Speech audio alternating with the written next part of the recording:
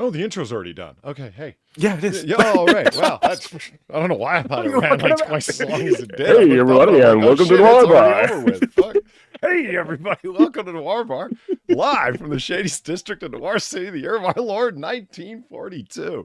Come on in, grab your seat, and get your drink orders in, and get comfortable for a late night, laid back time of banter, booze, broads, and bullets. And joining me at the bar tonight is Sam. Sam, how you doing? I'm feeling oddly delayed. As Mentrax points out in chat, dead air much. Yes, exactly. That is dead air. That's what it sounds like. And yeah, you can tell by the contrast because you're not used to it. You're not used to it. We don't do dead air on this channel. How are you, Polly?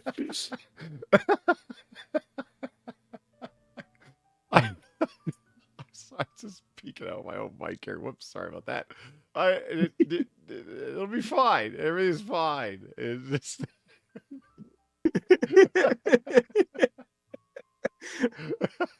Oh, holy fuck. Well, I was looking at some stuff. I don't know. I was just also right. Yeah, it's like, wait a minute, the music stopped like 30 seconds ago. Maybe I should check. And it's like, oh shit, it's over with. It's because it's time I started. Say my mental timer, like my mental timer for the intro. I'm like, hold on a minute. Has he added some stuff? So I went over and checked. And I was like, no, dead air. So I was like, all right, give it a look off. All right, no more mistakes now, Polly, because we can't give Far any room to claim that she's the glue that holds the show together. Yeah. Yeah. Speaking of Far, she is just off doing some things, and excuse me, I am told that she will be along later, which yeah, we can hope, so to speak. Okay, let me get this. Boom. God Emperor Dingle, thank you for the $20. Polly, how are you? Some Polly word crashed into a bridge this week, and my mad my morning commute pain in the ass. So tonight, I'm enjoying a lovely bottle of bourbon. Cheers, Otter, and everything is fine. Good. I'm glad everything is fine for you. How am I doing? I've been better. I'm looking forward to an evening of fun and frivolity. Having some difficulties with audio levels, but I'm gonna fuck around. Yeah, nothing new there. I'm just gonna fuck around here with some sliders and some settings until I can get them right. I've got Sam, so he's not peeking his. Like, see, no one fucking believes me how bad this stuff gets, man. Like audio levels. Like here, let me show you something. Turn on the screen capture for Samael. I was gonna say I'm at like 50%. Oh yeah, it's not you. On my end. It's not you. Here, I move this over here and take this. So, chat doesn't need to see that. You know, all my hentai and whatnot. Get back over here. Go to that. Bring up this. Man, you're suffering from bad real estate for the screen. Okay. Boom. There it is. Look at this. Look how low the levels are. Look at this. Like Discord's all the way down here, and I've got like Sam at like 1/3 of the levels in OBS desktop audio, and Discord's all the way down here at 1/3, and somehow he's still peaking the mic. How? I don't fucking know. That's nuts, man. Yeah, that's nuts. Yeah, and I'm all the way down just to be at the same level as you. And usually I've got the OBS levels, like the OBS levels here, like max the hell rate the fuck out. But you know, not right. Tonight. So that's just weird. If it's not audio problems, it's not a poly stream. Yeah. Right. Yeah. I don't know. I'll keep fucking around. Figure it out. There are issues with the polyphonics. Right. No, it's funny you say that. That's a thing, you know. It is. Yeah, it is. Polyphonics. Yeah. Oh man. Look at the. Hold on here. Let me just frame. Polyphonic, of or relating to, characterized by polyphony. Right. I despair of internet dictionary lookups these days. It's this word is related to this word is like the top definition. It's like, okay, yeah, but what's the core meaning? What's the meaning? What am I to understand from this? There. Yeah. It's so frustrating. Wasn't there what were quadraphonic? That was the word I was trying to think of. Quadraphonics. I love how this is I actually have a couple of quadraphonic FLACs. Yeah, two in the front, two in the back, no sub, no tweeter. Yeah. There we go. Quadraphonics. I have 3 or 4 funk records that were put out as quadraphonics. Really? Yeah. Yeah, a lot of Parliament Funkadelic. They did quadraphonics because they thought it was like the coolest thing ever. And it's for those who don't know what it is, it's two in the front, two in the back. Instead of having just left right, they've got left right in the front, left right in the back. It's like ooh, 4-way. So it's like 4.0 surround sound. Yeah. Yeah, but exactly that, yeah. Excuse me. How does that work on vinyl, I wonder? How's that even possible to embed that in vinyl? Yeah, 2 needles. I don't know. You'd imagine it'd have to have, right? Well, fuck. I never even stopped to think about that. Yeah, like dual track vinyl? I have no idea. I mean, I get how stereo works, and you can record in vinyl up or down to record stereo or left and right. Right. So are they doing up and down and left and right? Do you think that just wouldn't work? The needle would be all over the place. Like up and down gives low fidelity. Left to right gives high fidelity. Because skipping over the downward slope after a crest because of the way the needle just doesn't drop down fast enough. But left to right doesn't have that problem. So how the fuck does it do 4-way? It would surely have to be 2 needles. I don't know. I genuinely don't know. Damn it, Sam. I'm doing a show here. I don't have time to think. Mind bender. Rotten Corpse, thank you very much for the $5. To reiterate from Wednesday, zombie guns are parts sold from guns that are destroyed, but still usable. For example, barrel, triggers, springs, zombie guns. They are risen. You had one come in shortly before we got started, by the way, Polly. I don't believe from you. Mentrex. You did. No, I know. I'm just fucking around. Mentrex, thank you very much for the $5. Let's just hit that one right there. There it is.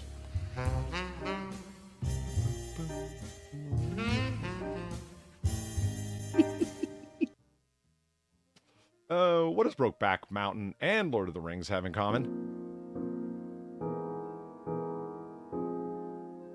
We're gayer than Sam? Is that what we're supposed to get from the timing of that? Can only assume. What do Brokeback Mountain and Lord of the Rings have in common there about guys going up a mountain to destroy a ring? Oh, no. Oh, no. Damn it, Mentrex.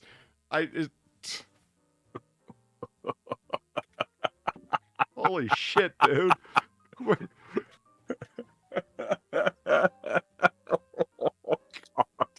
Why? I've got a vivid mental image of Sir Ian McKellen's face just grinning now. Oh, dear. Thank you, Rotten Corpse, for the $5. He says, I've been feeling really good about myself lately. Every time I get naked, the shower gets turned on. Bro, same. Okay, there it is. Man, I got a stuffed up nose, and I've got I don't know whether it's not hay fever. What's the word I'm looking for here? Allergies. I don't know if it's just allergies or I just have a cold.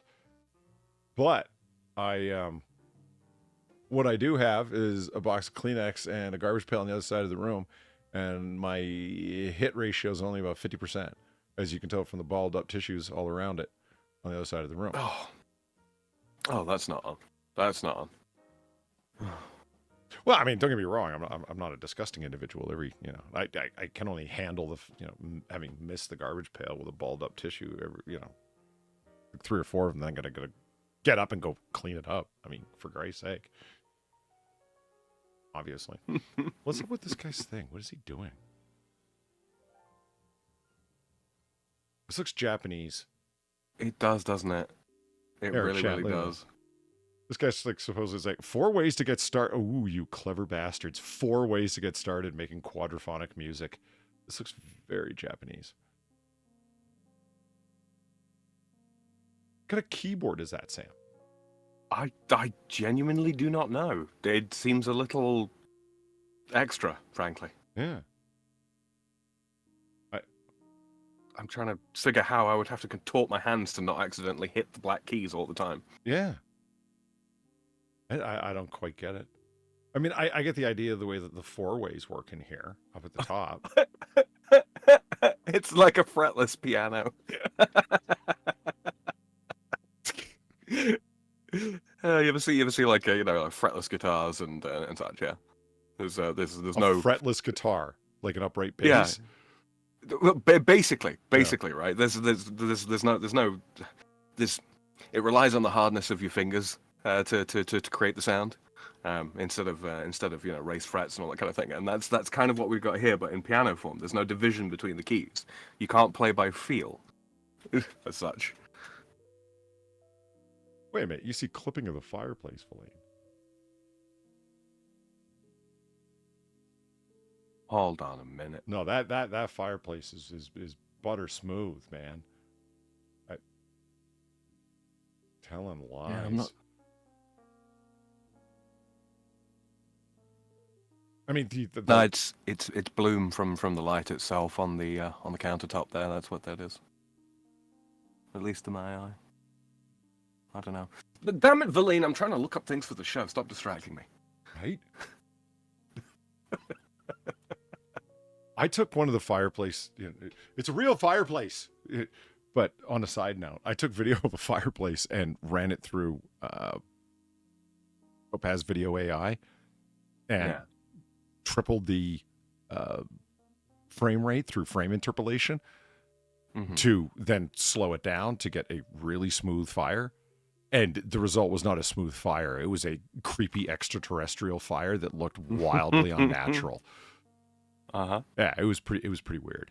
Don't frame interpolate fire. It's not a good idea.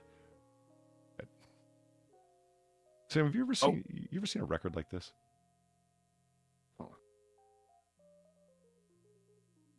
No, I can't say that I have. No? You ever seen 45 RPM records? Like, I have some 45 RPMs. Yeah, that's what this is. If you snap out this plastic piece, it's then a 45, like the extended size of the hole. Or you can leave it in there, and it's standard 33 1/3 RPM, and you just use the center here. Oh, okay. I was going to say my the turntable on my record player's variable speed anyway. Well, yeah, turntables are variable speed, but the point is that how do you have either like this? Huh. So that thing, you either snap it out or not. Just leave it in there. I mean, your records come with your record players come with this thing, right? To adapt the size. Yeah. Yeah, never thought about it like that before. Hey. Oh, here we go. There we go. What? There's one. One what? In your DMs. Oh. Did chat just stop talking, or did we get boring? Or did the whole stream shut down? Answers that. Yeah. Somebody's looking on shots to wake Polly up. No, okay, yeah. As if in answer to my question. No, they're still there. Holy shit. My God. I've got good news. My spine's gone numb, so it's not in pain anymore. Yeah, and it's all thanks to Valine's donation. Yeah, he sat up suddenly with a start. That's good. Oh yeah. My toes are tingling. Thank you for the $18 on the one shot, two shot. Your inaccuracy with tissues is compensated for at the range, as I said. It could be my internet causing clipping. Also, Smooth Criminal doesn't get weird when upscaled. Michael Jackson is just that smooth. Yes. Yeah, yes. Actually, if you haven't seen like Smooth Criminal, my favorite music video of all time, somebody did a 4K upscale to it, and it's an amazing thing to watch. It really is. I mean, we'd watch it here, but we'd get like, puppy struck. Yeah, I'd get sued right out of existence. And I'm stupid, and I'll say faggot, but like I'm not gonna fucking play Michael Jackson. I'm not dumb. There's limits. We don't want to have to contend with the leeches. I mean, you know, holders of the Michael Jackson estate. Yeah, I mean, have you ever heard the conspiracies around Michael Jackson's death? Conspiracy theories? Oh, yeah. I mean, how much time you got, right? Yeah. The most believable ones are like his record company, that they didn't just want ownership of his records. They wanted ownership of all of the music that he had ownership of, which was the Beatles catalog, large parts of the Beatles catalog, Paul McCartney's catalog with Wings. The list just goes on and on, my God. And it was McCartney who actually suggested it to him that, you know, you should start buying up music rights. That's a large part of Michael Jackson's personal wealth was involved in music ownership. That's no different from buying stocks in any other kind of company, really, I guess. Yeah. Yeah, can't fault it. Yeah, not a stupid man. Michael Jackson is a very smart investor. And, okay, so he buys up all this stuff, and it just so happens the doctor that was, like, willing to feed him propanol, the powerful anesthetic that ultimately ended up stopping his heart tragically. The doctor who went to fucking jail for it, by the way, for gross incompetence. He was employed by the record company. If there's one that's easy to kind of start to see the realism in the so-called conspiracy theory around it, it's that. It's like, did everyone have an incentive here? Oh, yes, they did. Have a very strong incentive to see Michael Jackson dead. Right. Yeah. Well, I mean, it's that kind of thing that, you know, when it comes to murder investigations, that's the kind of interest that they look for. Yeah. Yeah. So, I don't know, I'd buy it, man. I mean, the shit that he was on for, because he was having trouble sleeping, something like that. Yeah, I remember I think it was Robin Williams talking about it, actually, before he sadly passed away, was, yeah, like, being on that stuff because you're having trouble sleeping is like taking getting on chemotherapy because you're tired of shaving your head. That's really dark. I think it was Robin Williams. I might be wrong. But yeah, it's like, no, for real. You look into it, it's like, yeah, kind of is. Yeah. I get the idea is that Jackson was having difficulty sleeping, and yeah. At any rate, that is what we're going to try to do. And we should, do. Kimberly, thank you for the 350. Oh, good. Rad is here. He's safe from my voice in Discord. Sam knows about that apparent horror. The horror of your voice, or the horror of rat running scared like a rat? He calls it her princess voice. It is somewhat disturbing coming from Valine. Valine does a princess voice? Oh, yeah. Like a flighty voice, or like ultra flighty, breathy, girly, like Bible baby voice, or yeah, kinda. That's scary, Valine. Jesus, it why makes would you do that? It makes you wish for Valley Girl. It really does. Not okay. You know what we're gonna watch before Far shows up and complains about it? I do not, but I'm looking forward to it. Wreck-It Stowe. Yeah. we're gonna watch Wreck-It Stowe. I love this clip. I've watched it on repeat like 6 or 7 times. It's good. It's just funny. We've watched it before, but we're gonna watch it again because we got away with it the first time with no copyright issues. So fuck it. It's the sass. I appreciate the sass. Yeah. To coin a phrase, play it again, Sam. Play it again, Sammy. Yeah, there it is. Oh, wait a minute. I'm going to have to switch the audio input so you can actually hear it. Change this. I mean, there's low latency, and then there's just like, now you actually have to hear it live, Sam. Boom, and then bring back. See, fucking chasing the real estate, the screen real estate. All right, here we go. To knowledge. To knowledge. Knowledge. What do you know from knowledge? You ever been to Miami, baby? I have. Got some. You forgot one. There's nothing in Miami but people who weren't born there and drugs. Yeah, and they know more than you'll ever learn in your little small sheltered world. Yeah. Really now? What only God knows. Got some. Yes, sir. Avez-vous un crayon? That's French. It's obvious little Miss Mary has never been off the city block. What on earth is that? Some new language? Read it. You know what it is? It's French. It's nothing, you Lydian. You know it, but you won't confess it because you're such a coward. It is something. The coiling Something up you of the know, and you spot. won't Now that's confess acting. that because you're a coward. This is silly, and you're a child. I go to dinner without my father's permission. No. That's Now read it aloud so we can all hear how knowledgeable you are. Wrecker Stone. You know what it is? You don't, do you? Wrecker Stone, it's nothing. It is something. Come on, read it again. This time say it louder. Wrecker Stone. Louder! Wrecker Stone! I give up. What is it? Wait.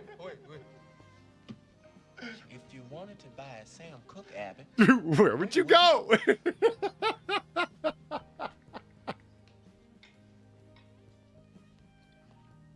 Wrecker Stone.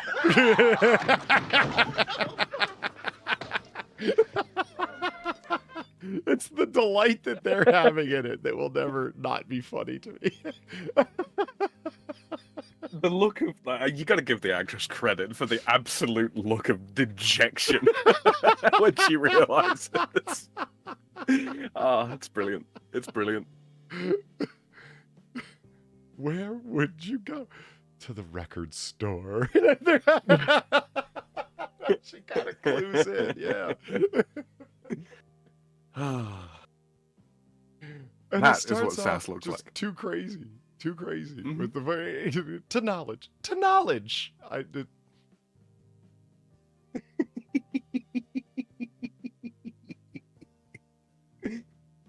Hey Billy, how's it going? Classic. Oh, yeah. I don't like Under the Cherry Moon colorized. Look at this. It's fucking weird, isn't it? It's like watching Casablanca colored. It's just Oh not right. no.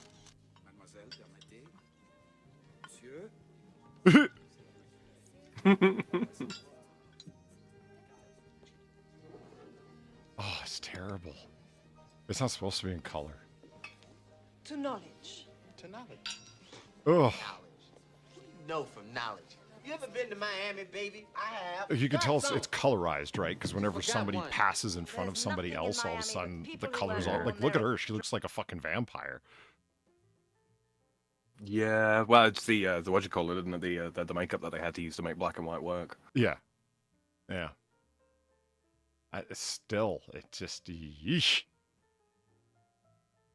And it changes colors. You're not wrong, Ron. Corpse. Like I said, when one person with a black tux on passes behind somebody, their color, the color of their face shifts, and it's like, yeah, I get that. They're not supposed to be happening at all, but yeah. Gosh, it's like a bad Instagram filter, which is to say, an Instagram filter. Right. It's just a puppy face or any other kind of stupid shit going on. Ugh.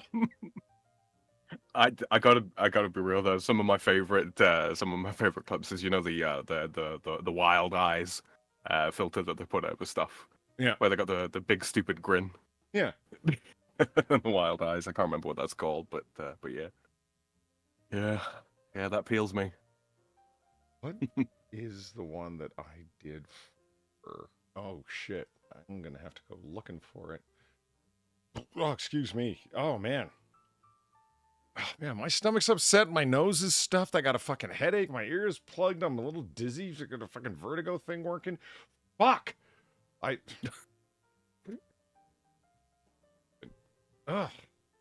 And I'm all hot. I gotta take this hoodie off. Look, I'm just in a bad fucking mood, man. Shit. I should complain a little more. Right. I Would you like a hot water bottle, Polly? What do they do for rich people when they're feeling bad? Like, I need like an entourage person to go, here, let me get you Elections. an election.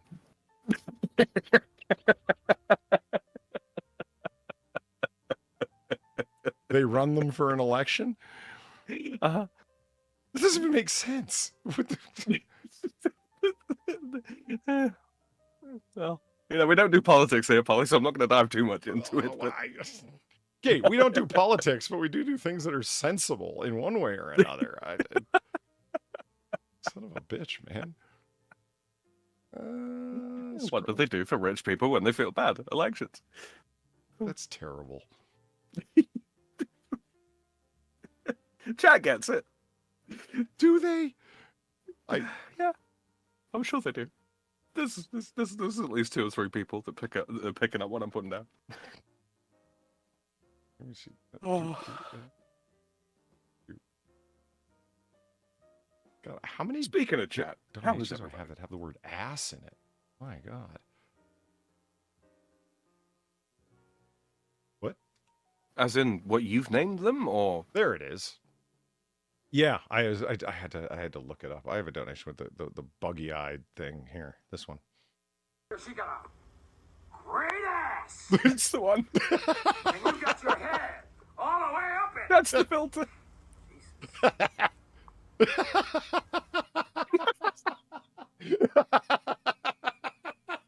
Oh, dear. I love that. I really do. I'm easily amused, but I appreciate that. Oh, that's just good, clean amusement. It's fine. Right.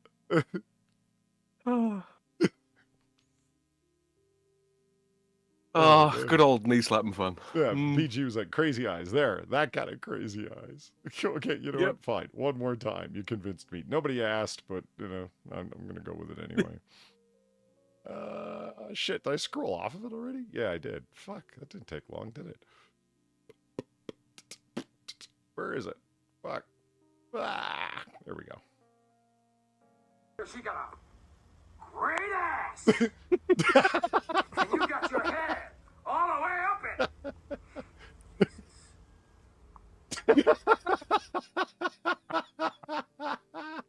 it. Cute. Shadow Claw says, sorry, I'm late. Don't worry, Shadow Claw. We are too. Yeah. It's just... And that donation, I think so he hit it the first time and then like never again. Never again.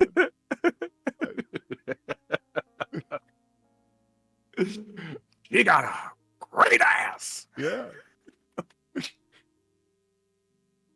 All right. Lovely. Switch themes to go find that one there. Our regular theme. Nice. Back to our regularly scheduled programming. Hey, cannibalistic wizard, nothing important has happened. That's a bunch of lies. Fine.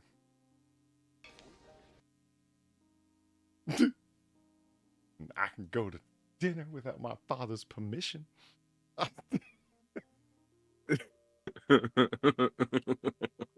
That's so cold. All right, let's talk about some schnews. Shall we? Yeah, let's talk about some space things.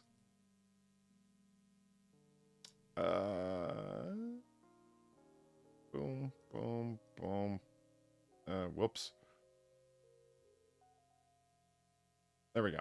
No, wait. No. What the hell? These aren't the stories I was looking for. What's happening?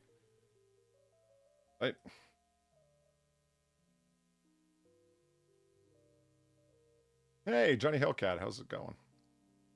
Hey, Johnny. It's asteroid smashing dart mission. Yeah.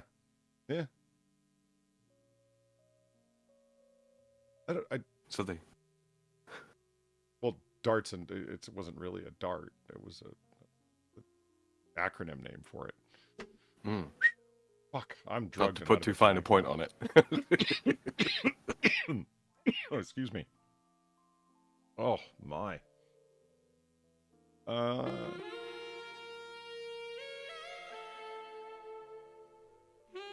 seeing stars. That's not a good sign after coughing, is it? Shadowclaw, thank you for the dollar. That's really not. Oh, how's my favorite otter doing? Hope Fwens are well. Nah, the hell's going on, man? You all right there, Shadowclaw? Oh fuck.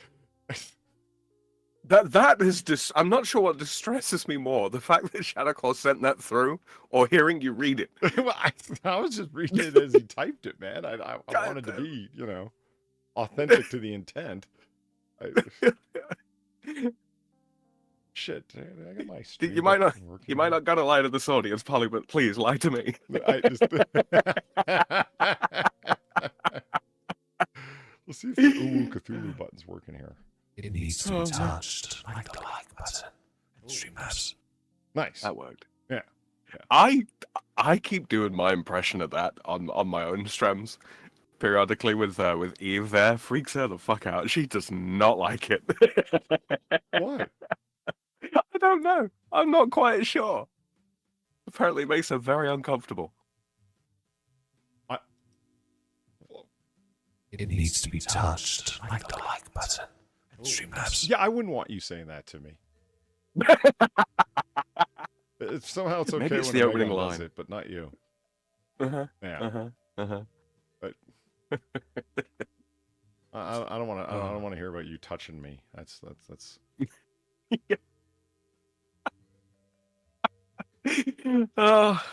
You and my ex-wife would get along. Moving on.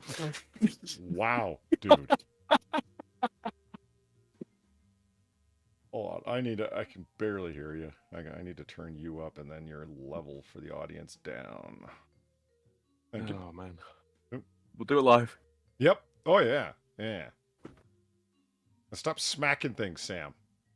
I'm trying to not smack things, alright, but I've got stuff everywhere because I haven't tidied up in here in like a week. So the time to do it is live and hit the microphone with the stuff you're trying to tidy?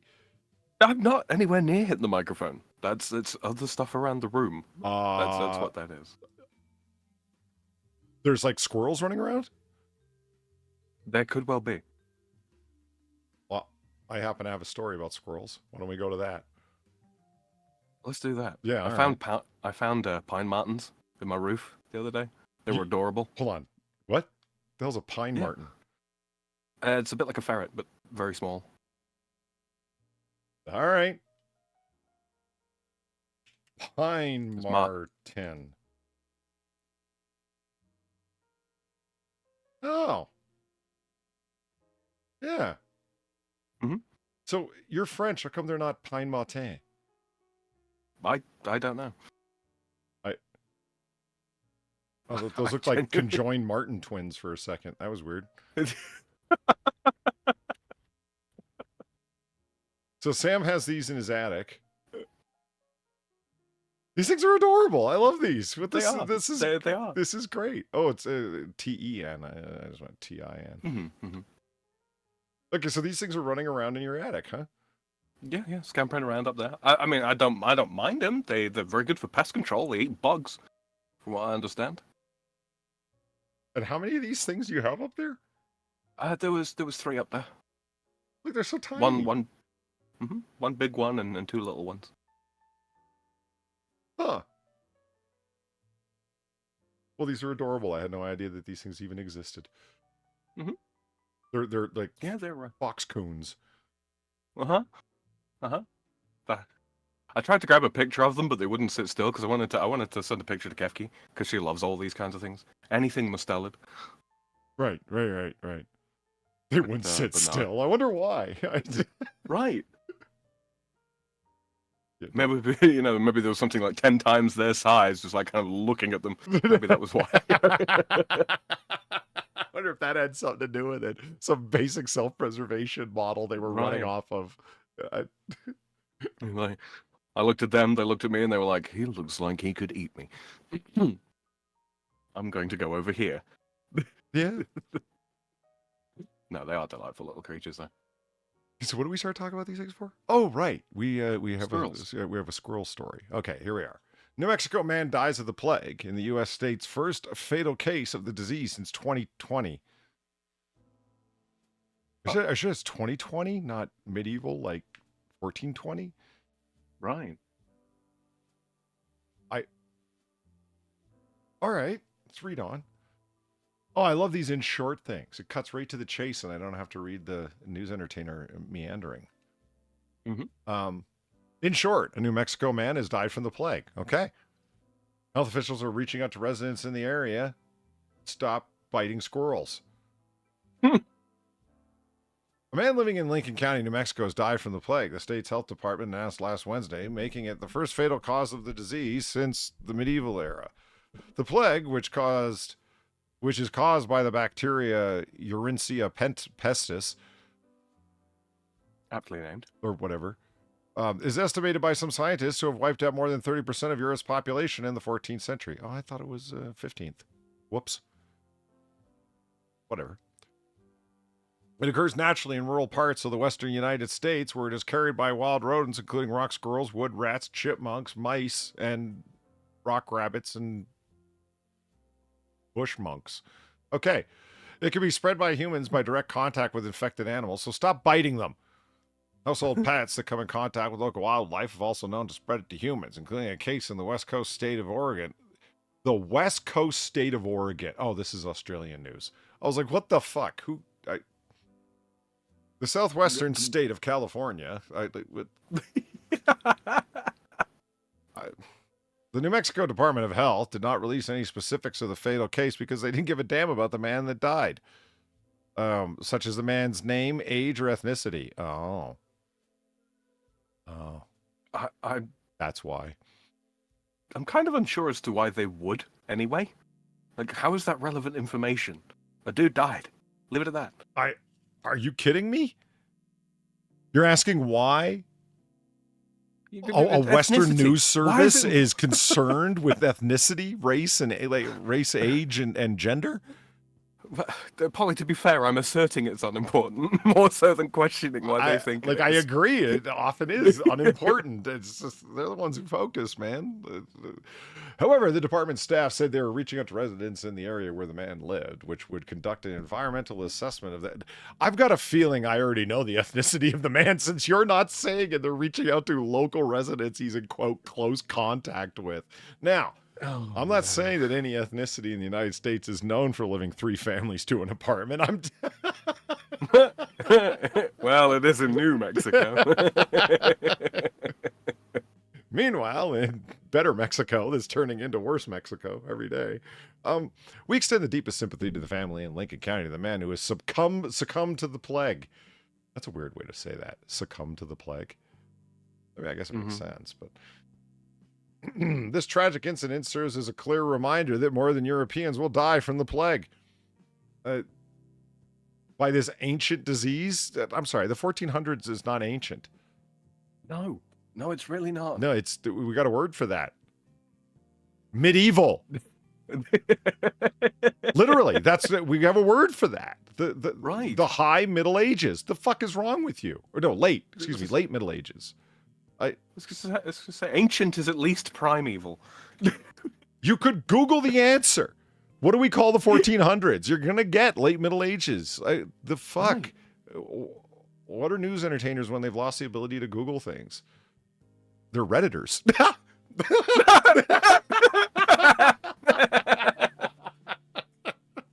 Nice.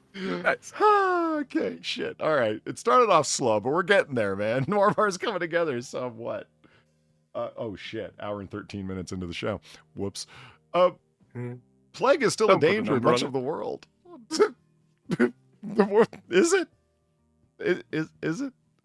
Well, if you listen to the World Health Organization, yeah. Yeah. But, all right. They say the World Health Organization says people infected with the plague usually develop acute symptoms after an incubation period of 1 to 7 days, such as sudden fever, chills, aching muscles, headache, and nausea. But that's me most of the week. Yeah. Don't you just love the World Health Organization and that, invaluable information? Yeah, have you ever heard that thing as to... Well, we're not going to get into that. Let's just...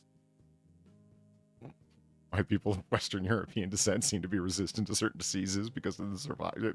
Anyway, leave that alone. Moving on. Yeah. Between 30 and 60% of people infected with the bubonic plague, the most common form, who die, the WHO says, the pneumonic plague, the lung-based form of the plague that can be spread from human to human, is always fatal if left untreated. That is the worst sentence I have read in recent memory. Look at this. Look at this. That is not only is that terrible use of N dashes that they've actually used M dashes there, if you'll notice, a terrible use of between 30 and 60% of people infected with the bubonic plague, comma, the most common form, comma, will die, comma, the WHO says, comma, well, the pneumonic, holy fuck. I was late to work this morning, so I've decided to be punctual in my words.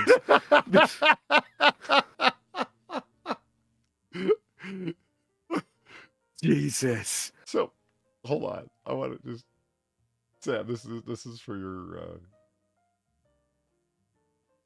let's see. So Far writes me yesterday, DMs me yesterday, saying that she's gonna be a little bit late for Noir Bar, right? And as you can tell, she wasn't lying because there's no Far here. Right. But I was extremely tired yesterday, and I helped a friend grade a whole bunch of papers for like 3 or 4 hours of my day. Oof. And I was kind of in a rut at that point of correcting people's grammar. Sam, you know how it is. So Far writes a statement. I won't quote her directly, but she ends her statement saying why she's going to be late with this guarantees it's not going to. Hold on. Guarantees it's going to be not a good time. Oh, Polly, why must you upset me with these things? So I write her back. That is what we're going to try to do. I type her back. Punctuation, awkward, passive. This is written in the passive voice. It is missing the critical punctuation, splits one's infinitive. Consider revising. For example, guarantees the time will not be good.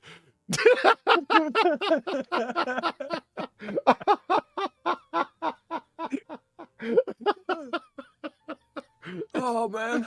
And she writes, I don't appreciate being graded on my English in DMs, Polly. Dodent.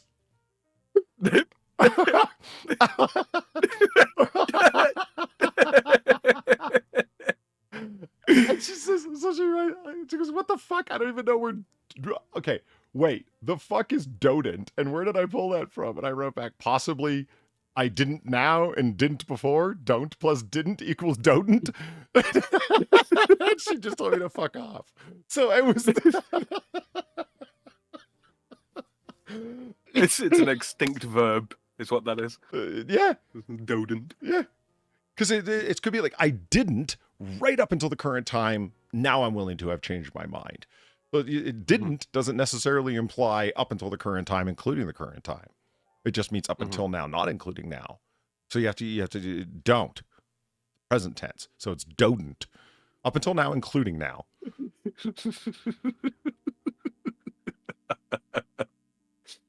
Oh. And you know what's funny, Sam, is that we've talked about this before. Latin and Greek both have tenses for that, and English doesn't. Mm-hmm. It isn't. Yeah, I think that's an odd thing. It's like, when would you ever need to say something always has been since time immemorial, right up until the current time, including the current time, and then on into the conceivable future? Like, you have to employ an adjective for that in English, eternal or something to that effect. Mm-hmm. Always has been, always will be, and is currently. There's actually a tense for that in Latin. And then there's another one for kind of fun. Up until now, including now, but uncertainly into the future, possibly. Yeah. I was like, wow, man. Greek and Roman. The perpetuative tense. Yeah. Yeah. It's probably not the name for it, but that's what I'm going with. I think ain't is a contraction of am not. Amped. What? Am. I'm just reading with Johnny Hellcat's point. Dodent is a contraction of dod, not. Yeah, but dot ain't no word. Said the guy correcting people's English. Nah.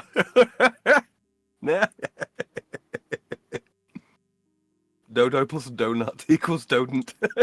We've got a list like with explanation. dodos on it. We'll be getting to it. All right. Or at least it did have last time we checked. You got a point. Now, I believe that before we were taken off key by Andrew Thorpe's horrible use of the N dash and overly prodigious use of the commas. Real quick though, Polly, something just occurred to me. Hmm. People contract would have to would have all the time. How come nobody goes with did have? Did have. Yeah. Good point. It did have last time. Okay. Yeah. I'm bringing. I'm coining it now. Did have. It sounds like the USB disconnect noise, you know. Did have.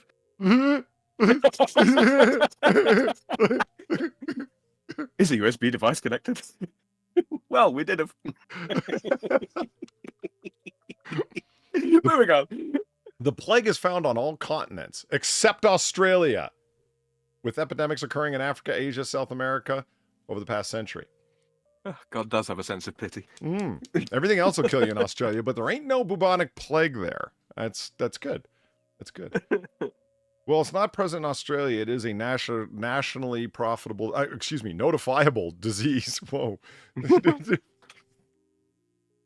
They're not manufacturing plague in Australia. Come on. That'd be crazy. No, they've got that one lab in that one place that we can't mention. Yeah. That's, hate speech. The first known case of the disease in Australia was recorded in 1900. A delivery man who worked at Sydney's Central Wharf. Is that... I spell wharf like the Klingon.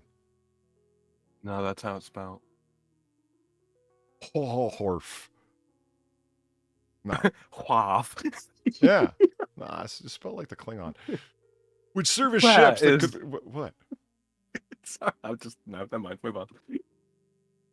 Plague is the most metal sickness you can get. Yeah, well, it's like, yes. Black metal. Yeah. Yes. A quarantine program, along with the demolition of parts of the inner city. Okay, yeah, I did read that right. A quarantine program, along with demolition of parts of the inner city and a rat extermination program were instituted shortly afterwards. Holy shit. Australia, speaking of things metal, there was one lethal case of the plague in 1900 from a guy who worked at a wharf that was full of infected rats on the ship, like ship rats. Right, okay, right. So in response, the Australian government in Sydney in 1900 demolished whole parts of the inner city and entered into a rat extermination program. Operation Flammenwerfer. Holy shit. That's crazy. In 1910, Australia recorded 1,371 cases and 535 deaths from the plague, with most cases recorded in Sydney, in the new dystopian demolition ground we had created in the inner city, as far north as Queensland, Perth, and Fremantle. That part of the mantle that had broken away. Mm-hmm. The last known case of plague in Australia is believed to have occurred in the 1920s, but they euthanized that guy. After taking away his rifle. Hey, there it is. What we were talking about. The Black Death genetic trade-off that lingers in our immune system today. Oh, yeah. See? That's right. Do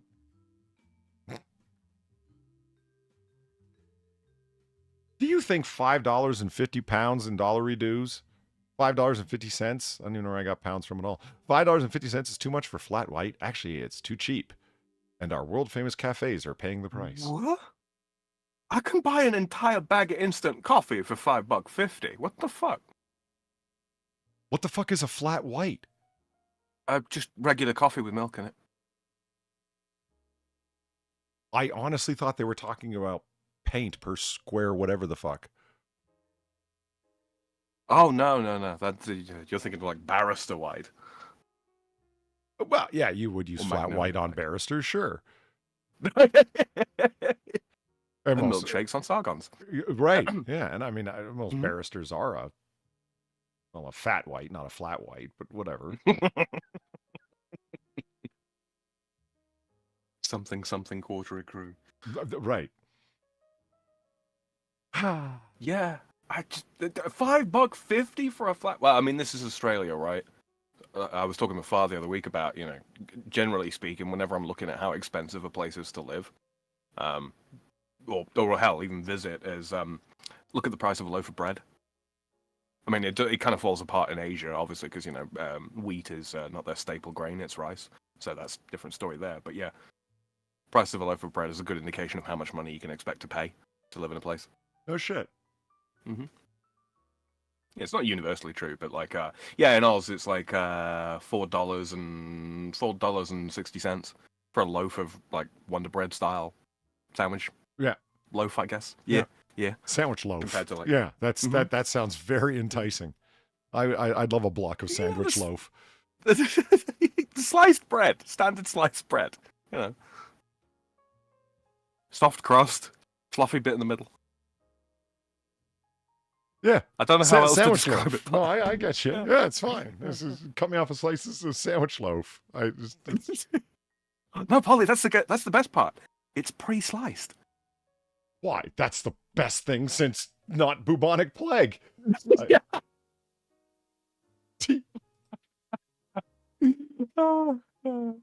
We're on a roll here. Yeah, Anyway. of a sort. Loaf. Indeed, Rat. Indeed. But yeah, couldn't believe it because like a loaf of bread here is like, I don't know, $1.50. Yeah. Something like that. Man, I've got a lot of Just weird. I was looking for pictures in my. Yeah, here. There's the one I was looking for. Come on, load. There we go. Oh shit! I still got you hooked up to the thing with the stuff and the whatever. I intend to make Noir Bar more professional, guys. I really do. I don't necessarily think we'll get there, but you know. Oh God, a lot. Yeah. Oh. Or just she's headed home. She should be here. Well, in Australian distance shortly, so about an hour. Okay. Yeah. Okay. Well, I don't know if we can pad the stream out that long, Polly. I believe in us. Boom. There we go. Look at that. That is. It's the cubular sandwich, everyone. What's wrong, baby? You haven't touched your charcuterie. But notice it's got 3 kinds of cheese on it, which I appreciate. Yeah, you know, it looks like an absolute travesty. It I'll does? try it. Yeah. Because the implication here seems to be that you don't eat this horizontally. No scope Right, you gets cut it it because that into looks pretty slices, fire. Yeah, it does. Like, Sam, what do you mean travesty? Like, look, there's melty, creamy cheese on the top. There's regular American cheese on the bottom. And then on the outside, there's melty broiled cheese. That's fantastic. Is that blue cheese and bacon in the middle as well? Is it 4 cheeses? Dare we dream? Oh, it might be. Yeah, like a creamy blue cheese in the center there. Yeah, I was possibly. gonna say because you wouldn't use that much ranch on a single burger, right? That would be too much. Yeah, it would.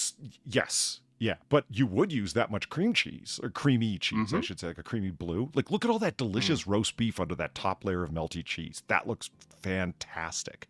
That's not bad. Like, it's got like a nice either gravy or possibly thick au jus, you know?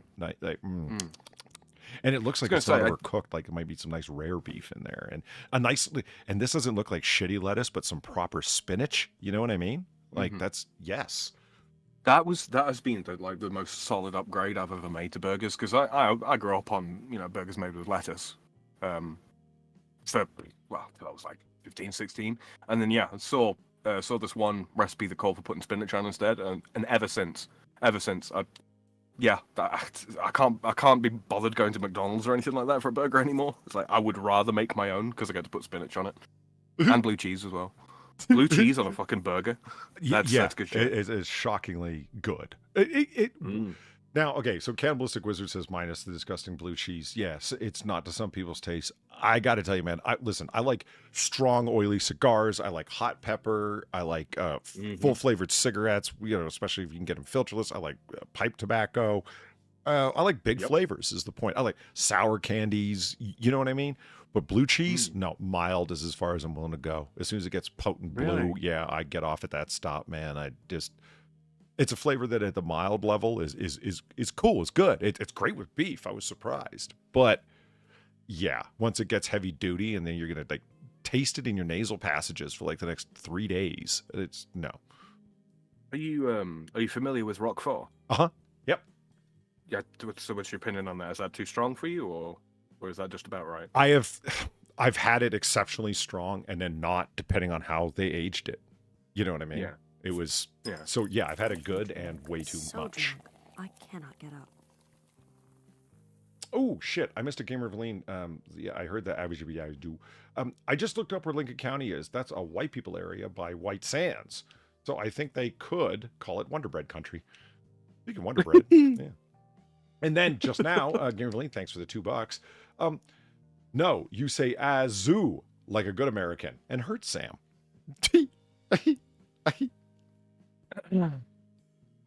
So, Polly, how much do you know about rubber bullets? A surprising amount, actually. You know, the early ones were made with India rubber. Really? Yeah, like that's a little solid, guys. Indian rubber, like I don't know if you guys have ever seen like a Super Ball, like an India rubber ball. It's an extremely hard, very, very vulcanized kind of rubber. And when you throw it at the ground, you'd swear you've violated Newton's laws of conservation of energy, that it actually released more energy than you put into it. Because holy shit, like it gets cloud coverage when it goes up, if you throw it hard enough to the ground. That's what they used in shotgun shells for the rubber pellets and 12 gauge shells. Like, that's not riot control. That's just homicide. I think I'd rather take birdshot to the ribs. At least it'll deform. Right.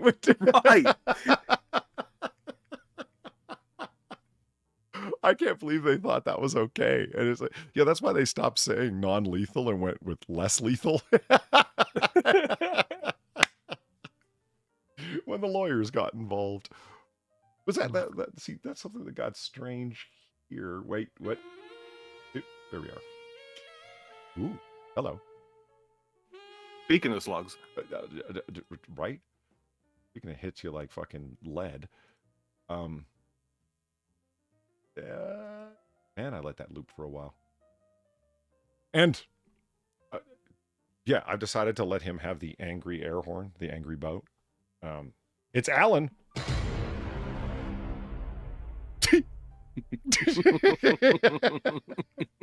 Thank you for the $10, who simply says, Polly. Alan.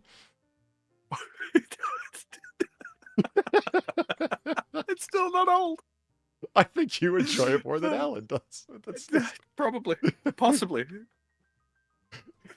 I'm going to start doing that to some IRL people. Like, say I knew someone named, like, especially if you did it to girls, like, I don't know, let's say Sharon, okay? Gotta be 2 syllables, right?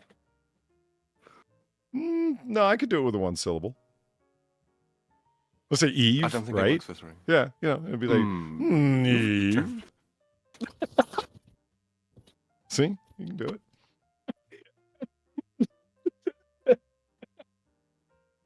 Yeah, I think, you know, guys would find it funny, and they'd probably like respond to you in kind. Rudiger, you know, but it. I think girls would just stop that. Don't do that. You know, it's like when Far shows up, you know, I'll just call her out by her real name and be like, Prudence. I think you're gonna do the Roger Moore cocked eyebrow as well. Yes. Yeah, Far's not here. It's Prudence Gertrude, guys. It's fine. Jimmy Prudence Gertrudes are just. That's why her family calls her Gertie, like for short, right? Which is a lot better than Gertrude, honestly, because at least Gertie sounds friendly. But there's so many Gertrudes that it's not doxing Far, because you'll never. There's so many Gertrudes in Australia. It's you know. When they got shipped down there, the criminals from England, just Prudence Gertrude were common names, right? So yeah. It's kind of ironic, really, that you know, her Prudence, because she most certainly is not very. Yeah. Well, prudent. We've all heard stories about her repeatedly burning herself on things. So the things that I have, like, it's just pictures saved in my donation folder. are just weird. Like, here we go. Just waiting for the light to change. There's nothing to see here. What are you looking at? Cool.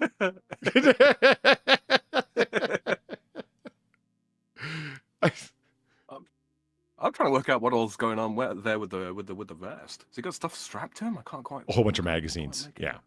Yeah. He has a SIG 45 shoved into his belt, but yeah, it's not a bullet resistant vest or a plate vest at all. It's a very, very thin canvas vest just to hold magazines.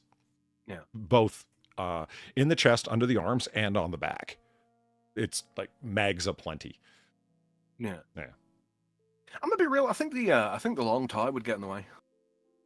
I think it would too. I think he should. It's a smart move. Like, I mean, so this is like 1995, right? This is Robert De Niro from Heat. If you can't tell.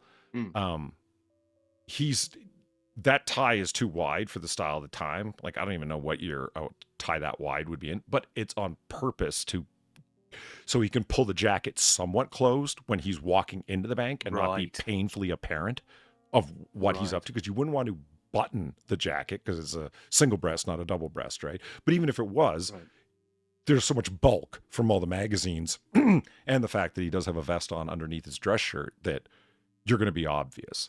So better to have the jacket hanging loose. Well, then how are you going to cover up like the handgun plus all the magazines? A wide tie. That's why. I suppose. Yeah. He actually looks deceptively tall there with the kind of, I'm loath to use the word aesthetic. He looks very much longer in the face than he actually is. Yeah, I love this saying, the Hollywood tall. Yes. If somebody's like 5'10", they will appear to be quite tall. Where you get guys like, oh shit, I'm always forgetting the actor's name because he was always just a shitty comedy actor until he played Frank Simeon. What's his name? Oh, Vince Vaughn. Vince Vaughn. Vince Vaughn is legitimately a tall man, and he's a big dude. Yeah, he's 6'4", and like unless you take steps to have him standing in a ditch or the person he's talking to standing on a bunch of thick books, it's going to be readily apparent just how wildly tall he is. Not in terms of like normal Americans, because there's lots of guys over 6 feet. Both you and I are over 6 feet. You know, it's just in Hollywood, they're tiny little people for some reason. Go figure. The other one that I never thought about until somebody pointed it out to me is Hollywood talking. That nobody in real life talks as close as people do on screen. And that's about you don't want this giant airspace between them when you're trying to film. It's a cinematography thing. It's not right. It's not a drama thing. It's not someone getting in someone's face kind of thing for the sake of getting in someone's face out of anger or getting in someone's face because you're having a close romantic moment or whatever the fuck. It's, again, just a cinematography thing. How are you going to film it? Because it'll be this dead airspace. And if you put something between them, you'll end up getting what my friend then explained to me is called a blocked shot. And you're like, if you put like a grandfather clock between two people talking so there isn't just this dead airspace, your eyes will naturally start looking at the clock in the background and wondering why it's out of focus. So you get them so close that there's no dead airspace between them, and you don't have to put anything in the background that's going to pull your eyes towards it when you're doing what's called a two shot of the two faces talking. So people in movies and television and shit are standing really uncomfortably close to each other when no normal person would ever have a conversation that close. I'm like, it starts to explain why actors are so weird and don't understand personal space bubbles and shit. That does add up. That does add up. Have you the over emotiveness? There, one thing that I noticed watching.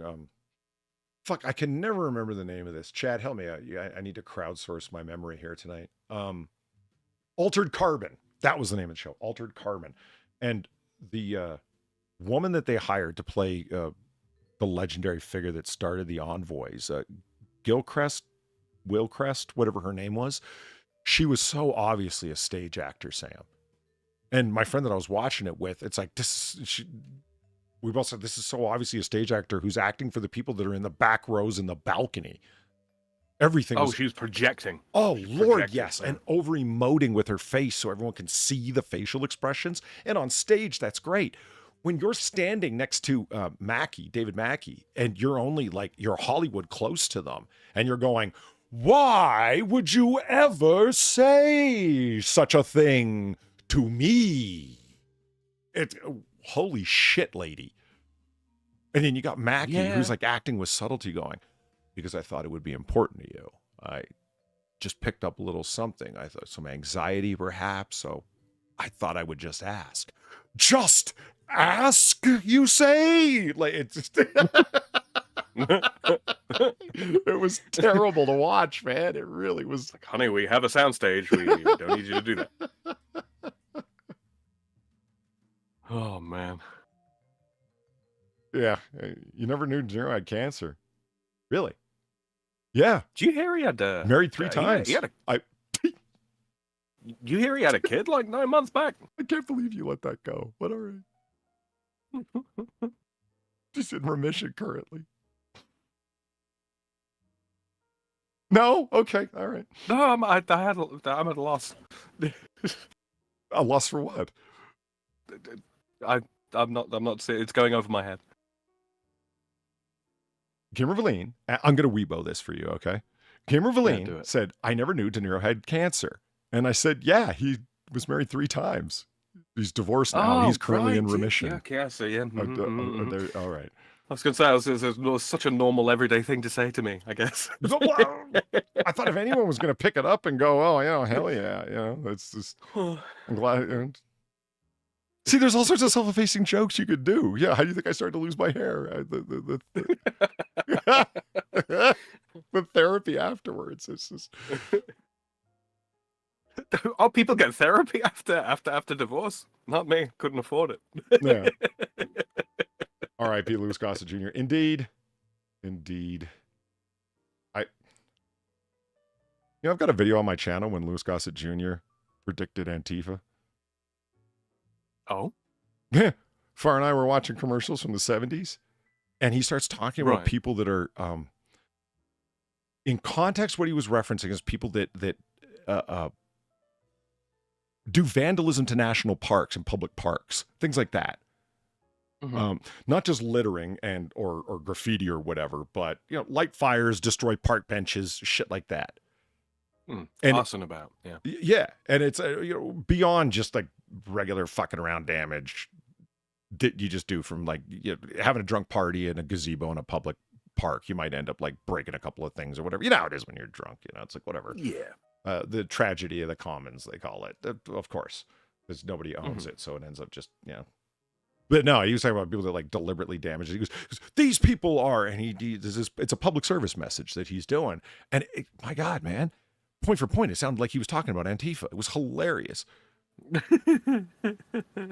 So I named the video when Louis Gossett Jr. predicted Antifa.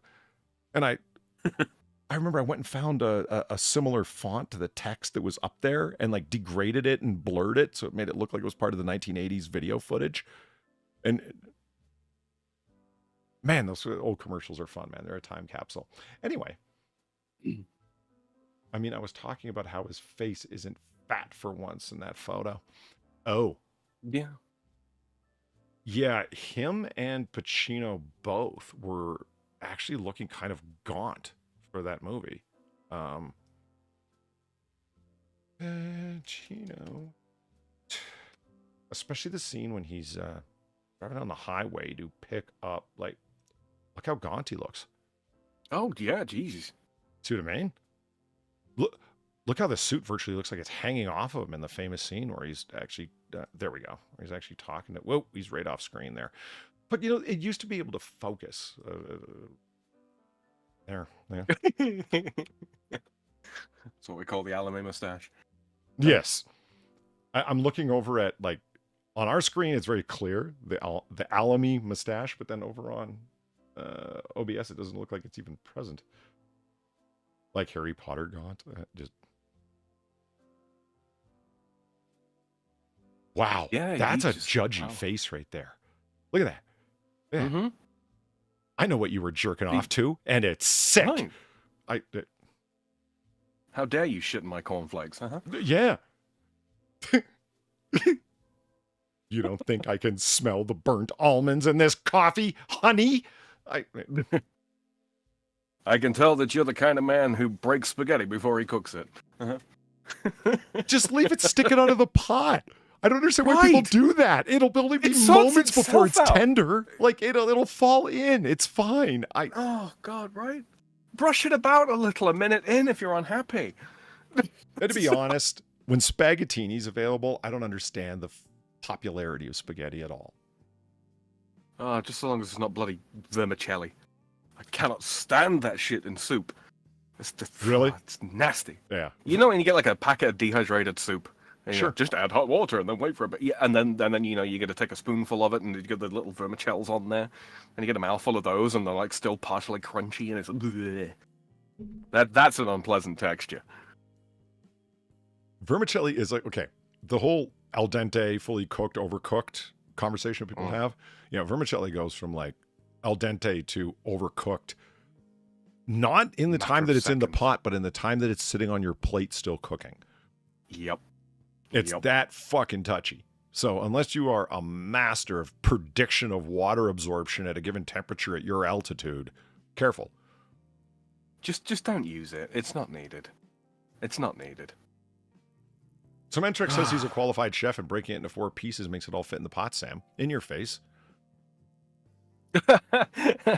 You're a disqualified chef.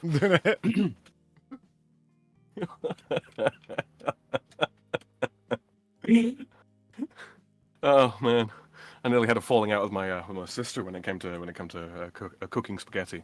We cold flushed it after the fact.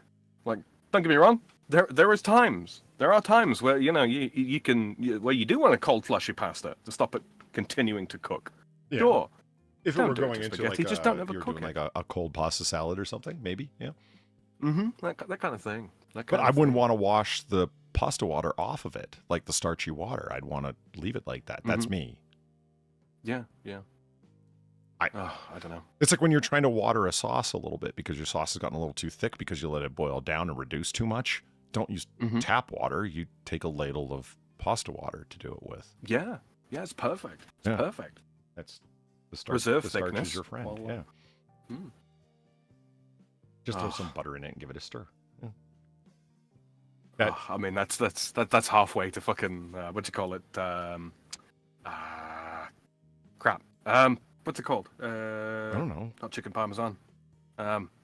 Not chicken permission. Alfredo. Oh, Alfredo. Alfredo. Halfway to Alfredo. Yeah, pasta, water, and butter. That's halfway to Alfredo sauce right there. With no cream. You don't think the cream would be kind of key? Wait, you put cream in your Alfredo?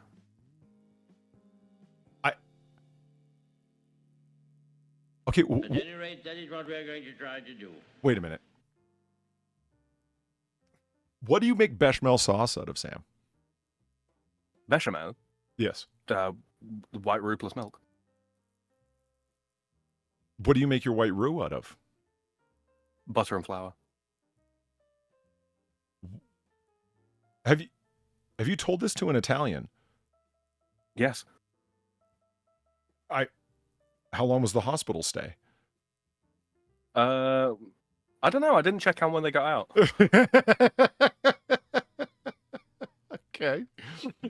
Gary Valane, thank you for the 350. I will diagonally slice my croissants now. Thanks. As opposed to tearing them. Do you tear your croissants just to see the flaky layers of awesomeness or I what? do. Do I you? absolutely do. It's just like you want to know what kind of upsets me? Smoking People rat. That buy would be like half Fredo, Sam. Thank you. I appreciate that. Very good. Very good. I'm just gonna go sit over here. Get Rat on. He knows what to do. You know, when people get when people get like a fresh I mean, I would call it a bâtonnet, but it's you know, the smaller baguettes for like one person at a time, as opposed to, you know, A hot dog bun? no, it's bigger than that. It's usually about a foot. It's usually about a foot long. Usually about a foot long. Yeah, there's foot long hot dogs. Look, you and your proclivities are not what we're discussing here, Polly. I will just... Walk right into that one. I- But Moving yeah, along. you know, a small wand of bread, let's say. Yeah, people take those and then they're looking around for a knife to cut it. It's like, motherfucker, it's fresh, tear it. What are you doing? What are you doing? There's a reason that they're shaped this way. They're made for tearing. Just do it. Well, okay. You know what I don't... Okay, so Cannibalistic Wizard says it slices his croissants in half, and then he adds mayo and deli meat. I can't do the croissant sandwich because by the time I'm halfway through it, I've squeezed it flat, if you know what I mean. Like, unintentionally. Yeah. Yeah. Like I like a croissant, but with apple butter or jam or jelly of some sort. Butter as well is very nice. If it's warm, it's very, very nice. But ham and cheese works too. But then that's the sandwich kind of thing, though. I just don't know my own strength, Sam. I just squeeze it flat, and then there's no point. It's like I've turned it into a croissant pita. The trick with croissants really is the quality of flour that you use. If you use a flour that's too it doesn't have an awful lot of protein in it, I guess. It tends to make a very, very delicate pastry, which is very, very easily crushed. You don't want that. You don't want that in a croissant. Fair enough. The thing that makes it flaky and such is the air that you get into it, right? That's what you're supposed to do. That's the ideal. That's the ideal. You know what comes to mind whenever people talk about croissants, and they try and they don't say croissant, and they don't say croissant. They try and French flip it, and they're not French at all. Dr. Beverly Crusher from Star Trek Next Generation comes to mind, and I'll tell you why. Yeah. There's an episode of TNG where it's not really a good episode at all. It's one of those episodes that never should have made it past the script pitch level. You know what I mean? Yeah. But somehow did.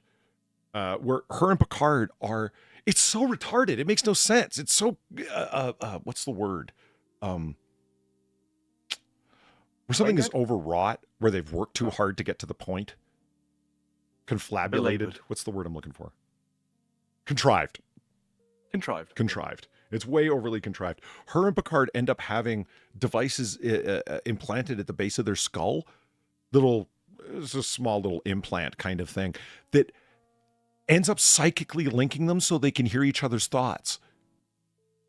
Oh, like we were discussing the other day. Yes. Yeah. Direct telepathy and all that. Right. Yeah. Yeah. And literally it was that where they could hear the other person's thought. And it was, why? Well, like, why in the episode did this happen at all? For completely contrived reasons that are irrelevant and don't matter, because the whole point of that happening was the scene where, Picard can no longer, he obviously can't hide his thoughts. It's just not a situation where that would even be possible. So it's all sort of, his cards are laid on the table without him knowing it. And since he's an extremely private person, this is a horrible situation, but this is this person he's very, very close to. And it becomes clear that you have been in love with your dead best friend's widow for years and have never said anything. Meaning Beverly Crusher. Well, out of decency. Yeah. And it was like, and this incredible guilt that he felt that his best friend Jack Crusher, that he had wanted her even when he was still alive, even when his best friend was still alive.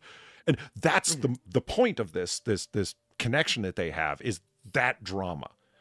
Why didn't you just really devices implanted at the base of their skull for stupid reasons, because a totalitarian state that's really into surveillance of its people ends up kidnapping these two Starfleet officers to make a point and attaches these psychic diodes to their head for reasons that are never explained in the course of the episode?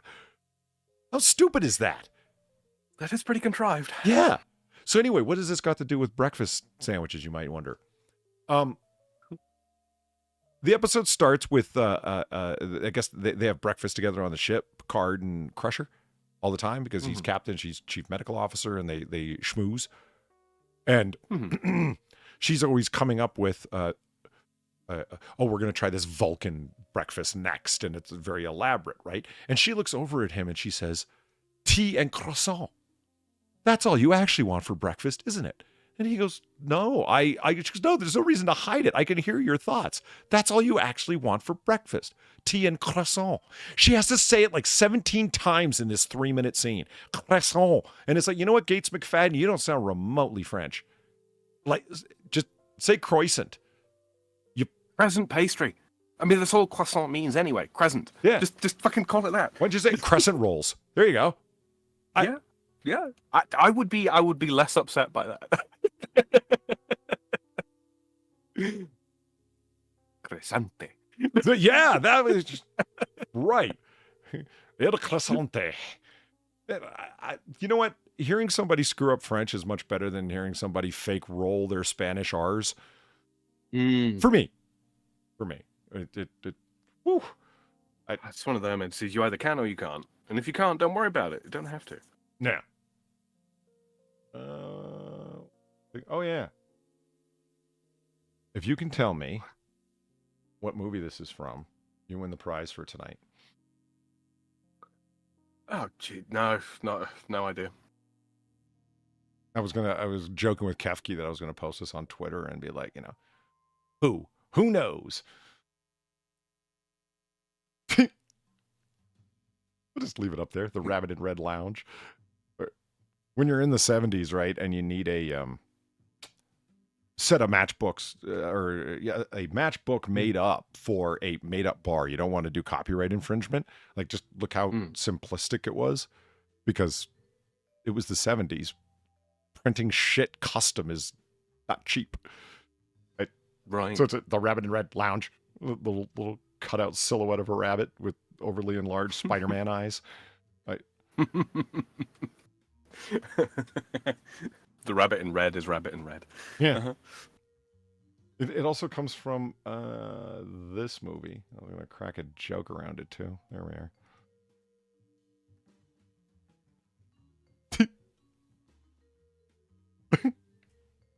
Well, now I'm presuming one of the Halloween movies. Yes, it is exactly. It's Halloween.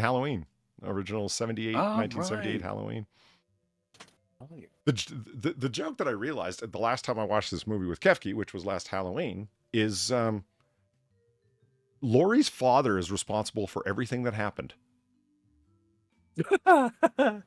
Everything that goes wrong with his daughter, her life being destroyed, her being chased forever up until like last year.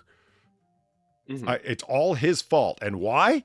Because that lazy bastard didn't want to drop the key off at the Myers place himself. So he insisted Laurie do it on her way to school. All of it is his fault. This is the inciting incident of her life. And I never realized this before. Hey, look at that. If you just kind of pull the picture down here a little bit, you can see a little bit better. Who lives above a garage? Kids that returned from college/university and haven't managed to pick up a place to live yet. And don't care about inhaling exhaust? Ray Romano's brother. And Everybody Loves Raymond. Oh, I never watched that show. Did he live above the garage? No. Yeah, above his parents' garage for a while, yeah. I think after he got divorced or something. I don't know. My dad used to watch it. So I did house framing for a summer after high school. Right. And I remember the amount of ceiling and special type insulation and so on and so forth that we had to put over top of a garage because there was a living space over top of the garage. It wasn't even a bedroom. It was just like a living room or whatever the fuck. It's not easy to, assuming you want to build it to code, where it's like safe for human inhabitation, that it is not easy to seal off a living space above a garage from not only a car exhaust, but any random chemicals you might have sitting around. I mean, that's where I keep my weapons of mass destruction. So and they have fumes. Yeah. The ceiling's got to be watertight. Mm-hmm. Watertight and gas proof. Esque. Mm-hmm. BG, like you said, the 70s, they didn't care about such things like exhaust fumes being a bad thing. Yeah, just spray some asbestos in there. It'll be fine. Oh, man. Look, I'm gonna be real with you. Fucking diesel. There's something pleasant about diesel fumes. There really is. There's something pleasant about diesel fumes. I see. It's not actually the diesel fumes themselves. It's the fumes that they from the solvent that they add to it to stop it caking at the bottom of the tank. But yeah. Yeah, people used to huff it to get high, man. Yeah. I love this thing. I've got that screen capture sitting here in my downloads folder for some reason. I got to clean up my downloads folder, man. Oh, I got gerrymandered bacon in here. Look at that. That's very nice. Oh, yep.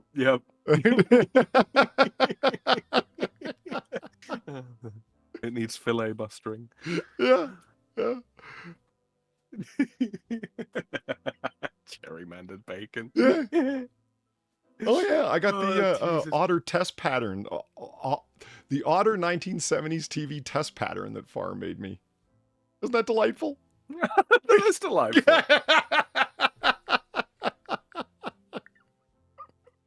But also extremely familiar. It's very, very similar to the test pattern that she has going on in the background of her streams when there's no game being captured. Yeah. Oh, it looks cool though. It does look cool. Welcome to the OTTER News Network. That's right. Just, Da, da, da, da.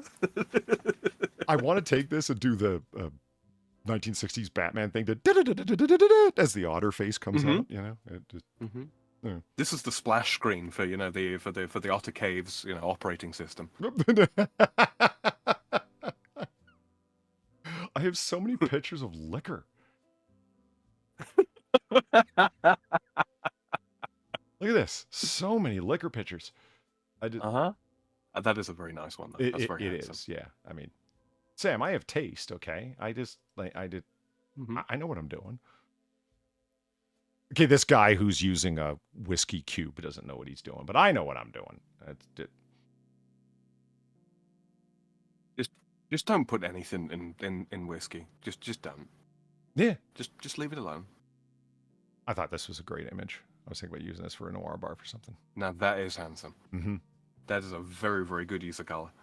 Yeah. It fits with the whole golden thing. Mm-hmm.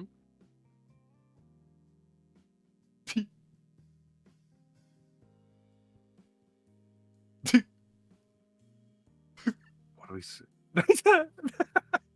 Is that a dead body? Yeah. Wait, hold on. I got to make it smaller here so Chad can see it. It's clipping off the outside. Come on.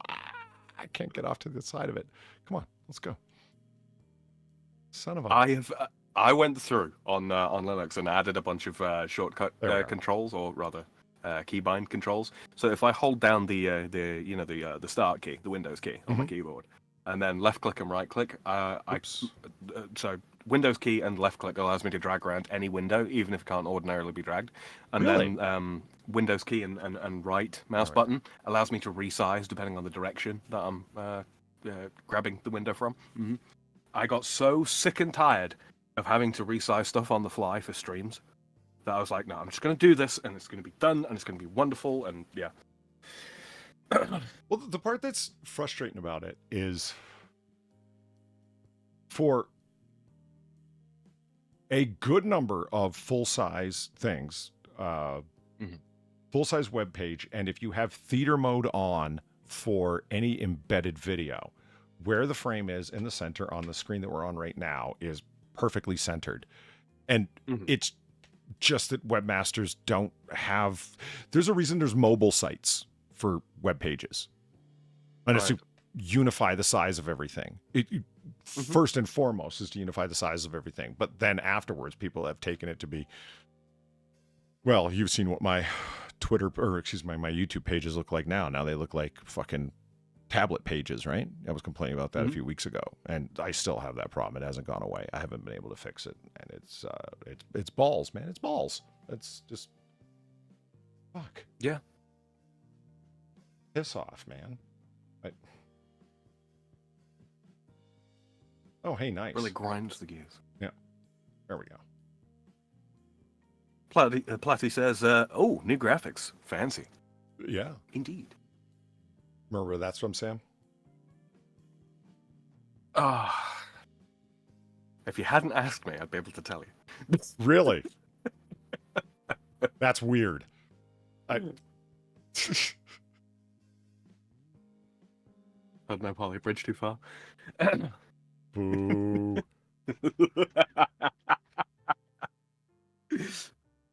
No, you don't know? That's terrible. No. It's No. from True Detective Season 2. Wait a minute. When was this? I shouldn't say it's from it. It's to represent True Detective Season 2. This is the poster background as well as the DVD wraparound, etc. Right, yeah. You get the world you deserve, or we get the world we deserve. Is text that's written right across there. This is the clean poster image, where it's like red on. And if you think about it, this is like Nick Pizzolatto is shit because it's blue on one side, red on the other, industrial Southern California, etc. Oh, right? I mean, It's just that's the cinematographic contrast right there, right? It's just why they use like the neon blue, neon purple for similar things. Yeah. Black and gold, red and blue. Yeah, I had that as my cyan and magenta. Yeah, I had that as my background for a while, and still do on my other computer. On this one, it's strictly Thomas Anderson. Neo noir. I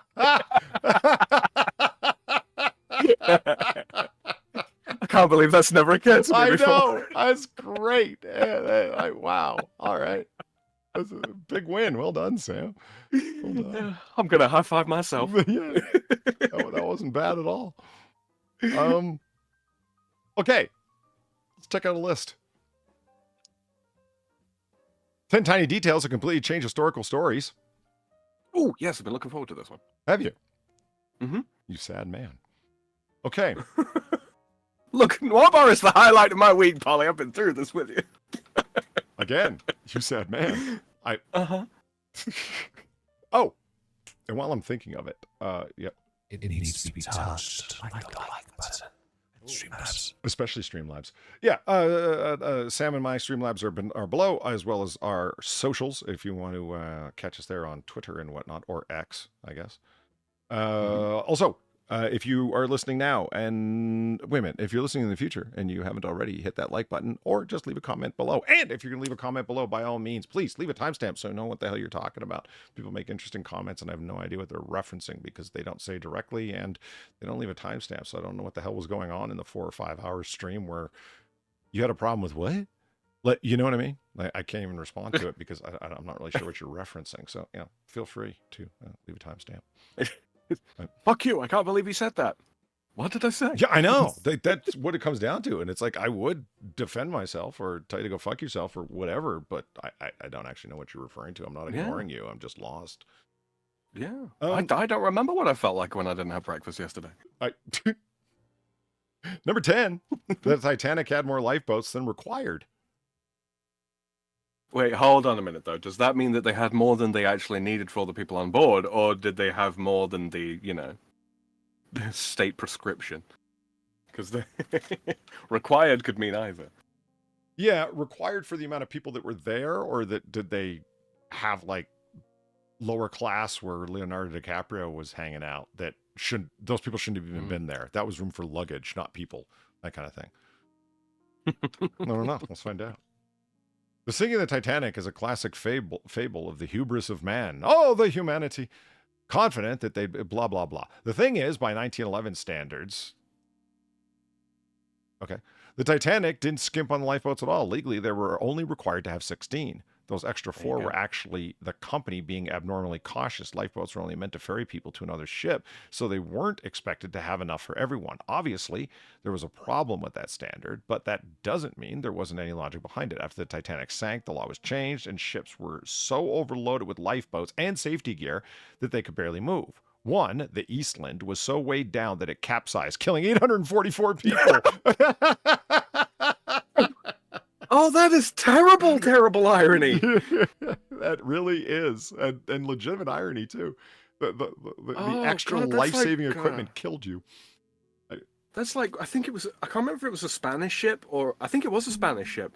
They'd so overloaded it. This is, Age of Sail stuff, but they'd so overloaded it with cannons in order to fight against a British flagship, or it might be the other way around, that it ended up sinking. Yeah. And someone can feel free to put a timestamp into chat or into the comments right now if you want. 2 hours, 9 minutes is where the content begins. Oh, someone will anyway, Polly. Come on. Yeah. We actually, no, hold on. We did a story before this, didn't we? Didn't I read something? We did. Oh yeah, the plague, right? Yeah. And then we went off topic for like 45 minutes. Damn it, Sam. Yeah. All right. I don't know, Polly. I am the story. Let's be honest. Yeah. I mean, people are here for you. I'm just the otter to your organ grinder. I don't know. You know, it's just. I'm a frog monkey thing. Johnny Appleseed's apples were inedible. Really? Yeah, he's looking more gaunt than Pacino. I mean, look. Right. Look at him. Oh Well, that's because he's got nothing to eat. But, yeah, I mean, these things that I carry around, you can't eat them. Every American child learns the story of Johnny Appleseed. The U.S. hero journeyed through the western frontier planting apple trees so the children could enjoy the sweet flavor of the delicious Granny Smith to shatter their teeth with the world's most dense apple. Johnny Appleseed was a real person, but he wasn't planting apples for kids. In fact, the apples he planted were almost entirely inedible. Real Johnny Appleseed planted sour apples that could only be used for hard alcoholic apple cider.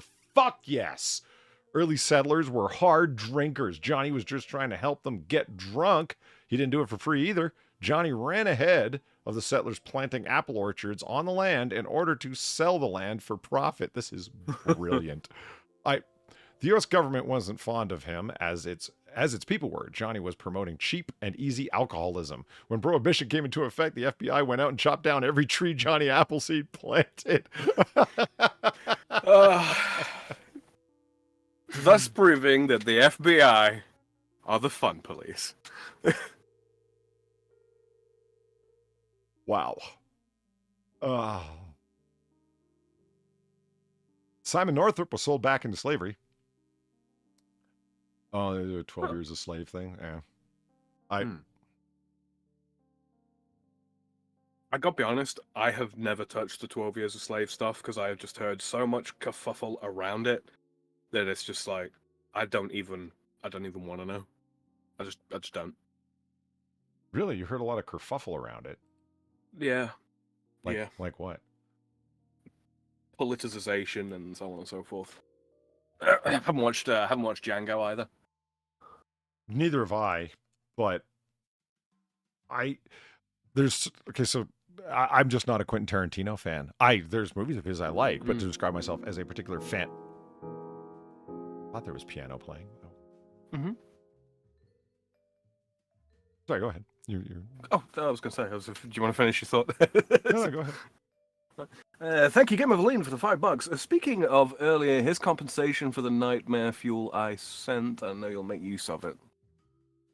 I assume that's set in my DMs. We'll have a look-see. You were saying, Polly? Yeah, I'm just not a big fan of him, like, particularly.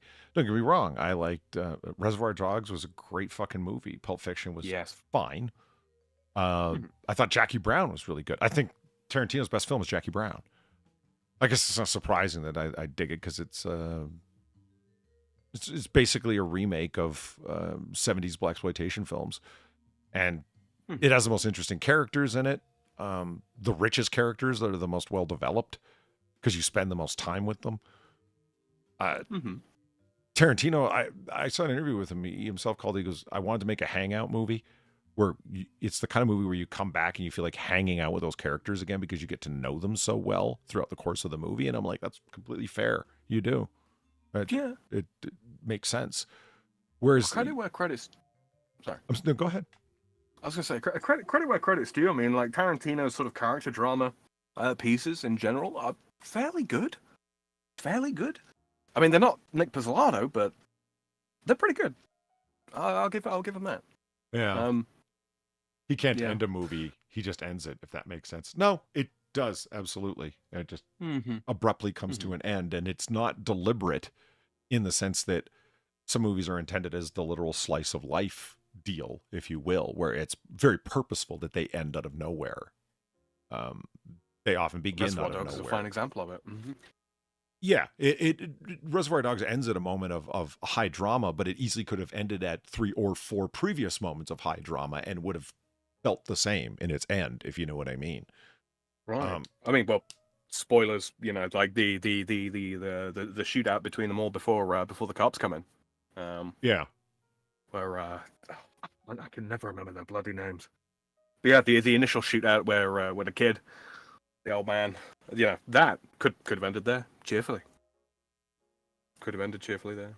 Mm-hmm. The kid and the old man, meaning Harvey Keitel and Tim Roth, where they hijacked the car. Well, I mean, it could have ended there. It could have ended up, where this is where I hate my memory for names. That's fine. The bald guy and his son, the guy that organized the entire thing in the first place. Oh, I understand what you're talking about. Yeah. Yeah. Lawrence Tierney where they have and a nice guy Eddie. Yeah. I can't remember Lawrence Tierney's character's name either. He's the guy who organized it all. Yeah. It's funny, I can remember the actor's name, and I can't remember Sean Penn's brother plays nice guy Eddie. And so it's something Penn, but I can't remember his name. It's Michael or Ryan or any one of them. Yeah, it's fairly, it's a common name. Yeah. It's a common name. So that I've seen a whole bunch of clips from Django Unchained, but Django Unchained, when I saw it, I'm like, so you're doing a Django movie? Like, so many of his movies are remakes of other movies. Whatchamacallit, Kill Bill is a remake of Lady Snowblood. It's just not called that. It's an Akira Kurosawa film. And it's, a woman who was shot dead on her wedding day and left for dead. Well, shot on her wedding day and left for dead. And then she comes back for revenge against the people that were there. And the final sword fight scene that she has with someone is in their Japanese garden backyard. The snow is slowly falling. Does this sound like Kill Bill? Yeah, because that's right. I mean, it's not a new tale. It's not a new concept for a tale, is it? That's gender swapped, I suppose, or gender flipped from older stories. But yeah, that's been done. I mean, but it's not just a revenge tale. I mean, it's not just Count of Monte Cristo revenge tale, which is a great story, by the way. But it's the point for point that it's a woman and the part of a team of killers and so on, and she ends up getting taken out because the leader of the group, in this case Bill, David Carradine, didn't trust her anymore, and so on. I don't know. It annoys me, I guess, and bores me. It's like, I've already seen the Kurosawa film, and when I sat through Kill Bill, I was like, holy shit, this is Lady Snowblood. About halfway through the film, and then it kept going. It's Lady Snowblood with his 90s pop culture references, Tarantino's pop culture references. Updated for a modern audience. That's the thing I enjoy about Tarantino is that he makes great vignettes. Like, if he made 15-minute short films, I'd watch the shit out of them. In other words, Pulp Fiction cut up into its various constituent parts. Good, yeah. They are just a series of vignettes, and I get it. People say that that's what it's supposed to be like. That's why it's called Pulp Fiction. It's as in a pulp magazine, loose stories that barely fit together, except they're sewn together to loosely fit. Okay. He's still better at making vignettes than telling 2-hour movies. Honestly, I mean, YouTube in its heyday or something, Tarantino would have made a killing on YouTube productions. Absolutely. Yeah, he certainly wouldn't have the budget to do what he does now, but Django was it's a series of extremely well-known westerns, and it's lifted off of that and then put into slavery times, because Tarantino now, he still wants to do the violence that he always wanted to do, but he seems to lean into historical revenge tales that critics writ large are going to be okay with him doing. Yeah. It's when you have a whole bunch of when you have a squad of Jews and Americans generally killing Nazis, nobody complains about the brutality that you inflict upon them because they're fucking Nazis. Oh yeah, I remember watching a retelling of the story of Violet Szabo, and a real person, by the way. Worked with the Polish resistance. After her husband got killed fighting Nazis, and became the sort of the as close as damned it to a real life embodiment of femme fatale. Yeah, seducing Nazi officers to slit their throats while they sleep, that sort of thing. Yeah, literal badass.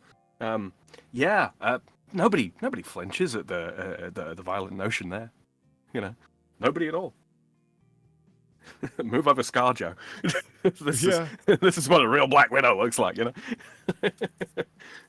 Not flipping about in a catsuit. But So, yeah, 12 Years a very, Slave very is violent. the same kind of thing with Django. Is like, I'm just not into watching those movies. I saw this. People are like, oh, it's because you don't want to deal with the reality of it. And it's like, I don't want to deal with the dramatization of it. No, not necessarily. It would be like watching Inglourious Bastards for World War II history. It's like, you just don't want to know what happened in World War II. It's like, well, you're not going to find out by watching Inglourious Bastards anymore. You're going to find out about slavery by watching 12 Years a Slave. I was watching an interview like only like a week and a half ago with Scarface, and he's like, I've never seen that movie, like the rapper Scarface. And the interviewer, a white guy, is like, you've never seen that? You know, trying to like lean into it. It's like, of course you saw it. You're black, right? And he's like, no, I've never seen that movie. He's like, I can't get down with movies like that, man. I don't like watching them. I was like, that's hilarious. Me neither. I mean, good power to him. I want to watch that kind of shit. Why? It's fucking depressing. Yeah. So 12 Years a Slave hit theaters, and apparently Solomon Northup has become a household name, except for your house and mine, Sam. His story has been his story of being forced into slavery, and his long, hard fight for freedom are known around the world. Yeah, that's what promotion of historical narrative is like. More happened after the credits rolled, though. A couple of years after being reunited with his family, Northup went to Boston to deliver a few speeches and never came back. No one knows for sure what happened to him, but the popular belief is that a mob of people who didn't care for the idea of a free black man giving lectures gathered. They lured him into a trap, grabbed him, and sent him right back into slavery. It is said that Solomon Northup, the newspapers at the time reported, has again decoyed south and is again a slave. The popular belief, because okay, that's weak. The popular belief is that air disturbances are chemtrails. What's your point? Right. I don't think that's a historical detail. You know what's really. not? All right, have a good night, Rotten Corpse. You know, hey, Ona Judge, the Washington family slave, was owned by George Washington. And if you look at like Ona Judge, O-N-A Judge, and just type in her name into Google or DuckDuckGo, whatever your choice is, you'll find out about her. It's like, oh, she was a Washington family slave. Yes, George Washington owned slaves, and she's somebody who escaped in Washington, pursued her for 20 years, 25 years to get her back. Okay. It makes Washington sound petty. It makes him sound viciously after Ruthless, this person. yeah. It makes him sound damn near malevolent. Well, leaving the complexity of that aside, where it's you were under the legal obligation to do so. Right. You were under the legal obligation to do so, and so you hired out an outside firm to do it, and no firm wanted to say we could never catch up with this person. Like slave catchers, right? No. So they never gave up on anybody. Everybody was always pursued endlessly because that was part of how they stayed in business, is by claiming we've never missed, so to speak. You know what I mean? And it's like, oh, this poor woman. And it's like, it's presented as a hero's tale because, history.com, I remember reading about it. Somebody sent me the link, and it's because I'm a big admirer of General Washington. And it's like, somebody sent me that email and said, here's your George Washington. It's like, well, it's not my George Washington, but okay. And I fired back at them. It's like, okay, I had to look for a while, but I found an article that like tells the actual story of Ona Judge. She sold her own children into slavery. Yeesh. That's your fucking hero. This was not some woman who was being pursued endlessly by a petty white man. This was somebody who, the big pursuit, because she was in a free state, and that was it. Like, you can't nab somebody legally in a free state unless you can nab them, but it will be a criminal action to do so. Right. You can nab somebody right now. Yeah, we call it kidnapping. That. Mm-hmm. Forced imprisonment and so forth. That's what it would have been at the time too. So they asked her, would you return to Washington's farm? And of course she said no, and that's presented as slay queen. Yeah, you tell them to go fuck themselves. Wow, that's very heroic of her. Meanwhile, while she's living free, she sold both her teenage children into slavery. For the money. Mm-hmm. She's Many no one- such cases. Yeah, that person is no one's hero. Stop citing her. Or, we don't do politics here, but as it so often gets said by news entertainers, if we're to have an honest conversation in this country, okay, let's have one. I don't think you want to, though. Right. Hashtag context matters. The Battle of Alamo was a huge mistake. For who? No, really? Yeah, you're kidding. The brave U.S. soldiers who fought and fell to an onslaught of Mexican soldiers is a major moment in U.S. history. It's a story of heroism, patriotism, and of men who bravely stood up against an army, a larger army, for a greater cause. Except that it was pretty much pointless. The Alamo wasn't a key strategic location. U.S. Army Commander Sam Houston tried everything he could to convince people to focus more on important places, telling them that they didn't have the munitions to win there, but they didn't listen. The Alamo helped as a piece of propaganda. Houston spread the words. Remember the Alamo as a battle cry, rallied people of avenge who had fallen heroically and died behind its walls. But if they'd just listened to Houston in the first place, they never would have had to have died. Okay. This number 7 sucks. I mean, Texans listening to that know better than this. This is terrible. Like, yeah, the battle was a lost cause. Anytime anyone's outnumbered, it's going to look bad. And everybody who says that this was a problem, there were plenty of Germans that said the Battle of the Bulge, like, to fight in this way and to dispense with our mechanized infantry and ammunition in this way is a terrible idea. Okay, and they were proven right. Well, lots of people are proven right. Yeah, but what if they'd won? Right. Lots of people were proven right after the fact. Lots of people told Washington not to cross the Delaware and attack Trenton, New Jersey. And then they told him again 3 days later not to attack Princeton. Okay, well, they happen to be wrong both times. Washington was successful against all the fucking odds. Against ludicrous odds, frankly. Yeah, wildly insane odds. He was marching his men into hell and somehow came out both times. Okay, but let's say that Washington was wrong and his army was destroyed. Okay, people would go, well, we tried to tell him. Right. Hindsight's 2020. Well, yeah, I know. And Sam Houston, after the fact, says, hey, well, all these people died, and it's pretty horrible. Even Crockett died there. It's sad, but might as well use it for propaganda, or to rally the cause. Yeah, I don't see the problem. Of course. I just don't see the problem. John Nash went off his meds. Who? John Nash. A Beautiful Mind told the heart-wrenching tale. I've never seen the movie. No, me either. So he's a mathematical genius that had symptoms of schizophrenia. In the end, his credits his recovery to 2 things: the love of his wife and newer medications. The real John Nash wasn't happy about the newer medications line. He handled his schizophrenia the exact opposite way. By ceasing to take meds entirely, antipsychotic medication, he felt blunted his mind. He threw them out in 1970 and never went back on them again. Ooh, 1970s schizophrenia medication. Yeah, that's...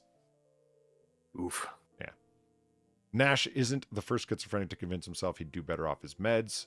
He's just the rare case where it actually worked, which is exactly why the screenwriter of A Beautiful Mind fudged that little detail. I don't think that's fudging. I think that's just... Stephen Hawking may have beaten his wife. Not to be harsh, but it looks like somebody beat him. Bean beaten by his wife. Oh, shit. Well, that's totally different. Yeah. Yeah, it looks like he's been beaten. Well, maybe he just nagged her by setting his little computer talker on repeat. Cut the crust off my sandwich. Cut the crust off my sandwich. Cut the cut. And she's like, I've had it. Then just takes a swing. It used to be that all people would think Stephen Hawking without thinking about his sex life. Yeah, I gotta be honest, I don't think about that much either. Until the theory of everything changed all that. Oh, that's another movie I haven't watched. Yeah, neither have I. And why don't you talk about his failed attempt to come up with a theory of everything? And his unified field theory was a complete failure. And I'm not saying the man wasn't smart, a genius, brilliant, blah, blah, blah, 1,000 other adjectives, but his main project was a complete failure. And I don't mean a failure like he failed to do something that someone else is going to do. The very notion of a unified field theory has been debunked. Whoops. Just saying. Hawking married a woman named Elaine. Wow. I don't know what I tried to do with Elaine. That's a pretty straightforward name, you know. Elaine. Yeah, Elaine's pretty. I don't know what the fuck happened there. Sorry, Chad. It's the liquor's trying to catch up. It's fine. In 1995, 5 years after his matrimony, 5 years of matrimony wore their toll. Yeah, I guess that's a sentence, or a clause. Reports started to come out that Hawking was covered in mysterious injuries, which he refused to explain. Then he was found with a broken arm and a split lip. He even missed his 60th birthday, which he explained by claiming that he'd crashed into a wall. I fell down some stairs. Yeah. No, honestly, that does kind of track. That does kind of track. The modern stuff will turn your brain into a walnut. The older stuff was worse. Yes. Yeah. That was some of the harsher stuff doing that part of my undergrad in psychology when you had to get into some psychopharmaceuticals.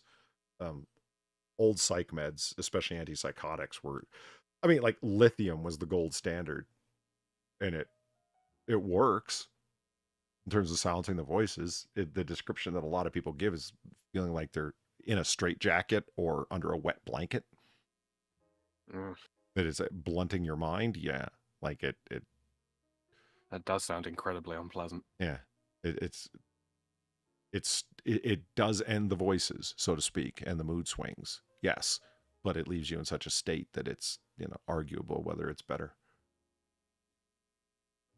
Eventually, most people were worried enough that the police tried to investigate her for spousal abuse. Hawking, however, wouldn't let them do it and refused to press any charges against her, so they never got the chance to find out for sure. I don't know, it sounds like the list of salacious rumors. Darwin tried to ride the Galapagos tortoises. I love that. I love that. It didn't. Well, that's just hilarious. I mean, that's just good fun, hilarious. And besides, look at his mutton chops. This is a man who liked a good time. It's better than what ended up happening to said Galapagos tortoises. They were made into talked soup? about this not long. Yes. Really? Yes. Cool. Yeah. Turns out they're delicious. Darwin's trip to the Galapagos Island changed the way we see the world. Blah, blah, blah. When Darwin saw the massive Galapagos tortoises, some weighing as much as 270 kilograms or 600 pounds and stretching 1.4 meters or 4.5 feet across. Oh, yeah, that's a lot of soup. He knew what he had to do. See if he could ride them. Yeah? What's the problem? Honestly, if you pointed out a tortoise that's massive like that and was like, do you want to go for a little ride? I'm like, fuck yeah. The father of evolution, Lamarck. Careful now.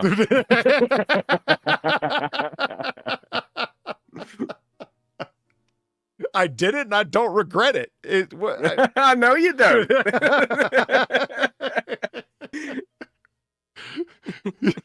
He hopped onto a tortoise's back and made it giddy up, rapping on the back of the shell to make it go. I love it. The tortoise kept throwing him off, so Darwin just ate him instead until they were an endangered species.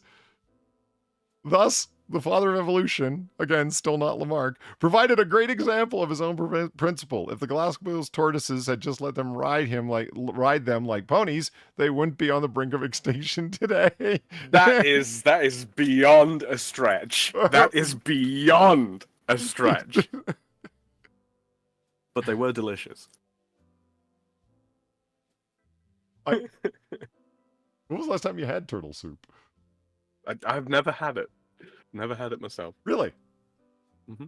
What? I've had it. Yeah. Well, it is a French thing, right? And it's it's a lot of things, but it's also a French cuisine thing. And yeah, Louisiana, New Orleans, yeah, turtle soup is pretty big there. Yeah. Very Cajun. Yep. I'll add it to the list. It'll go right next to gator tail. Yeah. By the way, little historical trivia. Darwin is always seen as this guy, right? Like the old mutton chopped man, or especially the old bearded man.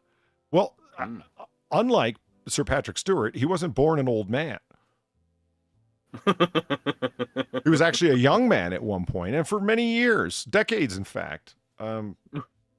How is it that Darwin got the money to go riding around or sailing around on the Beagle and doing all the things that he did? I mean, what was this guy's fucking job?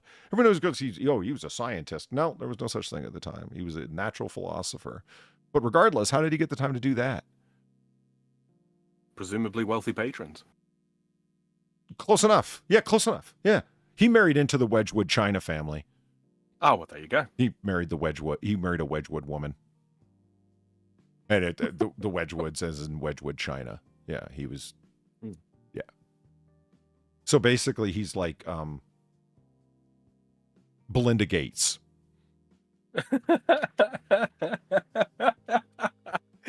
Back when you could still do that kind of thing. The 90s when Belinda Gates did it?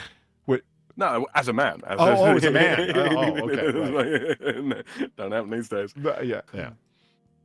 The French revolutionaries slaughtered thousands of peasants. That's not, everyone knows that. Everyone knows that. That's not a footnote. That's like paragraph 2. Right. It's called the Reign of Terror for a reason. It really is. When the French revolutionaries rose up against the aristocracy in the name of liberty, fraternity, and equality, it got bloody. Thanks. This is well known, right? Like, this is not. Holly, did you know that communist uprisings tend to kill a lot of the working class? I said here, this is news, right? Yeah. I heard Stalin had a temper. Oh, man. The mass slaughter of royalty under the blade of the guillotine is pretty well known. Yeah. But we usually envision the revolutionaries picking on the ruling class. As it turns out, they actually killed more peasants than aristocrats. There weren't that many aristocrats, but there were plenty more peasants. The expression per capita comes to mind, which is quite funny when you think about it. A huge chuck of those deaths. A huge chuck of those deaths. Oh, fire the editor. Came from the Vendée, where the people weren't particularly thrilled about the revolution. They revolted against the new French government, who was just murdering everybody and collecting power unto themselves, and were beaten back by the French army. Before marching on to Vendée, a French general asked the government to, quote, pronounce in advance on the fate of women and children, and was told to slaughter everyone. The response read, quote, exterminate the brigands to the last man, or woman, or child. Mm-hmm. They did just that. Afterwards, another general boasted that he, quote, trampled children under horses' feet and massacred women. He told Paris, I have no prisoners to worry about. I have exterminated everything. Yep. Written by AI. Very possible. Very possible. The pyramid builders were treated pretty well. Again, this is not news. This is pretty standard. This is decades old. Yeah. Yeah. It's standard fare for decades now, not forever. You're right. It is. Yeah. Every film we see about Egypt, not true, shows slaves building pyramids. Okay. Struggling through whippings and pain. Yes. Slice up your slaves in, the Egyptian heat. That's exactly what they would have done. Do you? Okay, so let's take probably the most well-known, influential, iconic film about, like, the Ten Commandments, about ancient Egypt. Right? Right. The hell was that? Was what? A really weird electronic noise. What are you doing, Sam? We're playing with not things. me. We're trying to entertain bar patrons here, man. I'm not playing with anything, man. All right. Speaking to bar patrons, it does need to be touched. Like the like button. Streamlabs. Don't touch our patrons, man. They have their personal space bubbles. All right. God's sake. It needs to be touched, like the like button. Streamlabs. And feel free to hit the Streamlabs because they're down there if you are so inclined and wish to tip the bartender. That's me, or Sam, who's keeping me company here. That's me. Except it turns out the pyramids weren't built by Jewish slaves. Yet they weren't being shown as being built by Jewish slaves. And nobody ever... The time periods are right off. Where's Weibo when you need her? She knows her Egyptian dynastic history really well. Scarily well, frankly. Yeah. Yeah. For someone that's not an Egyptologist, yeah, absolutely. Yeah, she took an interest in a big way. Mm. But I mean, it's even in the Ten Commandments, they're showing the pyramids, extant, and they're using the Hebrew slaves as slaves to build buildings, but they're to build mud brick buildings, not to build the fucking pyramids, which are already built and ancient by that time. As I love to point out, because it's just good historical perspective. As far away as Cleopatra is from us, is as far away as the pyramid builders were from her. Right. Let that one sink in for a sec. That's interesting to me. Yeah. Further, in fact, she was from the building of the pyramids. That reminds me of a little joke I thought of a while ago. You know, there was an Assassin's Creed game that was set in Egypt. I did know that. But that's it. That's around all those mud brick buildings. Adobe Acrobats. That's terrible. I know, right? That is awful. Polly, you're just in denial. Oh. God. Where's Far when you need a right? Holy shit. My donations are below. Don't give Sam anything. Holy shit. Don't worry, Polly, they're not. So it turns out the pyramids weren't built by Jewish slaves. They weren't built by slaves at all. They were built by paid laborers working in 3-month shifts who even had healthcare plans. Archaeologists have even found Egyptian construction workers buried inside the pyramids with jars of beer and bread so they can still get drunk and chow down on carbs in the afterlife. The Catholic Church strongly supported astronomy. That's not true. Of course it's true. Of course it's true. They have their own great fucking observatory. The Vatican does, I mean. Ventrix, thank you for the $5. Did you know that centaurs have 2 rib cages? Oh, yeah. Oh, no. Oh, no. I just never thought about that before. They'd be good eating. Oh. Spare ribs upon spare ribs. Right. Good point, Mentrix. It's the perfect conflux of beef and pork. Let's go. Now, not everyone would be okay with eating a horse, but a centaur, man, spit them up. Yeah, have to have a V-shaped spit.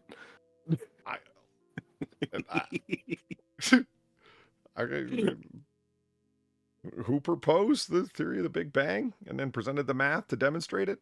A Catholic priest. The Catholic Church gets a bad rap. No.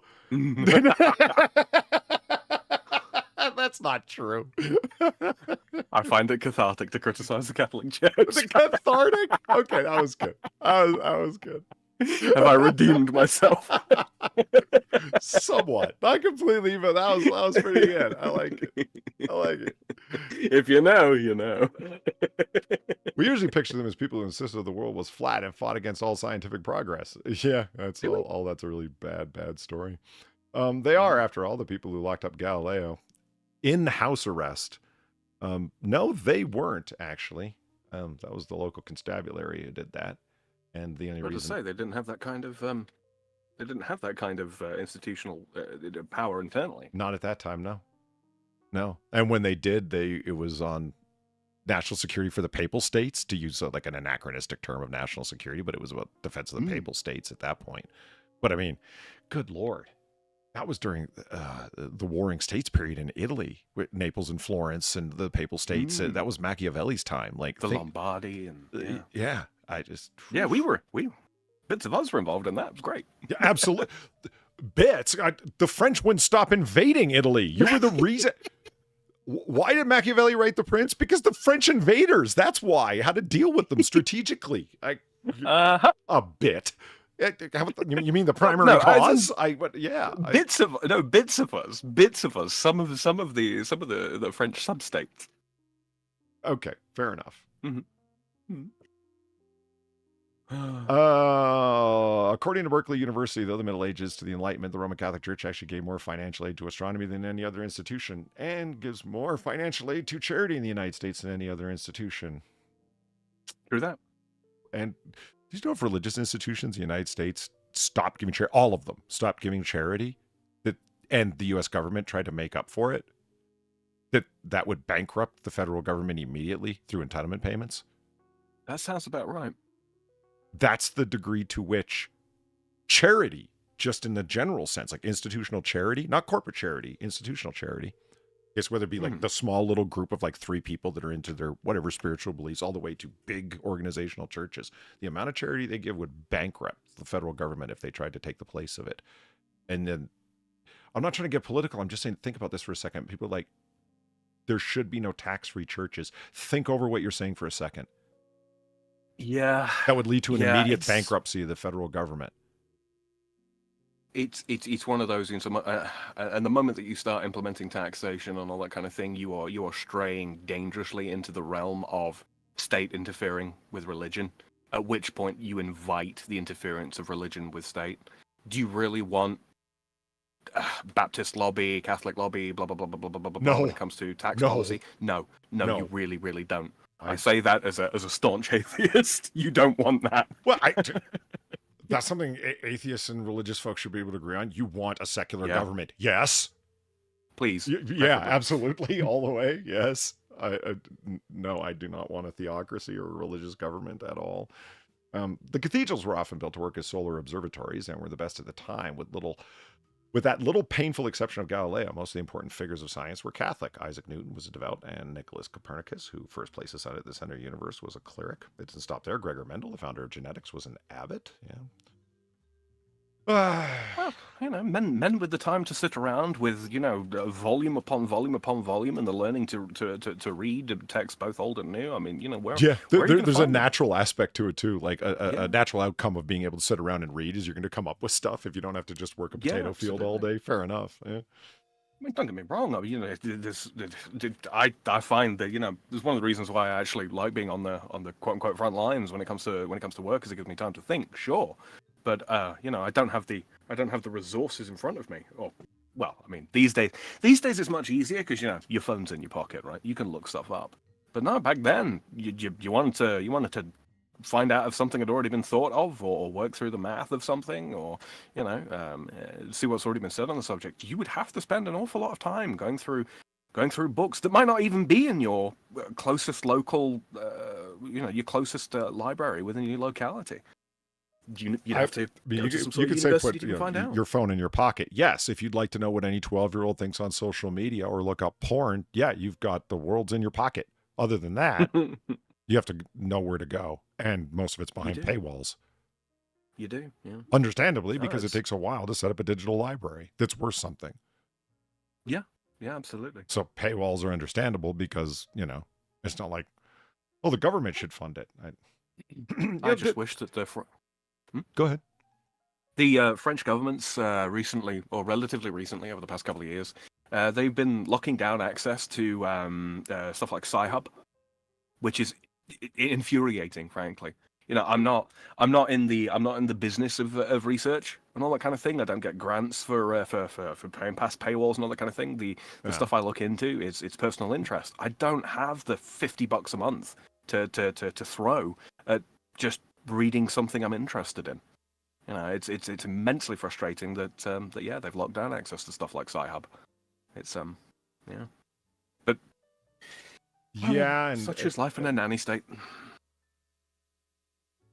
It is, and it makes it worse. Like you look up stuff on like Google Scholar, for example, right? And the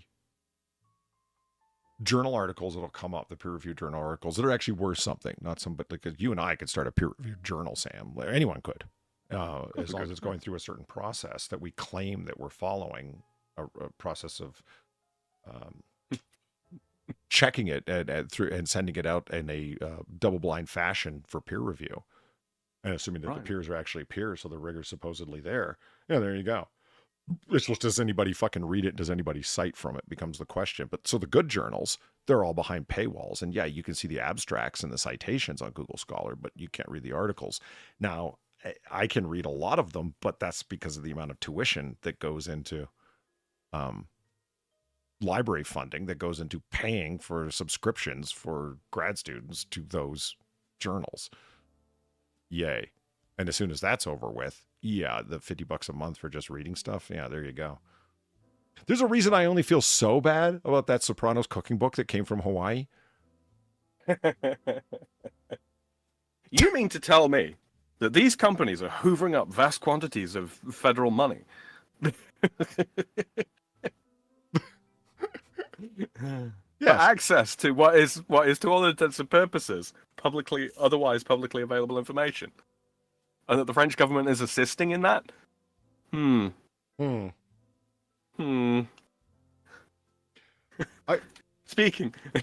Speaking of making sense of things, hello, Far. Hi. Hey, Far. Yeah. Hello. I've mentally prepared myself. Hopefully. And I am here now. It's good to have you here. The bar feels full, finally.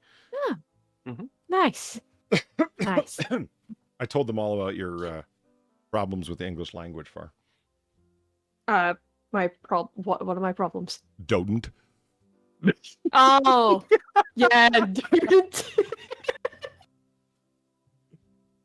Fucking don't. I still don't really know how I managed. Like I said, I think it was don't and didn't. Is it you never have and don't currently. Don't.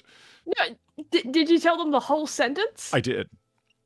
Yeah, I don't appreciate being graded on my English in DMs, Polly. Yes. With no punctuation. Yeah, I'm pretty sure I meant I don't. I just was too bit. Or I gave you the way out. Just out. Run with it. What the hell? No. M dash and crab. Let's go. Because I'm being honest, Polly. So see, this is why I have to mentally prepare myself, Polly. Well, this exact thing right here. So I wanted to. I'm getting ready to fall asleep, and so I need to find something to watch. And then Far is game streaming last night, Grim Fandango, and I'm like, yeah, I finally got it to work. Yeah, that was great. And so I was like, I'm going to tune in and watch this, and I said something in chat or whatever, and Far right away, without me saying anything, he goes, "Oh yeah, Polly's grading my fucking English in DMs," and I'm like, "All right, fine, it's public material. Let's do it." It's yeah. I knew I was going to talk about it on Noir Bar at that very moment.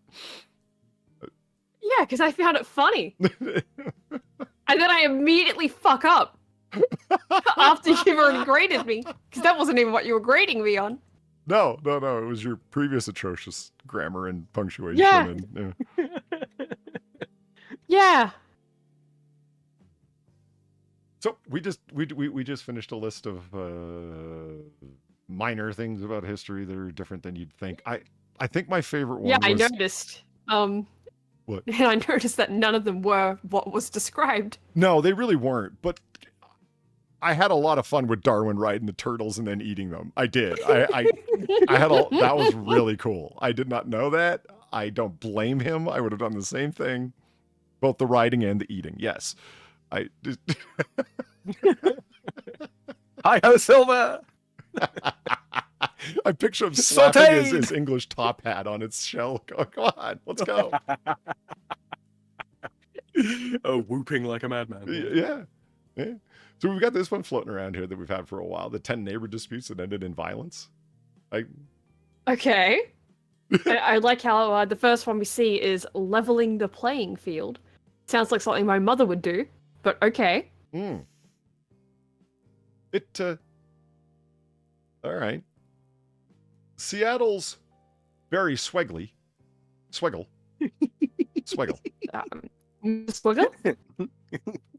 Was tired Come along, Swiggle.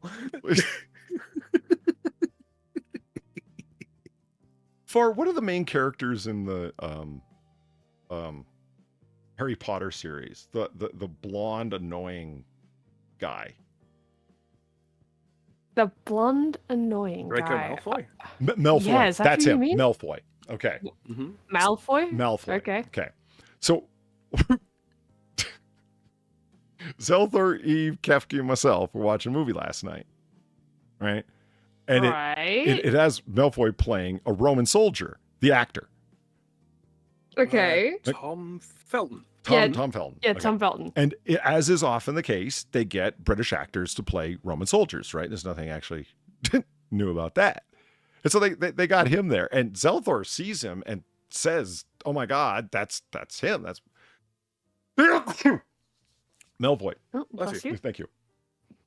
And there's this point in the movie where he's supposed to be like he wants to be a hard-nosed Roman soldier, but he's still a young man. So he hasn't seen combat, not really. You know what I mean? And so he's kind of sucking up to the tribune, the hardened soldier who has seen a fuckload of combat. And so they're investigating after the fact of a situation, and there's this one woman explaining what happened, and they don't believe her. And the Malfoy actor, walks up to the tribune and says, "You can't believe her, Tribune. She might be a witch." Now, now, and without thinking about it, I say, "A witch? What do you mean? She's clearly a muggle." Oh my God. And apparently this was never. Apparently it was hilarious beyond belief, because I'm like, "Well, you said he was playing this kid. I know what a muggle is like." And I said, "I've been hanging out with you guys too long." And Zelthor's like, "No, you have no idea how many layers of funny that was." And I'm like, "Well, I tried." I never want to hear a complaint from you ever again, Polydome. About what? About my lame jokes. I've never even seen them. I've seen 20 minutes of the first one. You know that far. Yeah, and you gave You've up watched. because wow, this was too much of a kids movie for me. You've watched the entirety of the Twilight Saga multiple times, and yet you've I never know, watched all of right? the Harry Potter films. Far's right? watched it with me twice, so I'm not alone. I know, on this. and I hate myself for it. Pull up Both Al Pacino's times we judgy face. recorded the entire thing. Both times the recording never left Polly's computer. That is me right there. That is me right there, right now, looking at you. Yes, we've come across this. This is the Al Pacino judgy face, Far. This is he's looking at you and he knows what you've done and he doesn't approve. I don't know. I personally, prefer the Golden Bat one. So it has the same vibe. But yeah, that one will do in a pinch. The Golden Batter one. Have you not seen the Golden Bat? Like the picture of just bombing it. Here you go. DMs, if it sends. There you go. See? Same vibe. Oh, yeah. Yeah. Yeah, same vibe. Yeah. Boom. Boom, boom, boom. Yeah, that's my go-to. Yeah, a little bit. A little bit. That's just a mood. I like this because it looks like he's walking away. I actually got to get the gif of that because he really is walking Right. straight forward and then turns to the right and looks right at the camera. And so it's kind of like, yeah, I know what you did.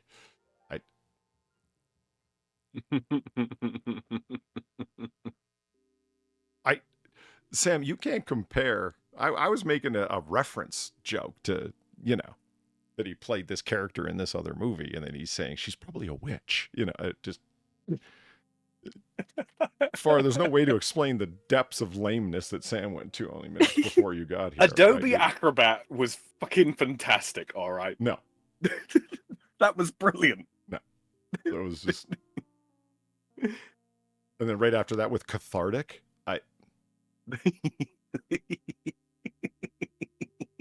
not okay, Sam.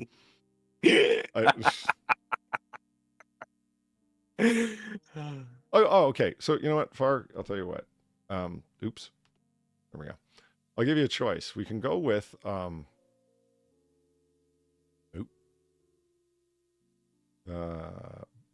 what the hell's going on? Hold on, give me a second. I'm lost.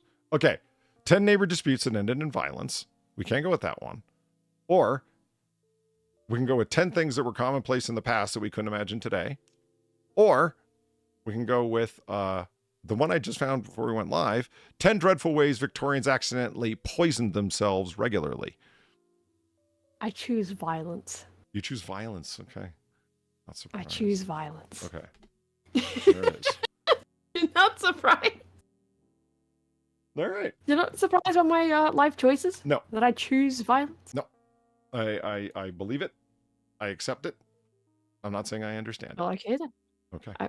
Okay then.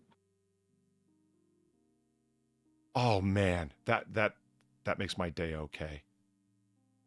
What? The top 10 traders in U.S. history, and the thumbnail is Jane Fonda. Oh, oh, that makes me feel so much better. Oof. That's catharsis. It is. That is the feeling of catharsis. Fuck Jane Fonda. I did.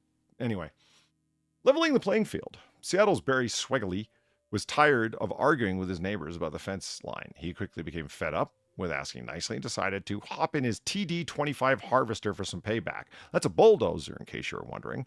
By the time he was finished, Barry had leveled the fence in question, demolished 4 of his neighbors' homes, and had taken out a utility pole, cutting power to nearly 1,000 homes in the area. He was charged with malicious mischief, a Class B felony. After demolishing 4 homes. Escalated. That escalated very quickly. Holy shit, Barry. That's like suburban killdozer, this guy. Are we sure this isn't the killdozer?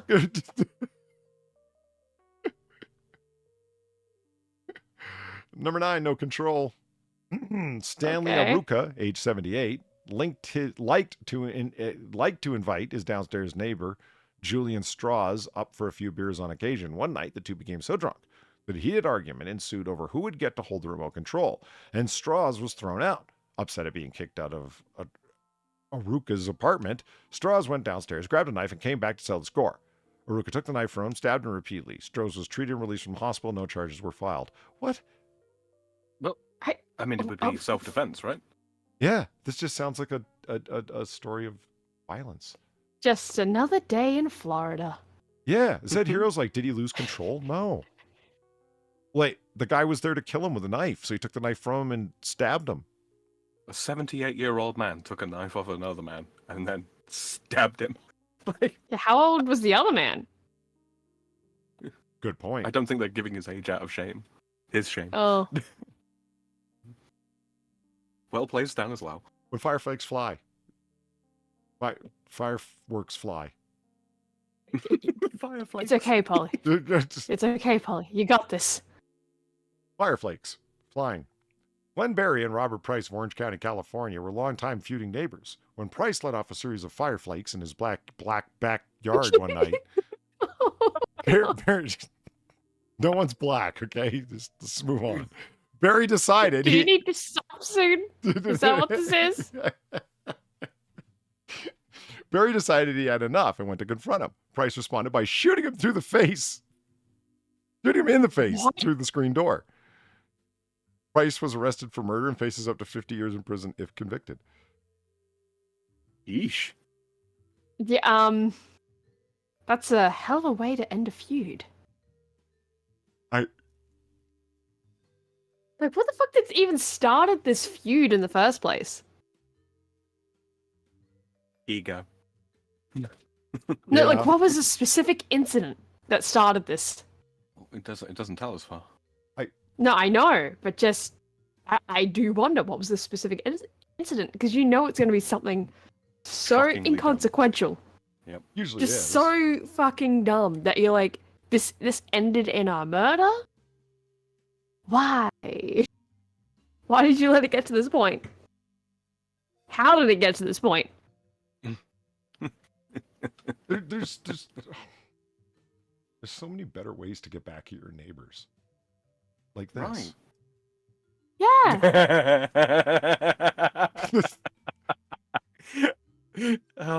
Yeah, or It's funnier because I littering know their you don't want- driveway. Or just littering their driveway with screws. That works too. Don't confess. We're on stream. I'm not confessing to shit. I- I'm just saying things that I have heard. You know, that's a I love that's how an much idea. of a bubble butt the guy put on his bush. I love that. That is a huge ass. I mean, That's like a TikTok dance video. Ass is what that is. Like Jesus. I like to think that he, gave him the fruit bowl too with the bush. Oh man.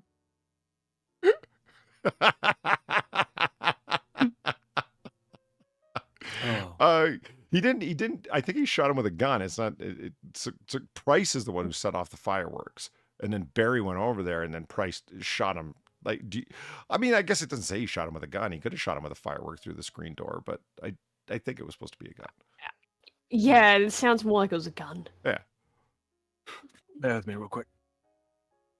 Okay. Ask or axe. Racist. Huh. Ever asked to borrow something from your neighbor? Were you upset if they turned you down? Lucas Waters of Braintree, Massachusetts, the 30 was. Braintree. Yeah. That is a hell of a name. Holy shit. Braintree. No, it's true. John Adams, like first vice president, second president of the United States, John Adams, signed the Declaration of Independence, John Adams. He lived there. And his farm was called Braintree Farm. It's always creeped me out. Yeah, it's a very creepy name.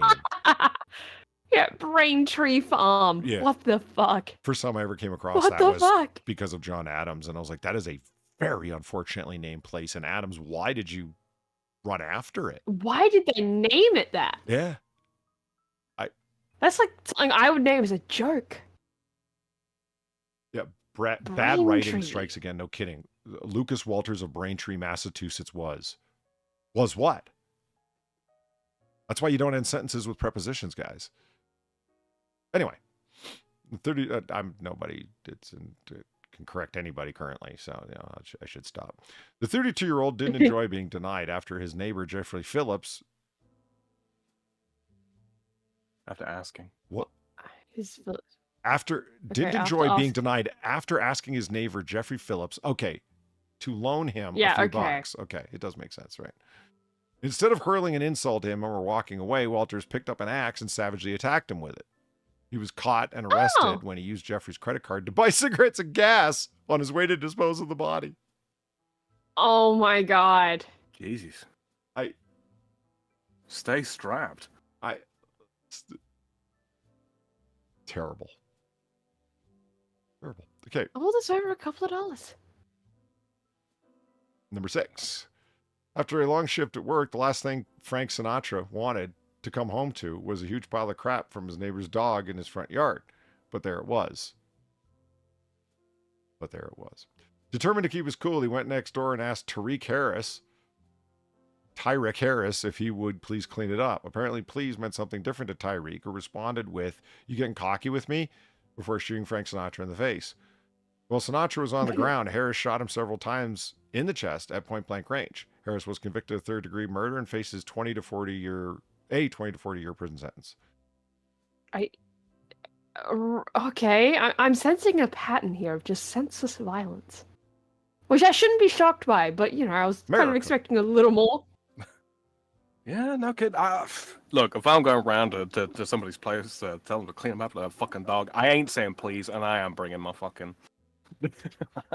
I am packing heat, because that gets on my tits. It really does. Move it or else. Yeah. Oh my god. Oh my god. Holy shit. How the fuck does this happen? Christopher Arealis, or whatever. Hey. Sorry. Or I know you had trouble with, that particular parking technique on your driver's test, but Jesus. That's literal double parking. Yeah. This is not what is meant by parallel parking, Far. This is... I don't want to talk about it. Parallel means the lines never meet. These lines are meeting, yo. Sam, you're not the only one who's going to have their shins kicked whenever I meet. You turned your 2 counts of assault with a deadly weapon when he stabbed 2 of his neighbors for refusing to move their car. It was garbage day. Garbage day! Yeah, no? Yeah, okay. No, I get it. And their car was parked in the designated spot for their trash pickup. I have had that done to me before. Because, the garbage men, they won't pick up the can if it's blocked by a car. Because, according to their policy, they don't have to. And it's just some asshole that's just decided to park the car there. Yeah. and now you've got no space for your fucking trash for another week. Inside their car. God damn. Ain't that a ditch? Hilarious. Boo. Yeah. William Littleton of Onslaught County, North Carolina, was worried about the drainage ditch in his yard. He had children who could be out playing and accidentally fall into it, so he cemented it over after his children had fallen into it. Yeah, okay. Okay, that last part didn't happen, but it'd be funny if it did. I was trying to keep my children safe, but they were already dead in there. It seems more like you were trying to like stop an investigation. No. But that didn't sit well with his neighbor. You sure they just drowned in there, sir? Yeah. Mr. Littleton?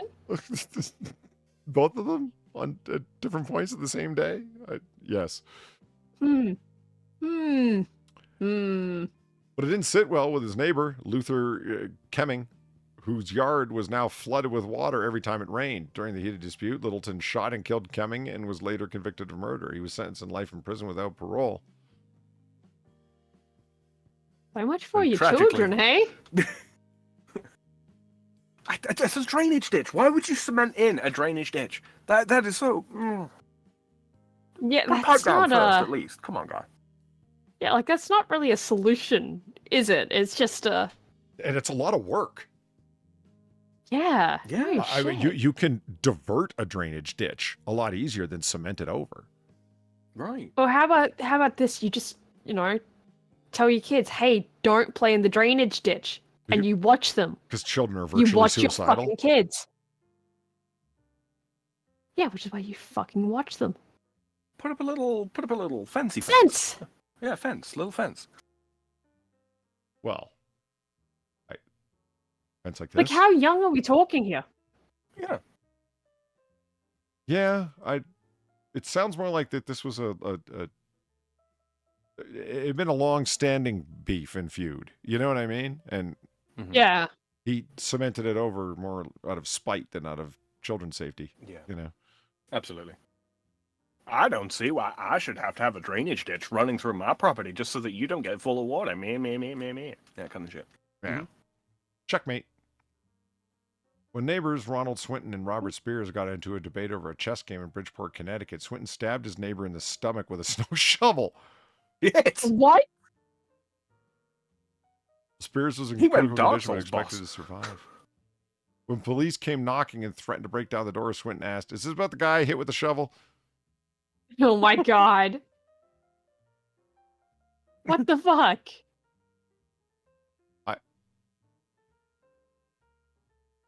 Flaming pissed, Oh, whoa. Dale Zuter of Muskegon, Michigan, is facing arson charges for allegedly burning his neighbor's car after a dispute. An empty milk jug that reeked of gas was found in his yard. He faces 7 years in jail if convicted. What was the dispute?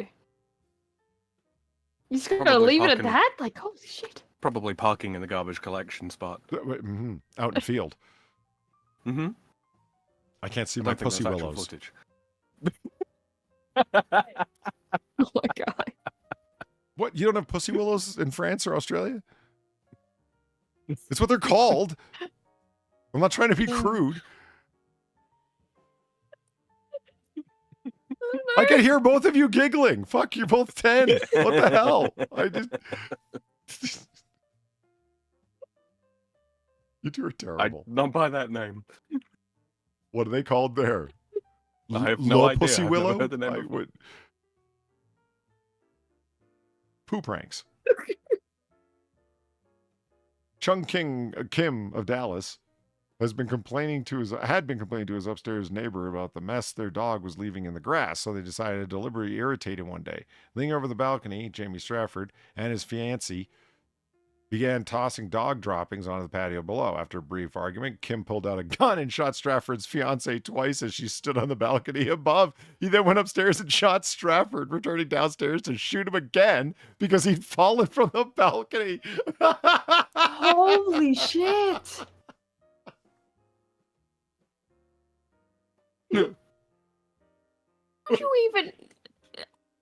Why would you even do any of this? Like, the shooting is like the most understandable part about this. Like, why would You you wanna do know the most that? Why heinous would you part? think that's a good idea? You know the really heinous part here? Go ahead. Stafford's fiance, right? Yeah. Female. Yeah. Yeah? 2 E's, motherfucker! And where's That's what you find heinous about this. Yes! Preferably The with an spelling. accent on the first E. Yeah, there's no accent either. I mean, my God. Mm-hmm. This is... Like, Stafford's he fiance. shut his finance, you know. He shot his finance officer. Maybe she was rich. It really was his finance. Yeah. So the guy who wrote these articles is Sean Larson. He's a former music producer who now spends his time writing, mastering photography, and raising a family. Are we sure this whole website isn't just AI? No, I think it is mostly AI, honestly. Like, I'm pretty fucking sure it is. Oh, okay, that's what it is. Okay. So do Sword. you think Sean W. Larson is like the AI's name? No, I think they just made it up. This is just Yeah. a made-up description of the guy that wrote this. I see. It's been deacronymized from the SWL. Shitty writing language.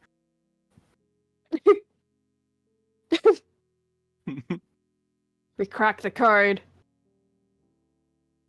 Onto you, Listverse. Oh my. Oh. I didn't expect, I thought they were going to, I just didn't think there were going to be stories like that. I really didn't. So-and-so did this Yeah, and I'm shot this guy. disappointed. Yeah. You Like, you may have chosen want more violence and you chose detail? badly. Yeah, I did. I fucking did. I'm sorry. But yeah, I wanted more detail. I wanted more understanding of what the fuck happened. One person has shared this since this was created in 2013. Oh. We should have known from that alone. Oh, but that means it probably wasn't AI generated. That That was long It's before 2013. AI. Ah.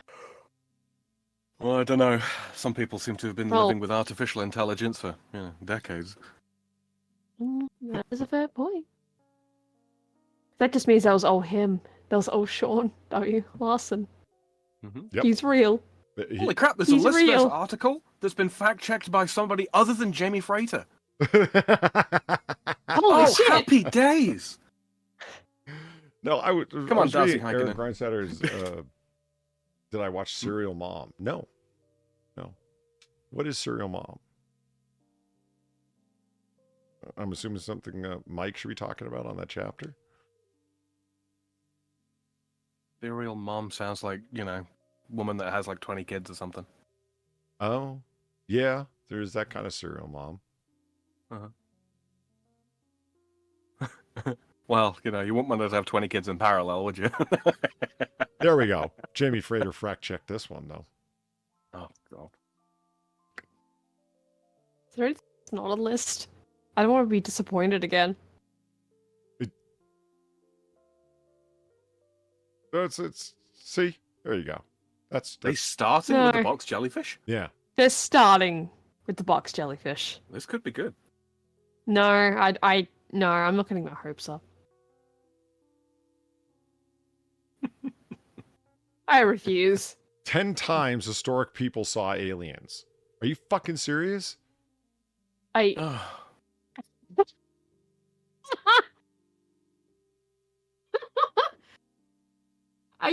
for real?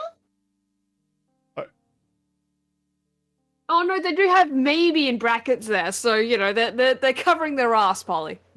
What? They may have seen aliens. Covering their ass would be not doing the list at Maybe. all. The answer is no, they didn't.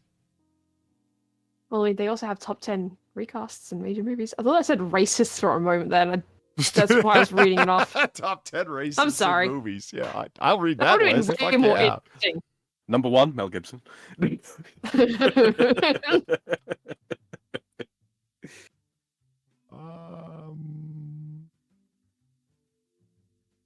Hold on, what was the... Oh yeah, the New Mexico man dying of plague. We covered that. See, this is covering your ass far. Look at this. Oh. They know. Okay. They know. They know there's no fish women there. You know, I was trying to explain the alien fish women on my stream last night, and I'm hoping it got through to people. I'm hoping. I don't think it did, though. So this is topical for me. What the fuck? Are you... Look at number 3. Quote, them space drugs cooked real good. Varda Space just made an HIV medicine in Earth orbit. Oh my god. Them space drugs cooked real good. They're sending West Virginians to make meth in orbit. Oh my god. Okay. I think I found a new quote I need to have on the roller on my stream. Just give me a moment. That's a thing of beauty right there. And it's a real quote. When I was a boy, they told me. Yeah, it's a real quote. What exactly it is? Okay, exactly. Word for word, it is. Them space drugs cooked real good. Drugs cooked real good. Cool. And I will never explain that. I'll just be yeah, it is what it is. Back when I was a boy, they told me I'd never become an astronaut. And you know what? Them space drugs cook real good. So the previous estimates of molecular oxygen around the Jovian moon topped out over around 2,000 pounds being produced per second. A new measurement suggests it's way lower than that, and there's no alien fish women there. None. There is no subsurface water producing that oxygen. There are no plants producing that oxygen. There are no fucking plant-like microbes producing that oxygen. No. But remember I was telling you, okay, Sam, I was trying to describe what watching season 2 of Star Trek Picard was like to Platy and Far. Oof. Okay. And the best analogy I could come up with at the time was, you know, car transporters that carry like 10 cars, the big rigs. So imagine one of those, okay? But it doesn't have cars on it. It's got dumpsters full of trash that are on fire. Yeah. But there isn't one of them. There's 2 of them. Full of dumpster fires. 10 each. And they're barreling. Are they going opposite ways? Yes. Barreling at each other at 100 miles an hour. Okay? And there's a child of purity stood between them, right? And I am on the opposite side of the highway driving, and I am watching this not able to look away because the 2 big rigs full of dumpster fires are about to crash into each other. That was me watching season 2 of Picard. And the drivers of the trucks are made of excrement too. And I just couldn't. I knew it was going to be a disaster, horrible scene, but I just couldn't look away for the whole season. There was actually a moment far in that season, I forgot to tell you about that, where remember I said they kept introducing people that you were supposed to care about, but they only introduced them 5 seconds ago? Like Marina said. Yeah, you did mention that. So Picard's great grand Renee Picard is Renee. Yeah, Renee is a super ultra genius who had graduated herself from university or from high school at 12 years old and then finished up university at 16 years old. And of course, NASA was clamoring for her. Okay. And she was one of those French people, right? She was a Picard, meaning French is all fucking get out in every way, except that she talks with a British accent. Sam. That's my shtick. Right. And the reason, so they travel back in time to 2024, like I told you. Yeah. Where the most profound problem faced in the United States were the Borg-like ICE officers who were constantly arresting all the poor Hispanics. Fuck off. Seriously. And the captain of the ship that Picard gets in the future, Christoper Rios, who's Hispanic, and he's a great character, great actor who plays him too. They have him go back to 20, and in season 1, he's fantastic. He's a great character. In season 2, they just have him as the poor Hispanic victim guy because they're back in 2024, and of course he gets arrested by ICE for being an illegal immigrant.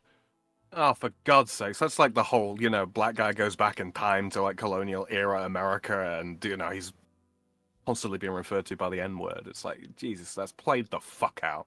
Would you believe that, Guinan, played by Whoopi Goldberg on TNG, she's on Earth in 2024 and Picard goes and meets her. She talks about her truth, and the biggest problem facing humanity is racism, and Picard is like, no, don't leave Earth. Humanity's going to get better. Things are going to change in human history. And she says, things will change for people who look like you, not for people who look like me. She's a fucking alien. Look, sounds like Karen Johnson wrote that fucking episode. Yeah, season 2 is Whoopi Goldberg's real name, by the way. Yeah. It's as bad gets. Like it's like I was trying to tell Platty and Far. I had watched season 3 first, and then season 1, and I came away from going, why is everyone complaining about this series being woke? I finally got around to watching it, and I'm like, this is really good. And then I saw season 2, and I understood it all. Yes, this is so bad. Really rich, interesting characters they had created in season 1. They just used for the worst of the worst things in season 2 and made them just annoying. Like Zed Hero says, so she voided her previous Data episode. Exactly. They already did that story of Guinan being on Earth, right? Mm-hmm. Yeah, the idea is that that's what kills me, is that they have her played by a younger woman, but when they travel back in time to late 1800s San Francisco, Guinan is there, and she looks like Whoopi Goldberg because she's an El-Orian, and they don't age very quickly at all. Right. So why do you have, like, Whoopi Goldberg is in the series, in Star Trek Picard? It's just she's gotten old and fat, and so they can't explain why she's old and fat at a younger age. And it's like, well, they just vacated that series. It doesn't make any sense. It's best to just ignore all of it. So, rather than doing what they do with, like a male action star or something, and tell him, he's got 6 months to get fit. Good point. Because it's not like Whoopi Goldberg, like, they had her in makeup, and she looked fat, but she did not look old. Yeah. If you know what I mean. Like, there's some of the actors you could tell they look really bad. Like, they've aged pretty badly. And other ones have aged quite gracefully, actually. And Whoopi Goldberg, when they've got her in makeup and stuff, and her hair is covered so you can't see that it's gray, she does not look that much older. She just looks fat. Right. But that's what happens when you get that view money and you're, making the dollars, and it's like, all I got to do is sit here and complain and get fat. You mean when you hold hate in your heart? Yeah, that's right. Bryce has got a point. She mentions that, is that El-Orians only age when they choose to age. Huh. Is that they're so long-lived that some aspect, and what they're trying to do there is a production thing, and it's fine. Actually, I don't really have a big problem with that. Explain like why some people are older and younger.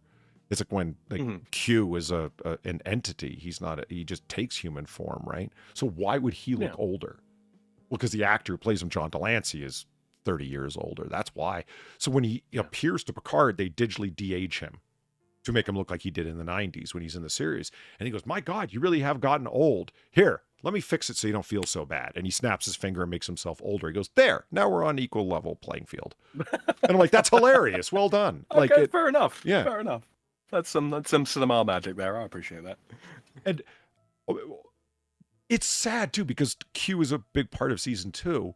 And as always, John Delancey is he's just a monster actor, and he's so much fun to watch.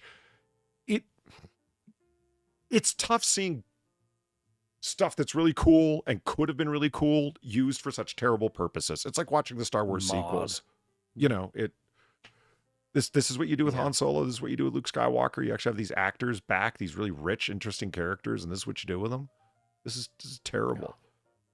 Yeah. And Q, they gave him some of the best lines, but it's in this woke nonsense series. So far, the reason I brought up like Renee Picard is she ends up going to one of the Jovian moons and Europa, and the moon right here, and she discovers a sentient microbe that saves the Earth because we human beings are destroying the environment. And this sentient microbe that she discovers on Europa is what saves the planet from the environmental disaster that we created. Huh. And that's why they have to make sure that she gets on that space launch. Because if they don't, we'll have destroyed our planet, the environment. Huh. Yeah. And somehow, in we having destroyed the environment, turns humanity into a galactic totalitarian race where we go out and Nazify the entire cosmos. For the glory of the God Emperor. Well, yes. 7 of 9 is the president of Earth, and she's like a sort of like a Hitler without emergency powers kind of character. And Picard is the lead general, so he would be like the psychopathic Rommel to her Hitler. So that's a mirror universe. Picard. It reads exactly like that. We want to do mirror universe stuff, but we don't want to have them go to the mirror universe, so we have them go back in time, and something was altered in history, and it made the universe, it made our timeline turn out like ultra evil. Oh. Yeah. The end of the episode, it gives the Borg a retribution story arc where the Queen of the Borg becomes a renewed good person by the end of it. Who's going to create a new Borg collective that's out in the galaxy to help people, not to assimilate. How's that going to work? Oh, they don't bother to show it or explain it. It's just the super genius scientist lady says, you need to try this and you need to do this. Isn't it worth saving lives? And they join together to create a new being. It turns out the Borg Queen, the only reason, communism. Well, the only reason that the Borg Queen was assimilating anybody, no, I'm not kidding, is that she was tragically lonely. And if she assimilates people, she hears their voices all the time and is never alone. Oh my god. Crazy cat lady in space. Oh no. Oh god, these writers should have had a tell on themselves, don't they? Yeah.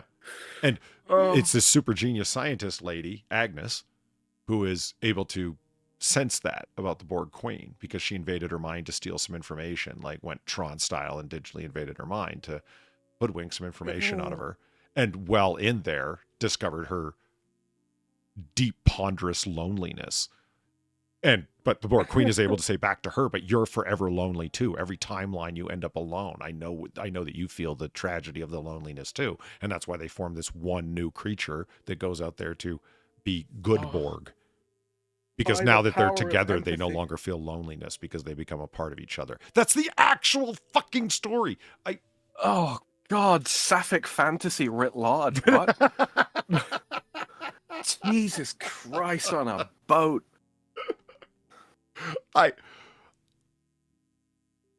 When you combine that with, like, it's not like there aren't good ideas. Like, you know, Q is this guy who's always played around with Picard, and he's this jaunty, as John Delancey described it, galactic bad boy. You know, he's kind of, he's naughty, if anything. Like, there's the way he described Cosmic him. Pain in the ass. Yeah.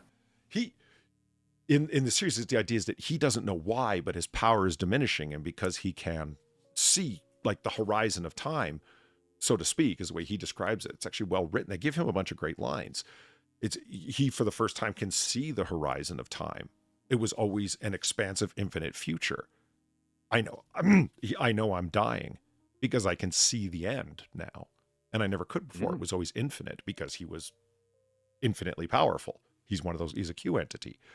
So now that I can see the horizon, I know that that's why my power is diminishing, because I'm dying. There is an end. It's right there. I can see it.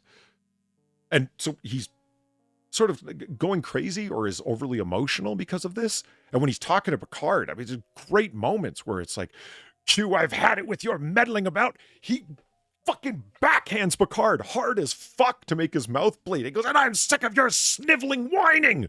And it's like, whoa. All right then. I like powerful moments like that, and it gets turned into, you know, Whoopi Goldberg becoming like the Black Lives Matter advocate. Like, what the fuck? and the Borg queen is just feeling lonely. What? So therefore she killed countless civilizations and enslaved the minds of trillions because she felt a little lonely? This is insane. Oh yes, how sympathetic. Ugh. So Jesus Christ, lady, go on plenty of fish. That's right, yeah. In season 1, the Borg cube was disabled because a woman had a breakdown. You know what? Bryce, I gotta say, like the season 1 was, yeah, it had its bad moments and its sad moments, but like sad isn't like, oh my God, that's pathetic. I can't believe writers actually got paid for this. But it only came to a head at the end of the season where it's like, have you ever watched something where the end is the worst part? Like the rising action and the climax are all interesting, and the way it ends is like, holy shit, that was terrible. Don't watch that. I hear people say that about Lost, that if you don't watch the end, it's fantastic. Yeah. Game of Thrones. Game of Thrones. I've heard that of Game of Thrones. Don't watch the final season. It's awful. Season 1 ends. I mean, spoilers. Who cares? There's a AI, artificial intelligence race that is out there, and they're waiting for new artificial life forms to contact them to say that organic beings are trying to kill us. And when they do, these overlord artificial intelligences will come in through a teleportation hole that is created and destroy all of the organic beings in that area to save the artificial life forms. It's insane. It's like, what the fuck is this? Outside of our galaxy is this entire race of artificial intelligences just waiting to be contacted to come and destroy humanoid life. That's just the storyline of Warframe. Well, like the is it really? Early half of yeah, and they do it really well. Ask Seltzer about it sometime. It's actually quite well written. You have it. I thought bad was bad until I saw the scene of the attempt at Lovecraft nightmare fiction, because it's very Lovecraftian. I think that's all that was going on was Lovecraft tech, because when they opened the portal hole, these giant mechanical tentacle arms that look very much like Cthulhu reaching in to come down and destroy humanity as the destroyer, the fabled destroyer that had been spoken of in countless lore up until this time. And the reason that one Borg cube crashed is because this one woman who had been assimilated by the Borg had seen this potential future. And when the Borg assimilated that knowledge, when she had her breakdown, remembering it, the cube collapsed. Right. Ah, yes, the knowledge from beyond the further stars. Mm-hmm. Yeah, that's terrible. Zed Hero says one of the biggest stretches I have seen was V'ger was fixed by the Borg. Hey, that's part of the Shatnerverse, and it's fine.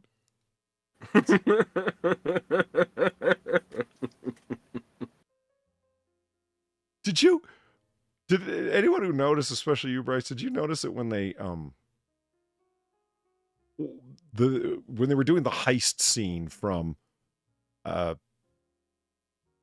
Institute? Shit.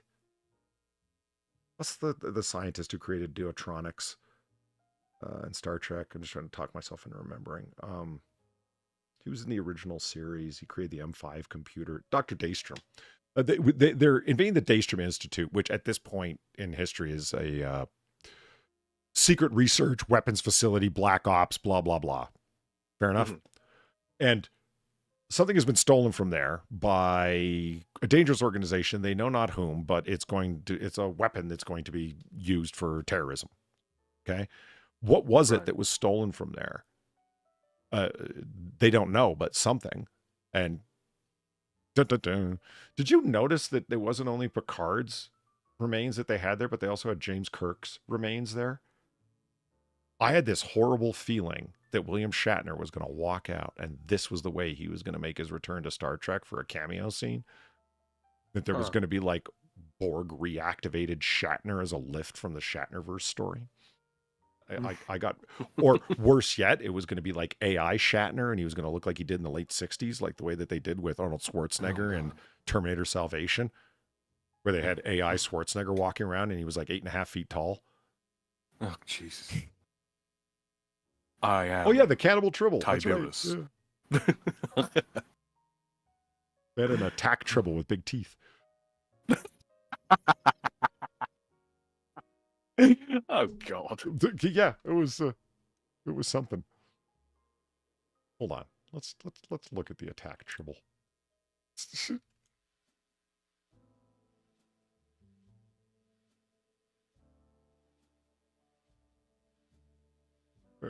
There it is. How nice. Oh gee, yeah. That is haunting. Uh-huh.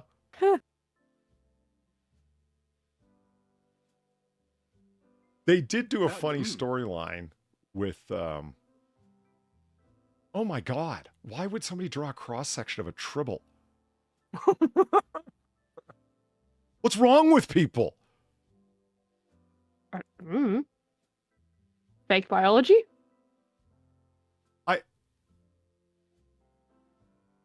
There's its gonad. Great. This is all you need to know. Yeah. That's it. Ooh, it's app enabled. Ooh. I love having tribbles that are app enabled. So what is it?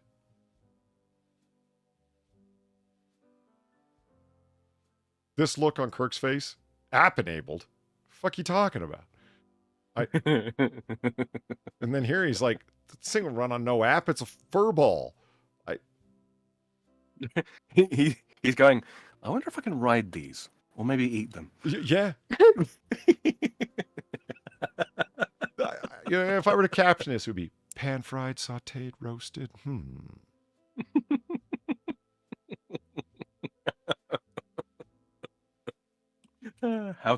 Google's how to deglaze a tribble.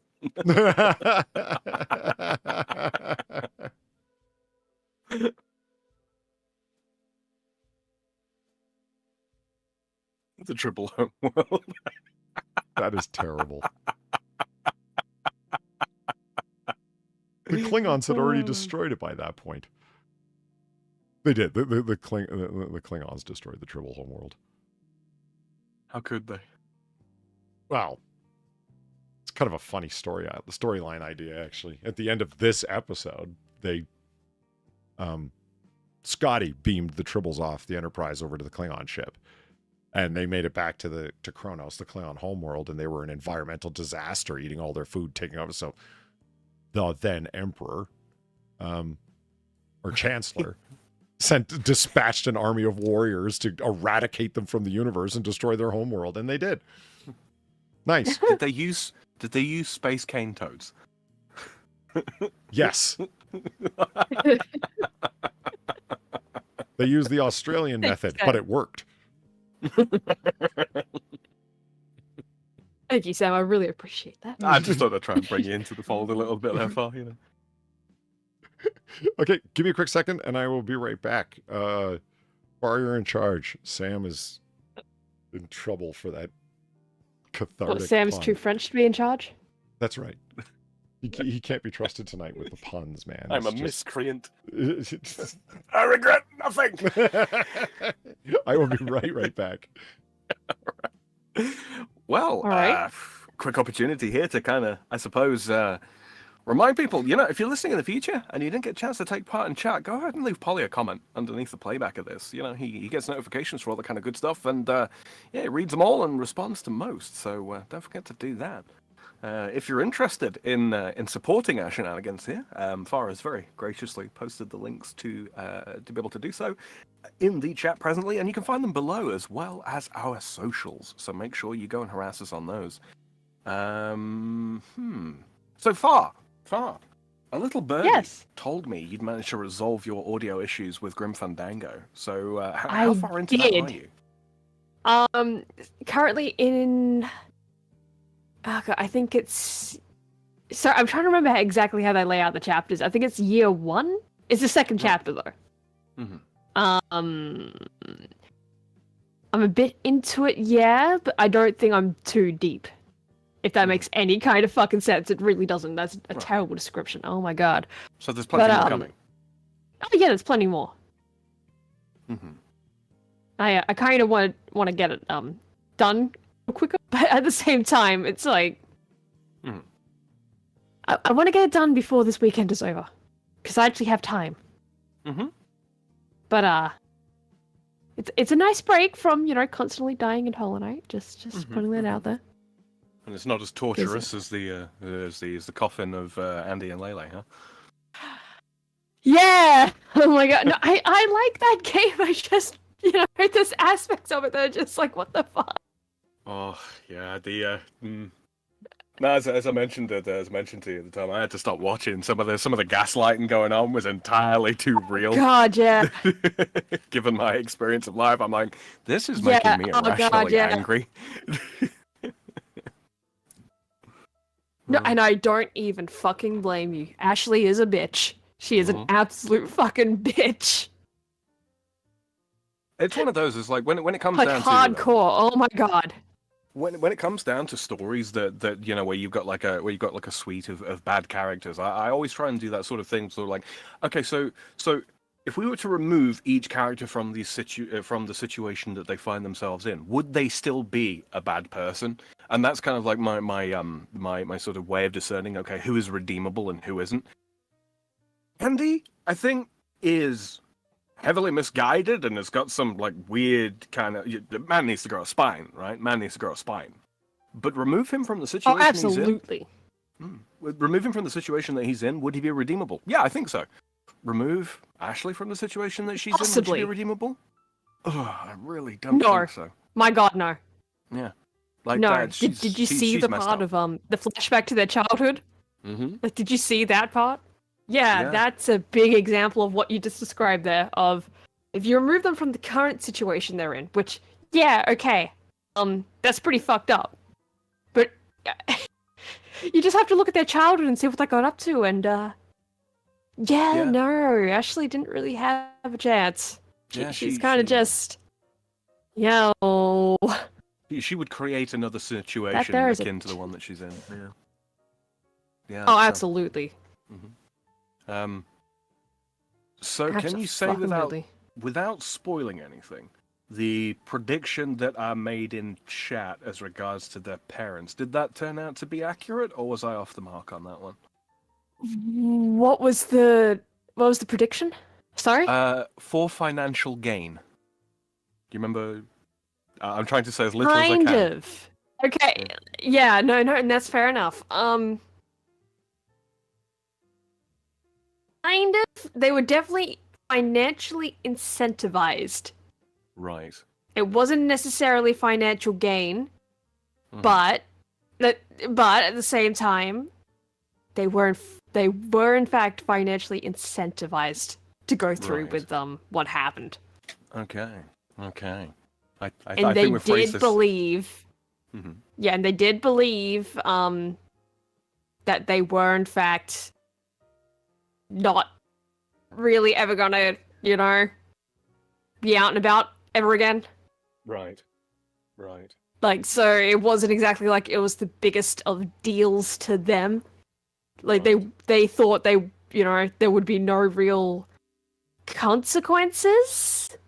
I'm trying to be as cagey as possible, to be honest. No, it's good. It's good because if people want to understand exactly what it is that we're talking about, I'll have to go and watch and see how it plays out. And guys, it really is a good story. Horrible people. Oh, it is. Horrible people. Oh, it's a good story, but it is. Yeah, you have to remember these are not good people. These are not good people doing good things. And in a sense, it's a good exploration of the darker side of the human psyche, especially when people are left to get away. When people are left to get away with things that ordinarily people do not get away with. Yeah, it's a good exploration of that. So it's well worth watching for the psychology of it, if nothing else. It's good. Like there's a lot of psychology stuff going on there, of just the way that they fucking are. Like, holy shit, like just the way that they just the way they end up being. It's just you're looking at it and you're like, you know what? As shit as you both are, I understand. I understand how you got to this point. Just my fucking god. Yeah, I wish you didn't. Yeah, it's one of those. The term that comes to mind is justified. Not in so much as that it makes it right, but you understand how it is that they get from point A to point B to point C. Mm-hmm. Yes, absolutely. Like it's not justified in any sense of the imagination, but it's understandable. Yeah, it's not morally justified. It's logically so. Mm-hmm. So yeah, go check that out when you get the opportunity, guys. It's I won't say it's a good time, but it is a good exploration.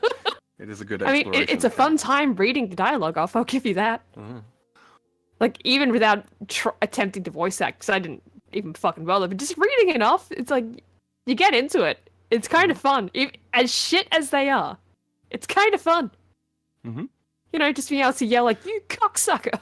Yeah, it's like that's part of the game. That's the game dialogue. Yeah, I mean, I've been sticking true to my to my current pattern of gaming lately. You know, escaping with Eve and Zelthor, and that's been going quite well. Poor old Zelthor managed to get greatly frustrated. Greatly frustrated with the quest that we did yesterday. Now, as it were, for me. So yeah, that's worth a watch if you want to see us struggling through. And yeah, voice acting has been going on there as well. I've been doing my best with that, but yeah, it's voice acting's hard going, especially when you haven't got the material already written out for you. It really is. Yeah, that's why I don't really bother. Yeah. Besides Zote, I don't really bother, and even Zote, it's just a joke. It's just a complete and utter joke. Mm-hmm. Of course, coming up this it will be tomorrow for the American audience, and day after that for me.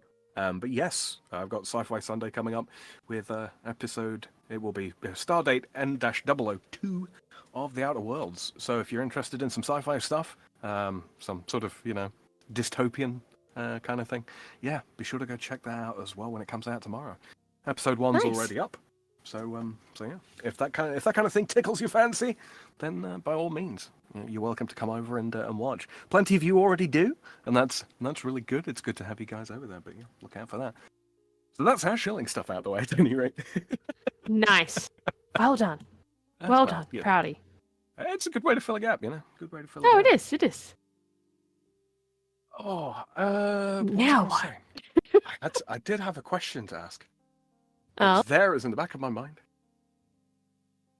I mean, the Hollow Knight stuff. I mean, how are you finding that? Have you got that installed on the new laptop? Oh, yes. The new laptop. Well, I don't actually have to have it installed.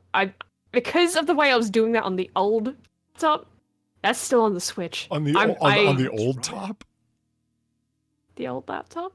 Oh, I think you said the old top. Did I say top? I think. Did I say top? That's what I heard. I heard you say the old top. I'm like, that's hilarious. But okay, yeah.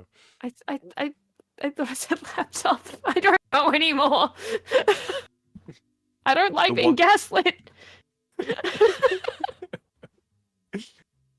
Gaslit implies There's a jokes. Carl Victus. But, Carl Victus was inaugurated. Indeed. It was probably the most cursed game you could possibly imagine, but yeah.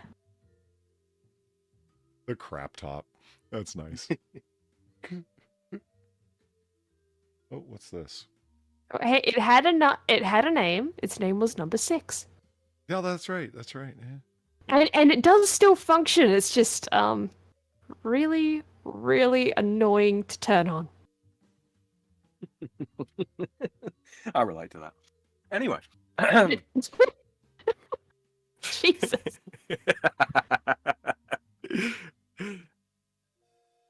What's up next then, Polly? What we got next? Why are you asking me? You're in charge. Oh. Yeah. I guess that's fair. Fuck. Bartender, what do you got under the counter there? Why are you asking me? Fucking bartender. Okay. Let's see. Far. Yes. Would you rather do a Zillow home that is embedded in a rock, or a Zillow home that is embedded in a trailer home?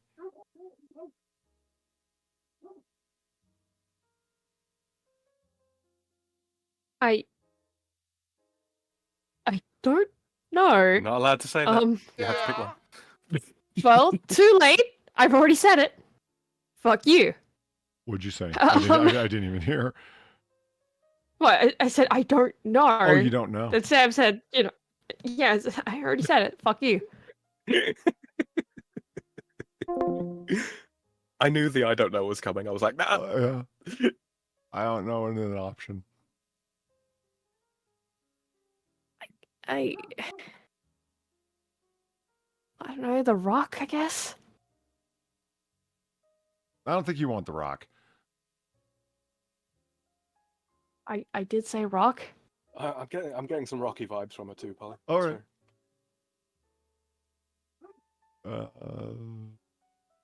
Boom. Boom. Okay, yeah, that is a Rock.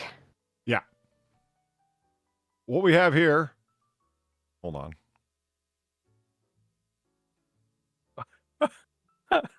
Man, this house is just putting on. Well, I was going to say, this is in 6619 Apache Place, Larkspur, Colorado. It's 2 bedrooms and 2 baths and 2,400 square feet. The home built into a rock. This house is just putting on airs. Oh my god. You see what this is why I put you in charge for. This is why, okay? What? It's Airs Rock. It's funny. Come on.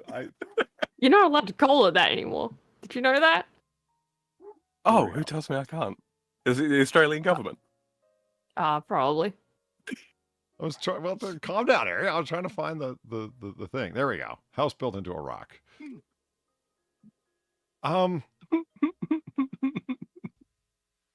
Again, I don't like. You see the gold outline, the yellow outline.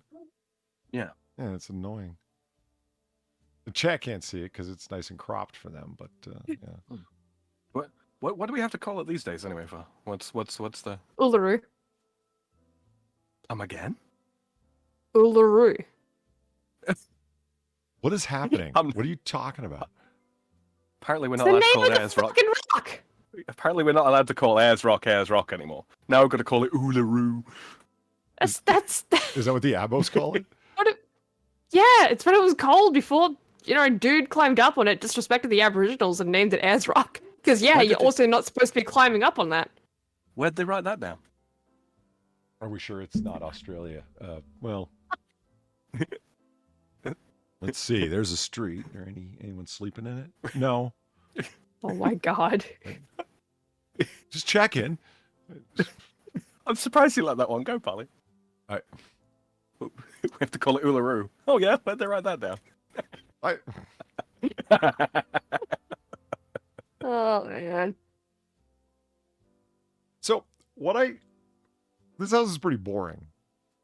I mean, yeah, the most interesting thing about it looks to be the big fuck off rock. Yeah. Honestly. That it's barely a part of. Like, this is like, how can we build something and make it part of the landscape, I guess? Like, it's very square compared to the roundedness and undulating characteristics of the rock. And we're going to go through it fast because this is boring. I told you to pick the fucking trailer park house, Far, but all right. Well, why even offer this? It's called a false choice, all right? Haven't you ever heard of an election? They do it all the time. Yeah, when rich people get sad. Sam, that still doesn't make any sense, okay? It doesn't. I'm going to keep repeating it until it does. Yeah, I'm not saying it isn't a cool house, man. I'm saying that it's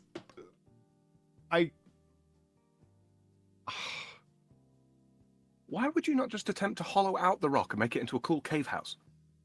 You'll see. Like, remember the tree house? The literal tree house that I know. Fair enough. Not the house that's up in a tree, but the house that had the tree living through it. Remember that one? Which one? Well, There's multiple of those. The one that had like the bough of the tree going through the house. There were like children were going to climb on it inside. And do you remember? No, because there's so many tree houses specifically. we were talking about like how does this house maintain its structural integrity with a literal tree growing through it? I guess. Well, Peter, I meant the like. Okay, fair enough. That's normally quite often what is meant by the election analogy. I meant it in the case of like, okay, the Soviet Party got elected again and again and again in Russia. They really did have elections, but you can only vote for them. That sort of thing. That's what I meant. It's like, yeah, there are choices, but they're like Berman Slither or whatever his name is, boothead choices. What's his name? Bar? What? Vermin Supreme? Vermin Supreme. Vermin Slither, Vermin Supreme, whatever. Would you vote for Vermin Supreme? No, yeah, you would. Never mind. Okay. Yeah, you already know the answer. This is why mandatory voting is a bad idea. Okay, Far as voted every year. She doesn't know for who, but she's voted every year. What do you mean? What do you mean? Yeah, would I? I don't not. Shut up.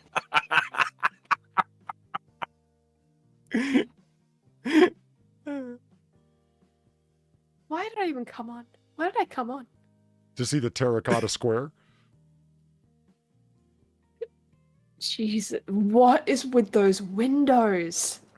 It's called a trapezoid, Far. See, it's like a rectangle. However, one side is shorter than the other. So therefore, you get these converging lines, like you when you're trying to parallel park. It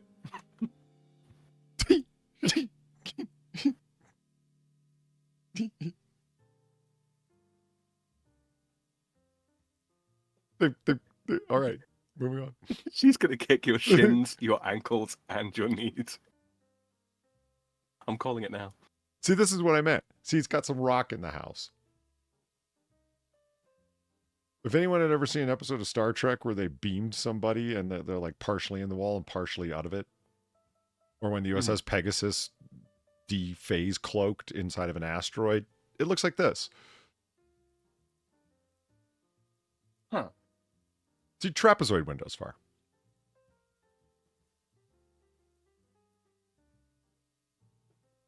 Mm-hmm. I think she might be a little unimpressed with that, Polly. Well, that's okay. I'm unimpressed with her choice. Far couldn't pick her nose. Look at this. God damn, Polly.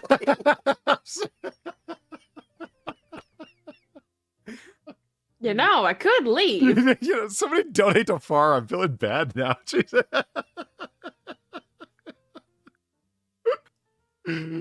I am surprised at the lack of alphabetti spaghetti, I'm not gonna lie. I think it's like I said to Sam, they did a very poor job staging this. It's unstaged. It's just... There's no furniture. It's just house. Yeah. I think if I recall correctly, there is furniture like in some rooms, but clearly not most. Well, I mean, they have a fridge. That's... I guess they're leaving the fridge. Now, I get the idea. I do. Of matching stove front to microwave to fridge. Like they've gone all stainless steel here. Okay. Do you really want to paint your cupboards gray to match that too? I don't know. No, absolutely not. Absolutely not. See, I think this is where the windows reach their ugliestness inside. Yeah. Like I would There's feel no reason. Like I would feel ripped off by the size of the windows here. I would feel that these two are pointless, and I like this window here. So, one of 5 is good. So that's bad. Yeah. There's no reason to have such an eclectic array of windows. There just That's kind of what I was trying to point out at the start. Not the fucking window shapes, just where the windows are placed. Like, what is with the window placement? Yeah. It just looks so odd. Yeah, on this the is outside. on the upper floor. Yeah, do you see how there's like this windows kind of gives you this landscape Zelthor shaped monitor, like it focuses right in on this mountain range. Do you think every one of the windows focuses in on a different horizon Oh sight? god, I hope not. Oh, yeah. I hope not, perhaps- but I feel like that would be the explanation, wouldn't it? They're Perhaps not if you windows d- as much as they are. Viewports? Yeah, framing for view. Mhm. Yeah, and if you were to look too much lower than where that window allows you to, you just see a bunch of houses. Right. Yes. Yeah. See, the mountains are like a painting, and I'm an architect who spent too much time in art school. You know. Well, you know what else is like a painting? A fucking painting! Just put paintings on your walls! There's the rock growth. Oh, and these windows show you always. rock. Lovely. I love seeing just rock Uh-huh. outside my windows. Wait, this. Also, they do know what paintings are. We already saw this picture. Oh. It's a neon plug-in painting. You know them damn things with the sheet of glass and the light goes through the glass. Why? They got them in restaurants. They'll write the menu on them. Except here, they do little swirlies. I've never seen that. What the fuck? Yeah. You know, a word comes to mind to describe whoever put together this house. At least its interior design. Polywords? You remember a billboard that we saw on that list last week? I remember There's the a billboard W list. in there. Yeah, sure. Yeah. It was a W followed by a picture of an anchor. Yeah, I'm getting those kind of vibes. Forgot about that. Either that or they'll, corrupt some, try and make it sound French or something equally, attempt at pretense. It's I'm not a modern wanker, I'm douche. a wanker. It's modern douche. It just fits into the modern douche aesthetic. Mm-hmm. Yeah, it seems like they're aiming the camera angles to accentuate what the windows are supposed to frame, if you will. Yeah. I mean, I don't mind this place. It's just a lot of money in the middle Yeah, of nowhere. if you actually for, had you it, know- if you actually had it, somewhat lived in and not so I Barton. don't even know what the fuck's going on with the windows. Like, it would be fine. when you're A transporting little weird because of the malfunctions. rock. But, it'd be fine. Just why? It's all well and good until you have an earthquake, right? That house screams nudist that loves the mountain view, but urban convenience. That's not That's silly, actually. no. But with the window heights, yeah, I could see it. Are those the slidey barn doors? Looks like it. Holy shit, they are! Oh my god! Of all the doors you could have chosen, you chose these. Oh, leading into Especially a for- bathroom. Why would you do that? Especially if you're Why would nudist. Especially on a fucking bathroom. Yeah. Oh my god. On the bathroom, it's a We really had odd that at choice. one stage. No, we had that at one stage. Just a slide door on the bathroom. Let me tell you, terrible idea. Terrible fucking idea. Why would... I don't even know why they did that. I don't to be know why honest. they didn't have the wall had go a all the way to the door. ceiling. Because, Yeah, when that's you're on... another excellent point. Well, When- I guess when- if you've when- already got the sliding doors, right, you're already not that concerned about steam seeping through the door cracks. Okay, But let's just create a sound box of a bathroom for when we fart in there. Let's do that. but see, it's not like they didn't have the rest of the wall. They just put it too far forward. Here it is. Did they just want to share the fan? Like, is the fan like halfway in the bathroom, halfway not? Oh, yes, let's make sure that the smell of our poop is distributed around the rest of the room. It has to be evenly distributed, okay? Oh, God. You know what? I'm starting to believe Bryce's assertion that this isn't a real house. It's just a model because those pillows look AI as fuck. Yeah, yeah, those don't look real. And the plant. Look at the plant. Off to the left Yeah. Are there. you sure That don't like look real. those weren't dropped into the image? Just to show like this is what it could look like? It do kind of look that way, don't it? Eh. really don't like the look of those pillows. I'm moving on. I find them disturbing. Yeah. They're- How do you lock it? That's the neat part. You don't. Just like the bathroom door we used to have. You don't. The bathroom door lock is a luxury.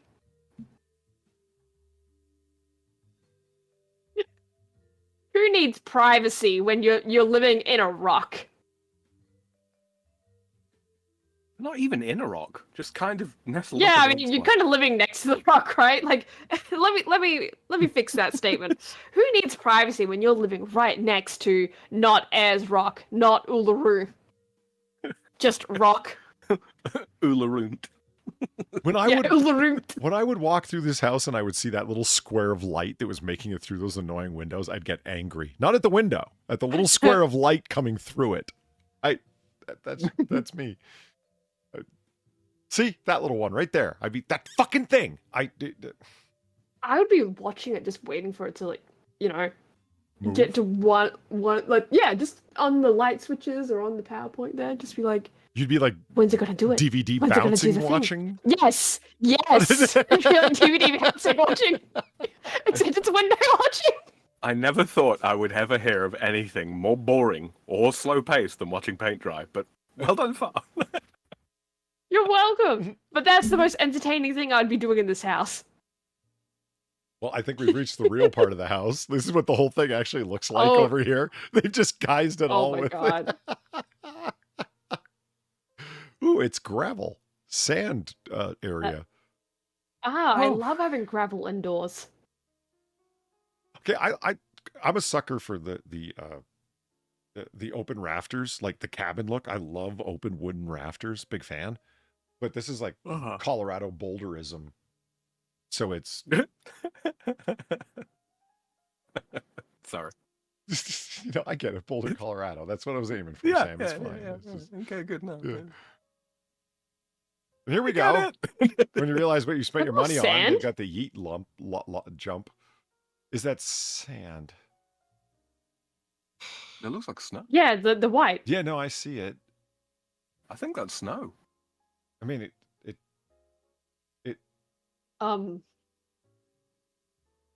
Is it? or salt. Look at the moisture What is it? marks What around am the I outside looking of it. at?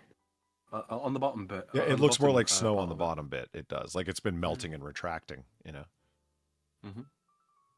I don't even know what's real anymore exactly. It's just it's good. Yeah, that's snow. It's ice and shit. Holy fuck. What the fuck? Why? What the fuck? Because the rock itself is rather porous and holds heat very well from the sun, whereas the wood doesn't. Still though, like this is confusing. Like it looks. Look at the scenery wait, that you can see. whoa. It looks. Oh, whoa.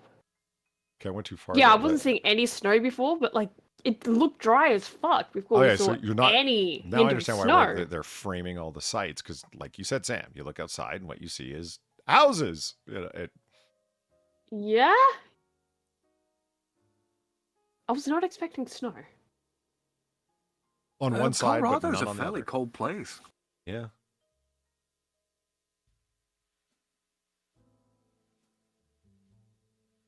That the other side of the house did not look remotely this frosty. Yeah.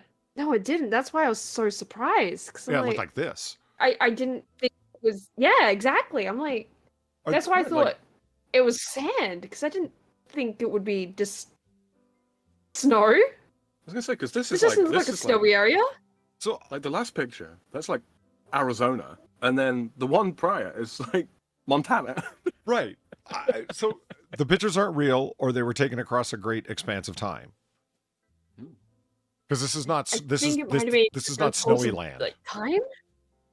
Yeah, that's why I'm taking at different seasons. Like, because them trees ain't there with the snow.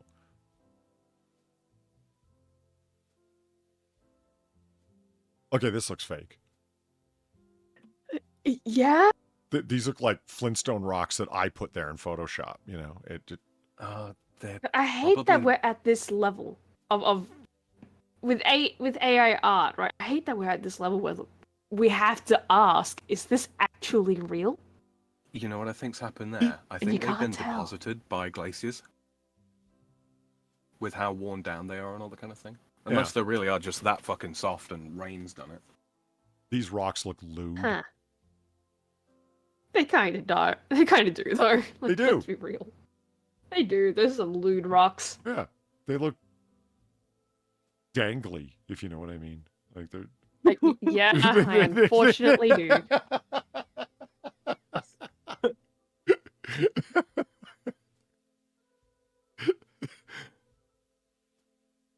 Oh, and here's a rock in your lawn, in case you wanted one. Oh, which is suspiciously in a smaller picture than everything else. A heavily cropped one, so you don't see all the billboards around it and the Taco Bell next door. Ooh, a field of rocks. A field of lewd rocks. Look upon the field of whereby I grow my rocks and see that it is not barren. Oh, man. Snow. In a very small picture. What? Yeah. Oh, don't worry, guys. They get rainbows.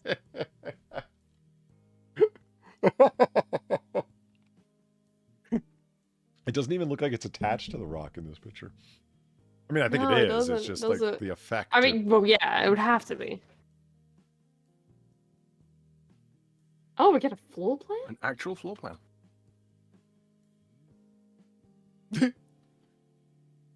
So, tell me, Mr. Architect, what are these blacked out areas? That's rock. You're going to pour concrete? No, God did that. Oh. Wait. Yeah, the site came pre-rocked.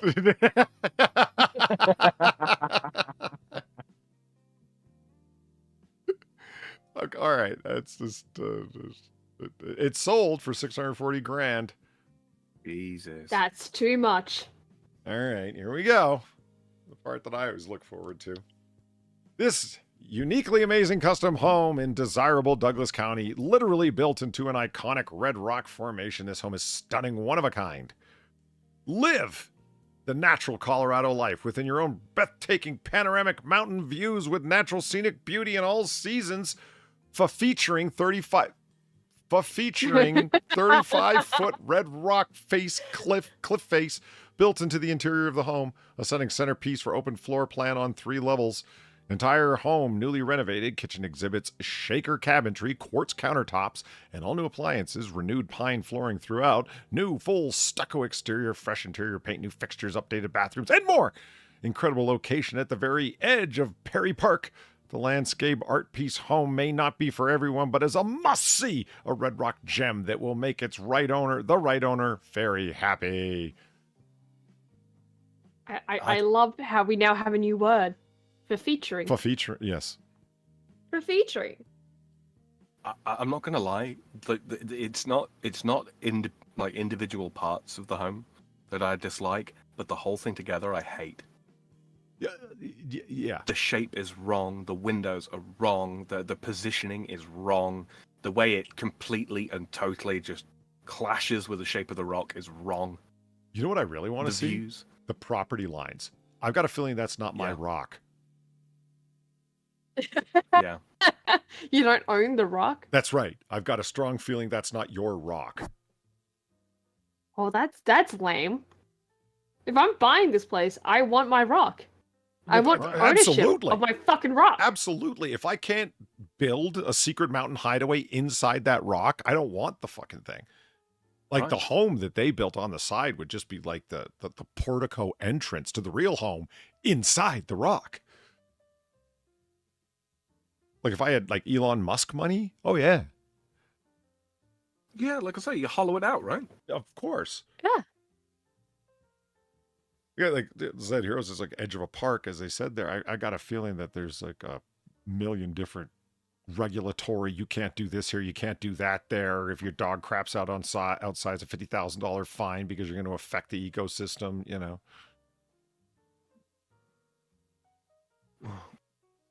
How fucking lame if that really is the case. You just don't own the rock. Yeah. Well, what about the rock that's like literally inside my home? No, not that either. That's why it's blacked out on the floor plan. That's park. Yeah. You can't even touch it. You can't even touch the rock that's in your own house. Every 6 months, because this is Colorado as well, and that is literally the state of governmental overreach at the moment.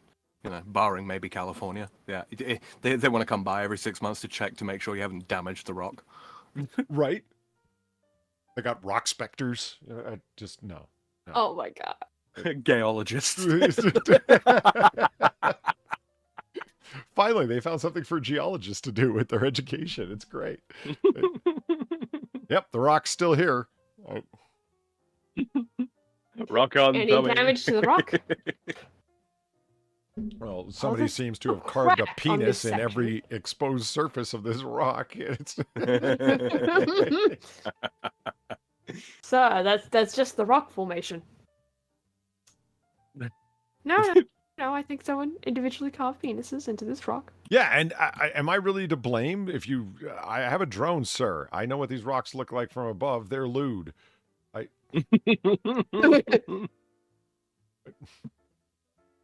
Okay, you want to take a look at the trailer home for something completely different? Oh man, Mm-hmm. I guess this will have to be the last one, right? Yes, it will. Just for time. I'm keeping your time. But you just got here. What are you complaining about? I don't know. I've been here since Catharsis and before. Okay. Did you know that there was a Long Beach in Washington State? No. There is. Okay. And it's got homes built into or growing out of a trailer home. Okay. They're going to have to decide which. All right.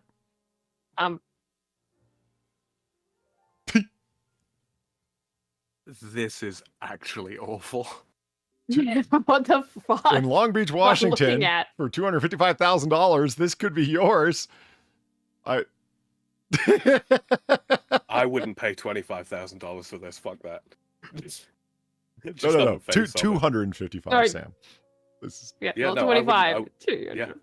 I wouldn't pay 25, is what I'm saying. Man, I wouldn't even pay 5.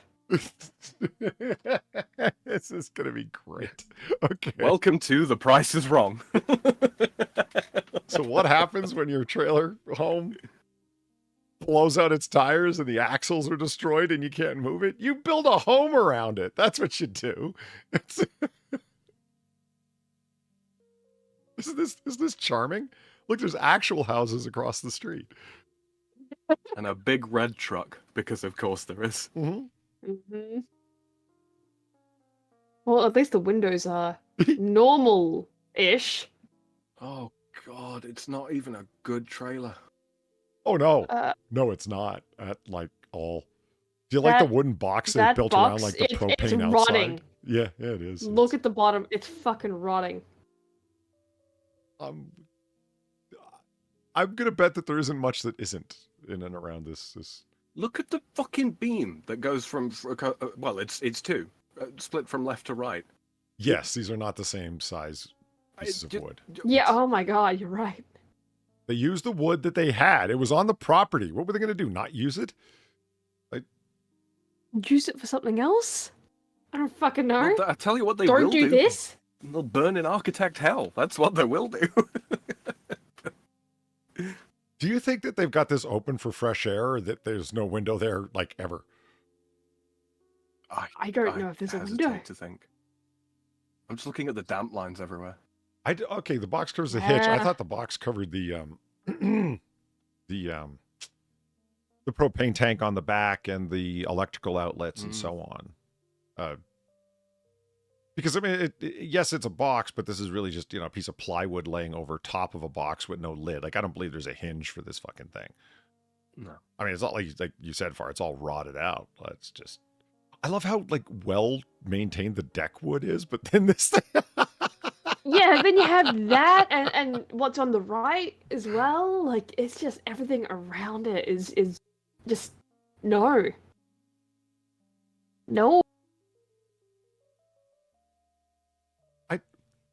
I like the lace curtains. It's a nice touch. God, what do you think is actually in there? Do you think it's the bed? We'll find out. The grow up, the meth house. That's what this is. This isn't a house at all. This is just a grow up, and that's the reception. Oh God. But they have horseshoes at the ready, so that's good. And buckets for the kids to play with. Oh God, kids live here. Look at the toy trucks. Toy trucks. On the right. Kids live here. Those are toy trucks? Yes. Huh. Oh my. Oh Oh look, hijinks are ready to be had. There's a paint bucket waiting to fall. my God. Wow. The Carsons. Fucking They're wow. a delightful family. Constantly trying to commit life insurance fraud, but lovely family. What do I? They've got the bucket of paint waiting to fall when it's full of solvent. The motor oil just sitting there right above their clothing. An electrical cord if anyone needs a rapid noose. Everything happening here is just what the fuck. The world's The most Carsons depressing are not film ever. okay. The half silhouette painting window. Do you think that silhouette's like a see-through part of this window? Is that? I I have no idea. No. Rather than having the spy hole in the eyes of the painting. Right. These Eagle people live on says, the "I just got edge here." of sanity. Okay, so 2 questions.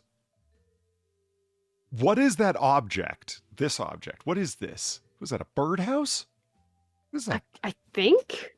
I don't really know. I was kind of trying to figure it out, but then just gave up. It has feet, and it's kind of propped up against a hat box, it looks like. Yeah, and it's got the hole in the front, but I don't know. Is it a squirrel house? I'm just taking it as miscellaneous item. Right. Their entire insurance inventory said.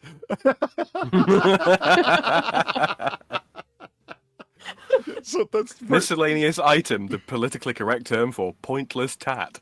A wonky cuckoo clock. Okay, I'll buy that, Peter. Sure. It looks like an under the sea motif on the front. Yeah, it looks like it has shells and coral and shit pasted on the front. Okay, and the second question I have is so the Carsons here, they've got their "We Are the Carsons" thing up in a window, but the window is inside the home. Polly, I get the impression that that's probably the least of the problems here. I mean, did you see the bucket? Did you see the whole hole in the ceiling issue they've got here, Polly? I think the windows are the least of their concern.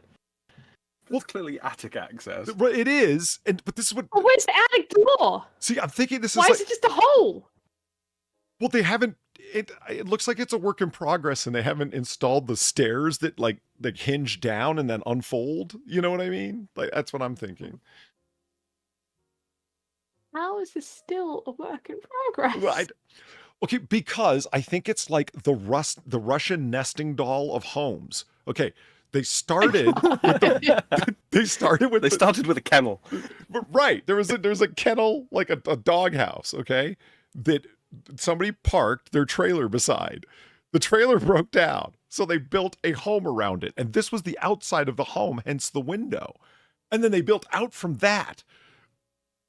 You see?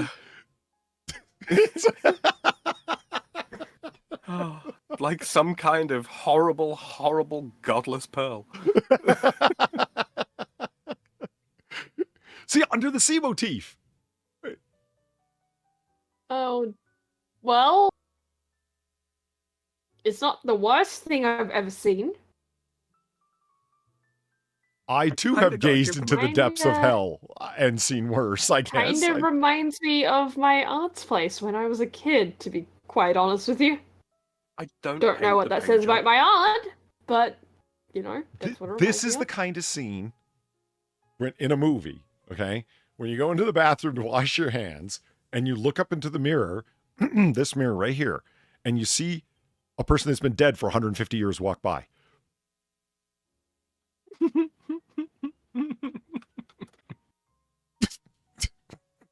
But not for a great length of time because the building's quite small. No, yeah, they all they do is walk up and down that small hallway, and when you look at them, it looks like old grainy film stock for some reason. Just them, not the hallway.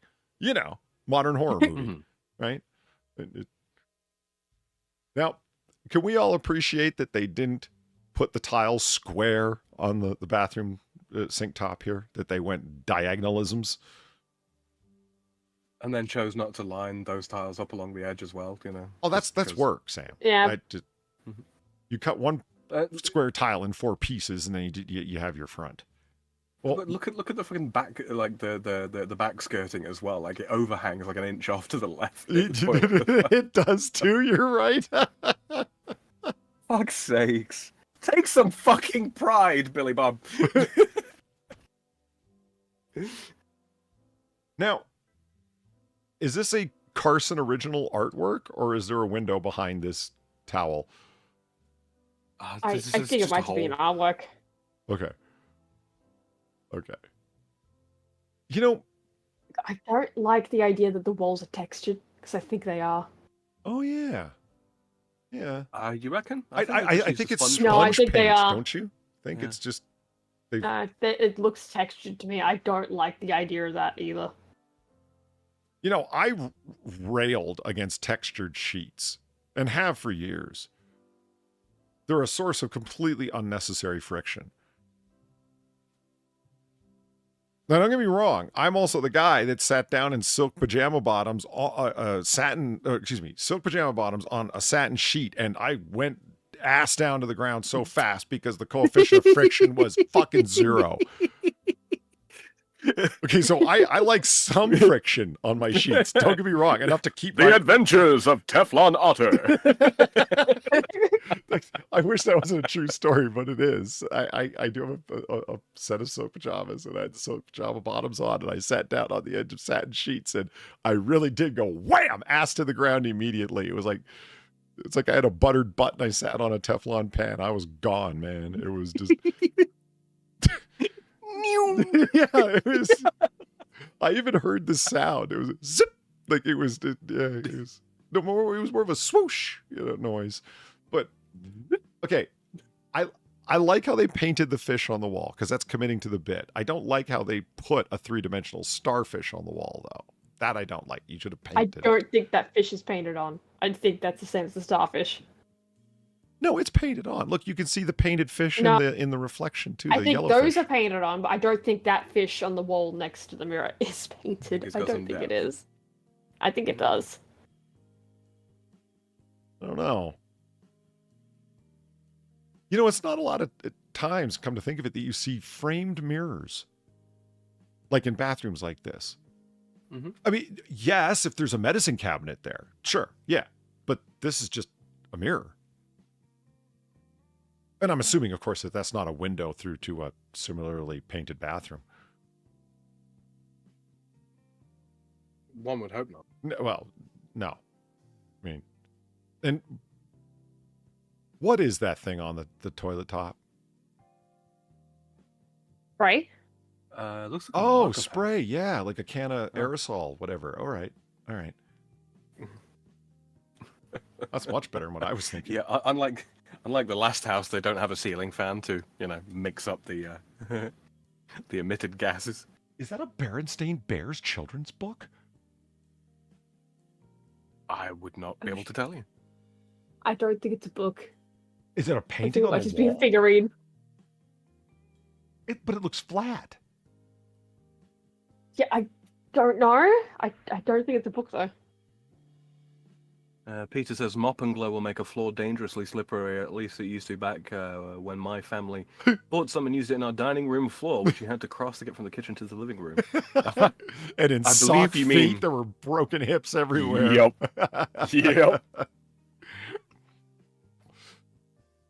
I didn't see any angles to roofs like that from outside. All right.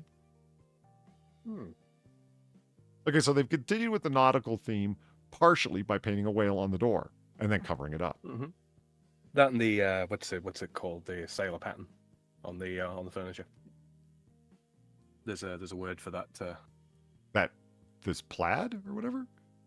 Yeah. I can't remember what it's called now though. Well, at least the good part is that when you want a good look at the person on the couch, you got a telescope pointed right at him. And another one pointed right at your ceiling in the corner. Or is that just a rug rolled up? It's all a matter of perspective, really. Just...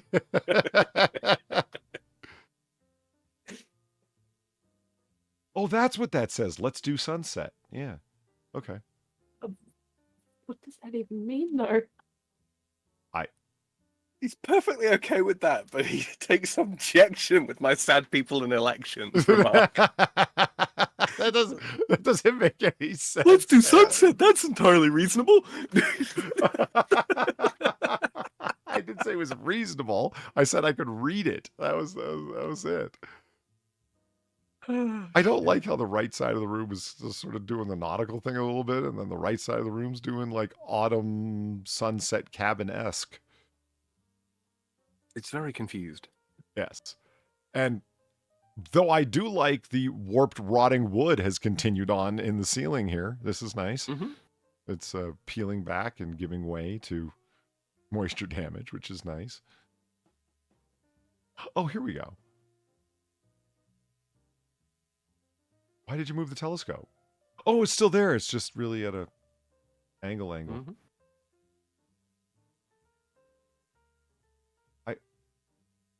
This is just a lot of stuff here.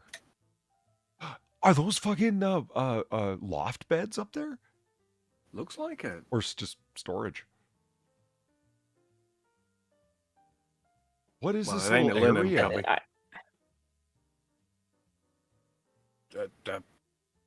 Office where, or wannabe office where you slide stuff out or something. I don't know. Can you walk back here? Or I'm trying to understand the angle here.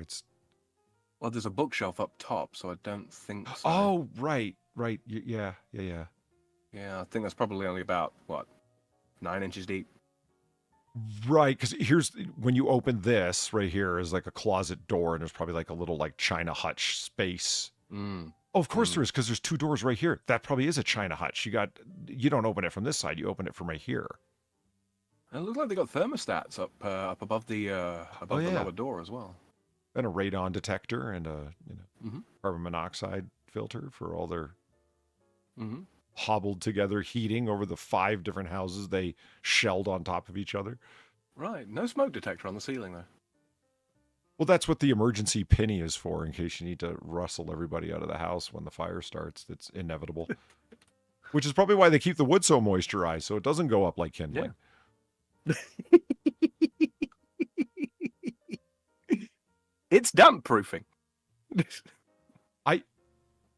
Do you like how the lights on the ceiling are in fact run by an extension cord that's hanging and then running off to an electrical outlet up to the side? This reminds me of when I had words with my father about his fucking workshop arrangement of lighting. It's like, Dad, you've got like coils upon coils upon coils of lighting cable. You could put those in properly. It's like, yeah, well, I don't need to. I'm like, I'm telling you, you need to. That's a trip hazard. And you're old. There's a handle on the left side, too. Oh, you're right, there is. There is, right here. Oh my God, I see it. This is the trailer. This is the side wall of the trailer. Oh my God, it is. Oh God. Which means this is the side wall of the trailer. Right.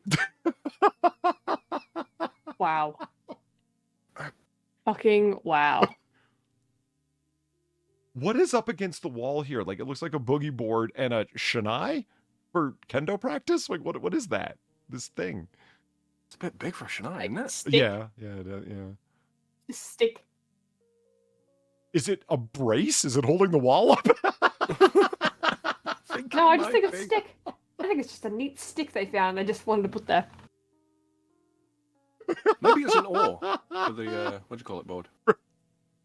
Yeah, I don't know if it's a boogie board or what the hell they're called. The little body surfboard deals, that you're only supposed to have like your upper body on to, and then wakeboard or something, isn't it? Yeah, like ride short waves. You never get very far from, shore. I love Bryce's comment. Maybe the trailer's a James Bond style escape vessel for when the main house catches fire. Have you ever seen that when when Scaramanga in The Man with the Golden Gun drives into in a station wagon of all vehicles, and he drives into a barn, kind of a small building, and they attach wings and whatnot to the thing, and the controls flip around to show him knots per hour, and he flies out of the other side, and the whole building just kind of falls in on itself because it was only there as a mini airport hangar to make a station wagon fly. It was a station wagon, for God's sake. It was just... What? Yeah, no, those must be beds or something up there then, because... That would mean those beds are on top of the trailer. Mm-hmm. Now, that's a different take. They've got a perma ladder here for you to shimmy up. They do have a storage container up there. Oh, they do? You're right. So it could go either way.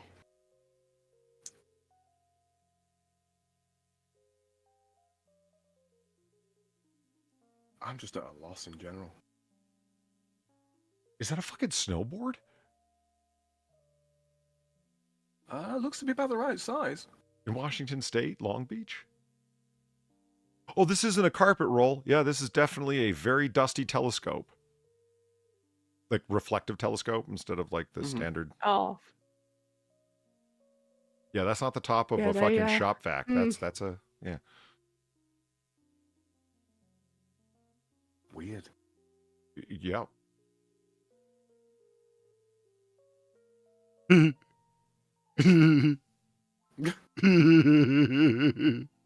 Wow.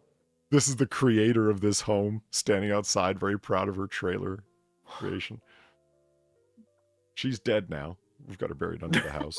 Yeah, lead poisoning. Yeah, yes. I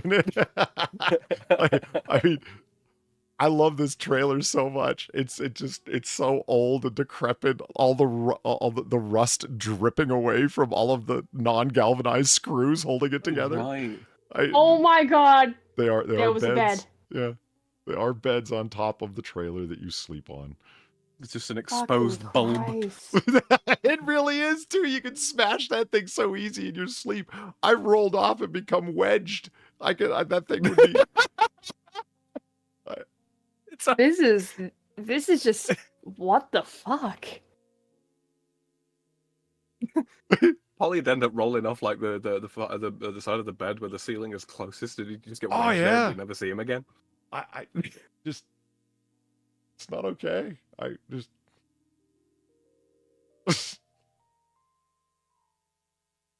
Hold on, where is it?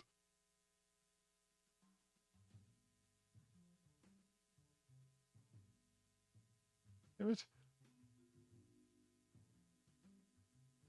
Near far. I'm looking for Attack Quokka. Oh. He's coming for your sandwich, Far. Uh-huh. Can't have my sandwich. You Fuck tell you. him that. It's mine. Always watch your pots. If they boil over, that's it. Fucking Christ. Oh, look, the beginnings of a Grey Goose scenario. I still don't know what happened there. This reminds me when I tried to make caramel that one time. Remember, Far? I was going to say, it does look like a milk pan that they've used there.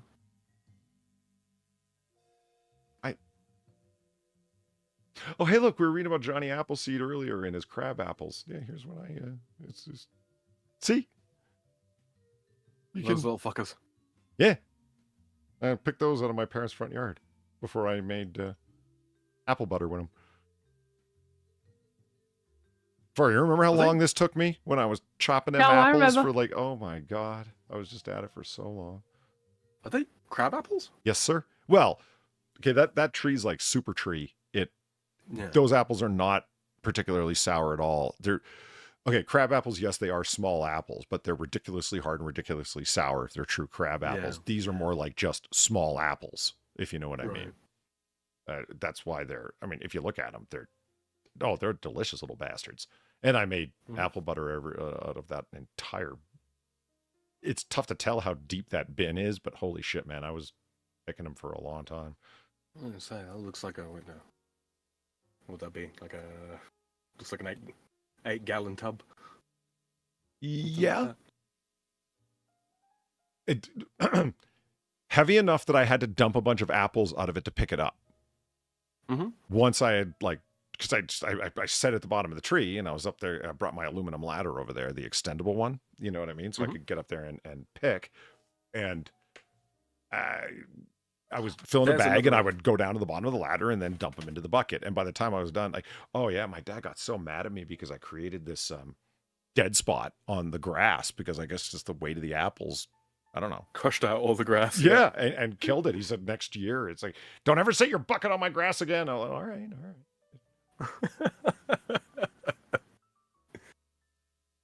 There's another essential tool that every young man needs when he gets his own place.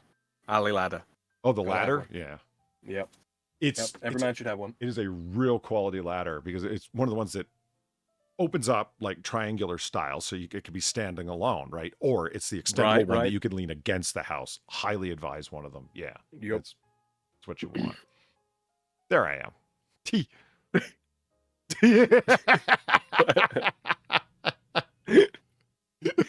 I think I've come up with something of a solution.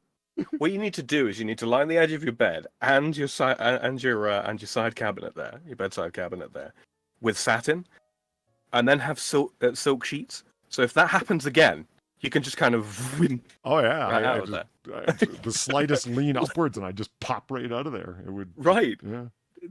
You're gonna learn from experiences, Polly. Combine the two tragedies into a positive. Sam, watch this. It's cake, isn't it? It is cake. Yeah. You know, this reminds me, right? There's a good few channels out there that talk about, oh, you know, they bake cakes. They bake cakes. No, they fucking don't. What they do is they take basic yellow cakes or basic chocolate cakes, right? And then they get all crafty with icing like this. That's not baking special fancy cakes. That's baking basic bitch cakes and then cleverly decorating them. It's not the same thing. Hate it. I showed this to a friend of mine. He got so mad. He's like, "Oh my god, look at that! Oh, you son of a bitch!" Like, you know what you do to make an extra piss take for apparently most Americans? Make it out of fruitcake. What really grosses me out about this is you can tell it's just like encased in fondant because when it pulls it out to the side, you can see how it like just the edge of it just separates. Like the encasement almost comes right off just by sticking to the knife, and it's like ew. You see the whole top layer of it move when he. Ugh. The one that does me is you know the one they frequently put on wedding cakes, marzipan. Yeah. I can't do marzipan. Don't like it. Grilled almonds I can do. Yeah. I do not like marzipan at all. Yuck. And it's always like a third of an inch thick as well. Sure. Peel that bullshit off. Okay, so what the? Okay, yeah, we were looking at a house. Okay, here we go. Right, I would smash the glass of the exposed bulb. Yes. A swift kick in the night. Uh-huh. And I mean, it's like a mattress that they haven't even, like, they don't even have, like, the sheet with the elastic edges to it. They've just folded a regular sheet around this mattress, and it's got, like, the foam topper just rolled up and laying on top. My lord. Right. If ever there was an excuse to use a fitted sheet, it's here. And, you know, I can see the rot creeping up here, okay? All on the edge, no doubt. You know, Oh, jeez. I don't care if you lay down some mismatched, ill-fitting carpet. I still know I'm on top of a trailer. Mm-hmm. You know why? Because when I can go knock, knock, knock, and I'm going to hear the aluminum box hollow echo as if I just knocked on the side of an aluminum trash can, you know? Oh, so that's how you get in. This is like the 9-inch depression we were talking about. Mm-hmm. That was my nickname in college.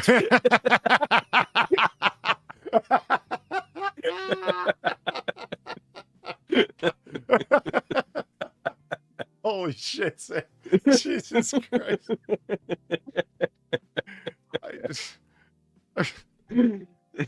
Woo. All right. You like that one, did you? No. I thought I was the lewd and crude one. I do think it's interesting that I mistook the coat hanger for a painting of a whale on the door when in fact it's a wire whale to hang your coats on.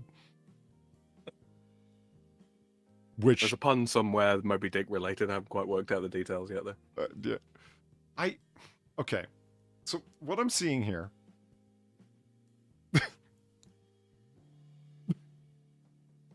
Mm-hmm.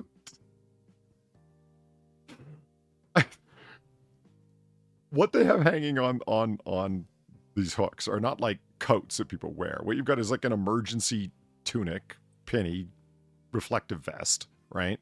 And beside it, a raincoat slicker that you put on when you're going to chop up a body so you stay dry. A cagoule.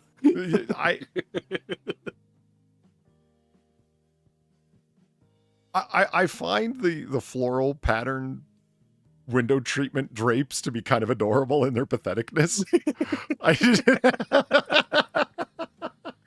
Oh, man. It's like a smattering of gummy bears over a plate full of broccoli.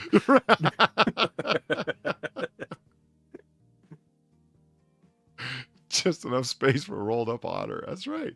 That's right. What do you think's underneath the red and white checkered thing? TV? Oh, it would be, because here's Maybe the a sad computer? little VCR and DVD player right here. Right. Do you think it's covered because the screen is totally smashed? Either that or it's to keep the dust off it, right? Yeah, I was kind of assuming it's to keep the dust off. Well, do you keep a tea towel over top of your monitor when you're not using it? No, my TV's too big. but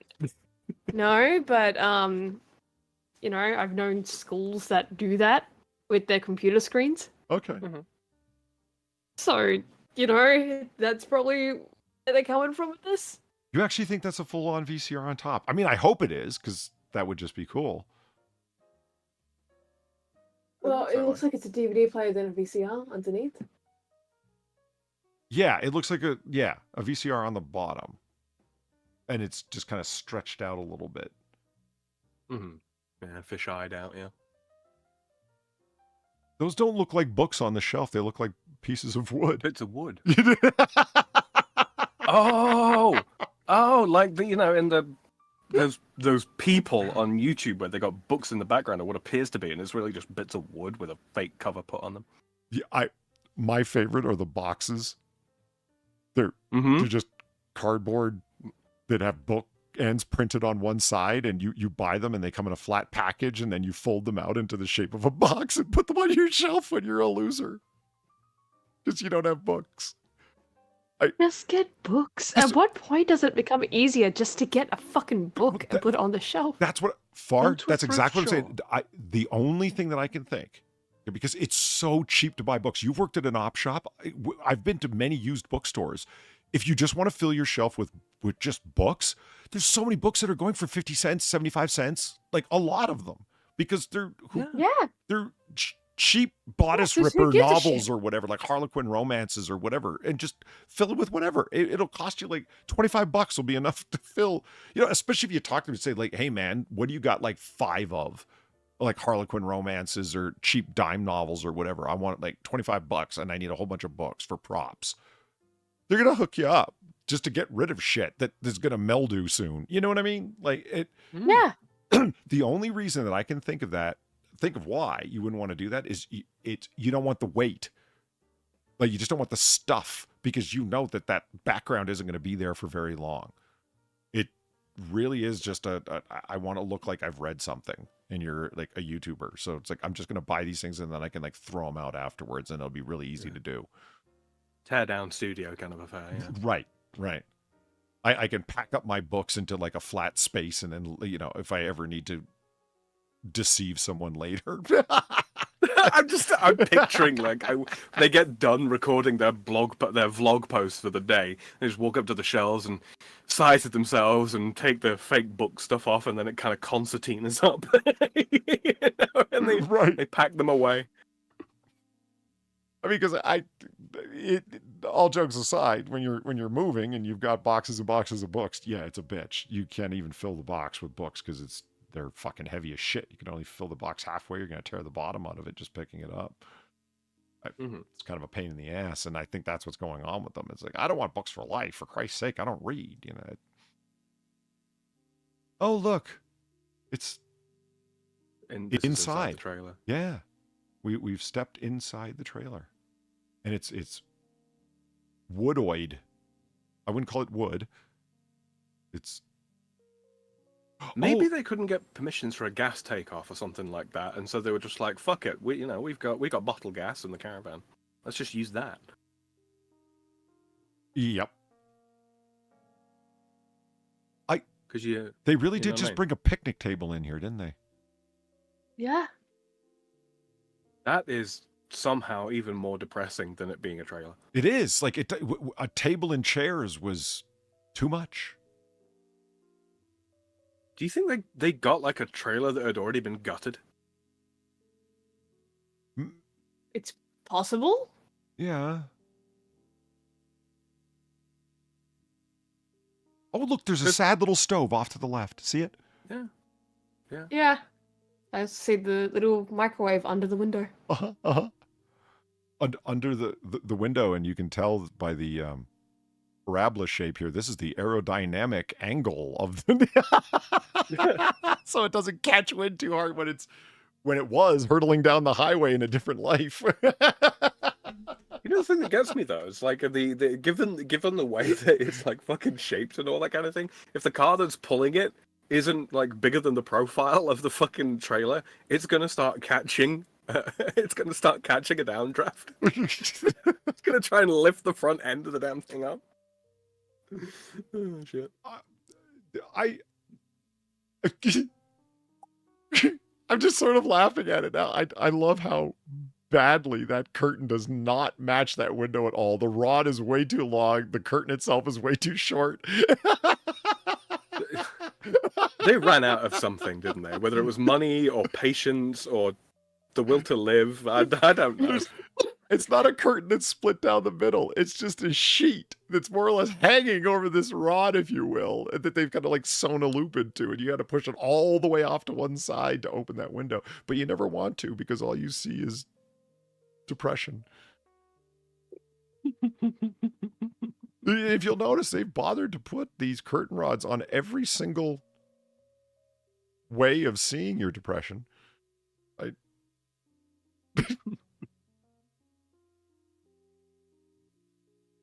Oh my. So this, they really have like constructed this trailer into they have outgrowth from it into a house. Like it can't move. The house will collapse. It's a load-bearing member. Load-bearing trailer. A load-bearing trailer. Yeah. Fucking Christ. I have never seen one of these light fixtures outside of a film from the 70s. Look at that thing. Mm-hmm. That is amazingly old. It's got one of them little square things, the little hatchy dealy doos where they're on top. Yeah, the heat hatch, yeah. Yeah. So like these sinks aren't, I mean, okay, they're real sinks in as much as that they're not holograms, but any amount of water pressure Yeah, coming right, out of they that don't- fucking faucet, it's going to go everywhere because they're so shallow. There's no pipes exactly. There's leading to a septic tank, if you will. You know, there's a I little. mean, it might be. They might have retrofitted it, you know? Fair enough. Fair enough. This is as real as a house gets on this property, I think. So that, you know, I mean, look, they've got like a little load-bearing banister thing here to give you a sense of solidity. You know, it's.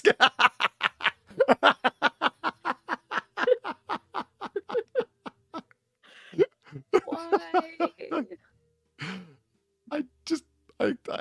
I fully expect to see Honey Boo Boo come running down this little hallway here. Honey Boo Boo would not fit through that aperture, let's be real.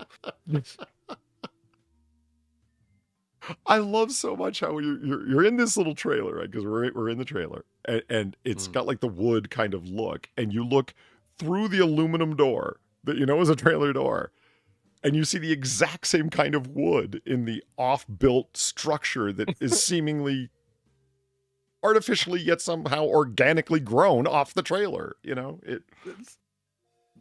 somebody has decided to extend the depression from within. Right.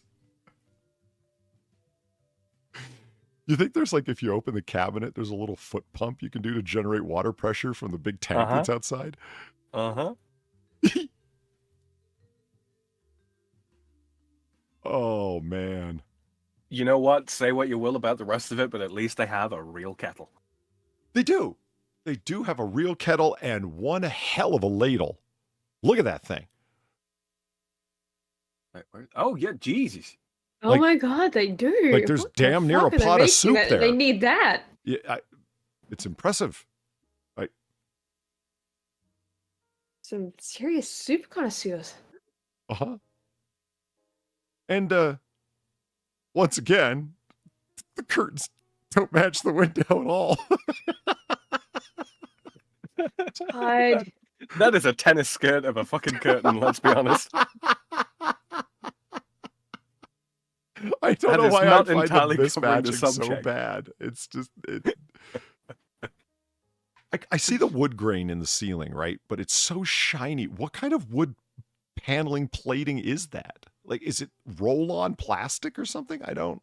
It looks like it, yeah.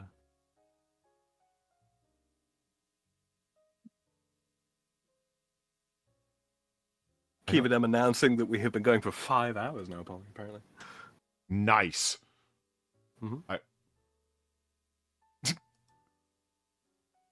Yeah, look at that. Now you can really see that. Like that ladle's more like a, I don't know, a colander with a handle. Like a you know? bowl. Yeah, it's It's a bowl with a handle. oh, they You got, could fit at least 2 baby hedgehogs in that thing. uh-huh. Is that a potato masher with a red handle? I don't know. Oh, hey, look, think the little sad upper windows the trailers have. See, there's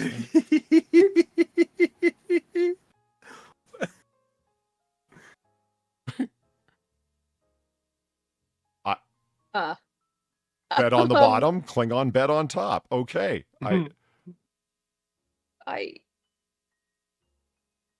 This just seems like a terrible idea. again, this plastic shiny wood covering. I'm really curious what kind of material that is. It's fake veneer. Is that a wash bowl off to the left there? Looks like it could be. Yeah, maybe. And again, exposed bulbs. It's- Leave it alone, Far.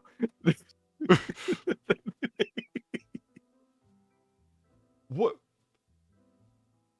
Okay, so the sad little windows are here. Do you think that this upper shelf is like a bunk bed shelf that just doesn't have a mattress in it? It certainly I looks don't like really it, know yeah. what to make of it. Because like, it seems to have like a lip or upper edge, and I don't think that's to like an otter blocker so they don't roll off. I think there's supposed to be a mattress that ends up being level with that. An otter blocker. A tard rail. Shut up. I like otter blocker better. That is...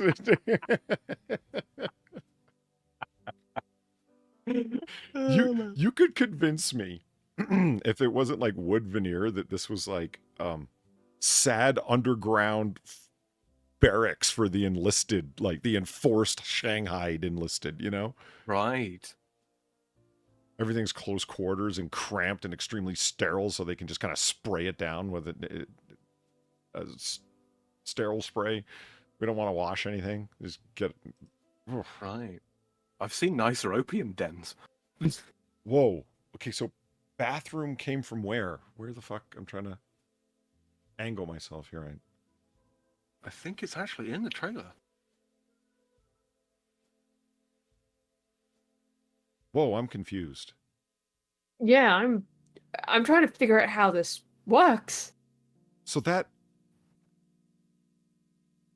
Like, I keep wanting to see this bed It's just down in here. the middle beyond there? here.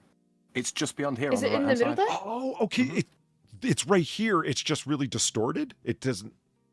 Like this, what seems like only a couple of feet is actually much wider than that because it fits a tub and a toilet.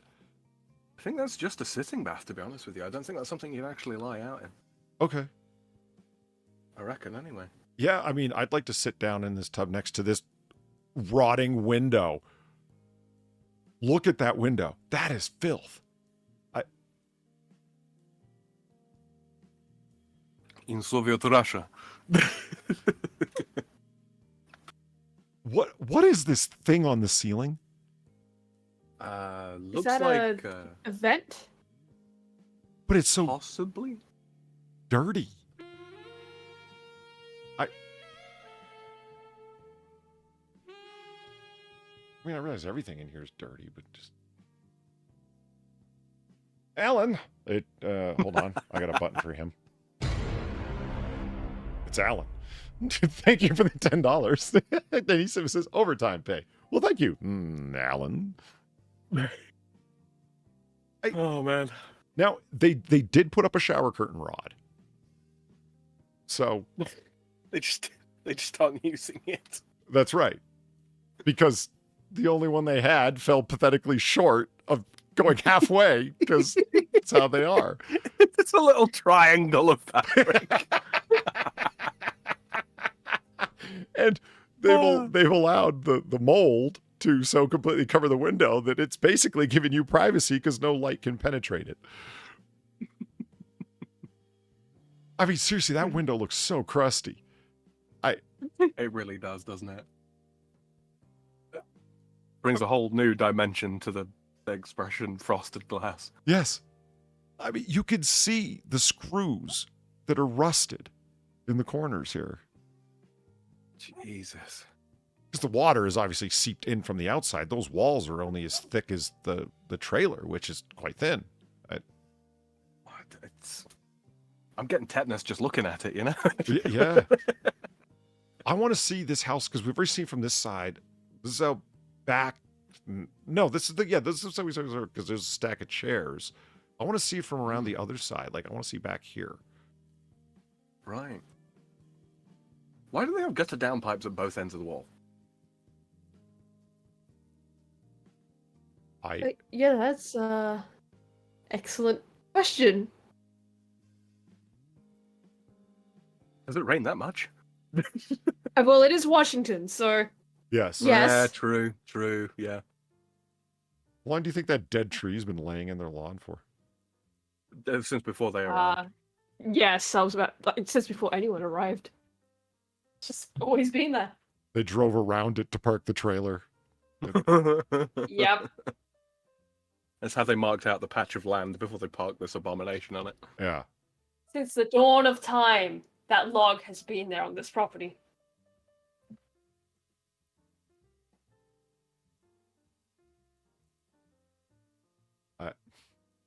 I'm just looking at that particle board here, basic 2x4s, and then, mismatched stuff that they... This looks like a 4x4 post and then a 6x2 and then a 2x2. The bit that sort of gets me is like the roof looks fairly solid. Yeah, and recent. Mm-hmm. And that looks like treated compressed wood, too. They Maybe learned had a- from the maybe they previous got hit with rot, it. you know. Maybe they got hit with like a Pacific storm or something like that that tore the old roof off. The rotted remains of the old roof. The deck and all of this looks fairly new because the wood that's in the roof is the same wood that's forming the surface of the deck. Yeah. And you could see the new unpainted wood over here. And back here. And under there. Yeah. God, it's a lot So of they got a crap fire just pit. laying there. Yeah. So they got a fire pit. Oh, that's what that is. Uh-huh. I thought it was a depression in the earth to match the one in their souls. Nice. Those trees are giving some nice shade, though. That's something. Yeah, clearly some thought has been put into where to actually have the fire pit. Is that a sad little basketball hoop over there? That or a mailbox. It might even just think be a it's a sign. sign? Of, Oh, it's a sign. No parking. Yeah. All ye who enter here abandon hope. Yeah. Okay. That's right.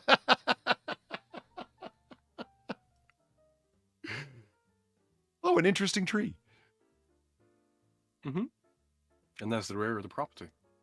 Quote unquote. Mm-hmm. So there is a back door. Where if you turn left too quickly, you'll catch a fucking digital satellite in the face. It's careful. Far will be fine. You and I, Sam, we need to watch out. Duck a Right, little. yeah. Place is a death trap for people like you and me. Is it the gator pit? Yeah, right. Oh, wow. Oh, dear God.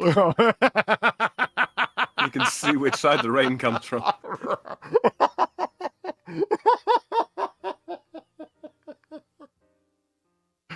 I love this tree isn't dead, it's becoming fossilized. That's great. You're right, yeah, fire pit. I can see like the half shape there.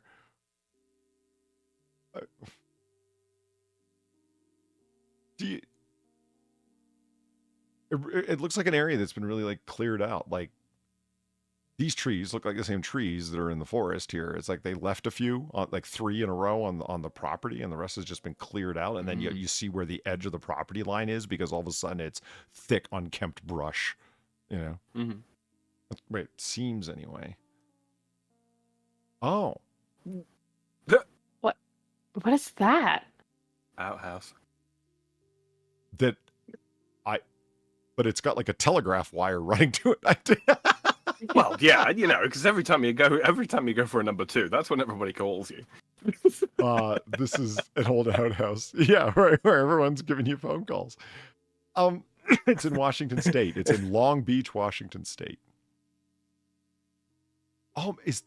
Is this a tap pipe that's sticking up out of the ground? Oh, it looks that way. I love this is so old school. The windows with the hinges on top that are just, particle board. Do you think? I don't think that is a telegraph or a telephone line. I don't think that's it's power. You think what? It might be. I think that's electricity. So do I. Yeah, I was kidding when I said Yeah. telegraph wire. I don't think the building's that old. Well, the sarcasm flew over my head. What? I missed that. I mean, it's the piecemeal of it that kills me. Look at these boards that are just taped and screwed and nailed on. It, like some of them just look like they were nailed on to get them out of the way. And whatever the fuck's going on here at the corner, I think that's just the roofing felt that they've used. folded Between over and air over quotes. again. Yeah. Because I mean, they're very, very close to the Pacific here.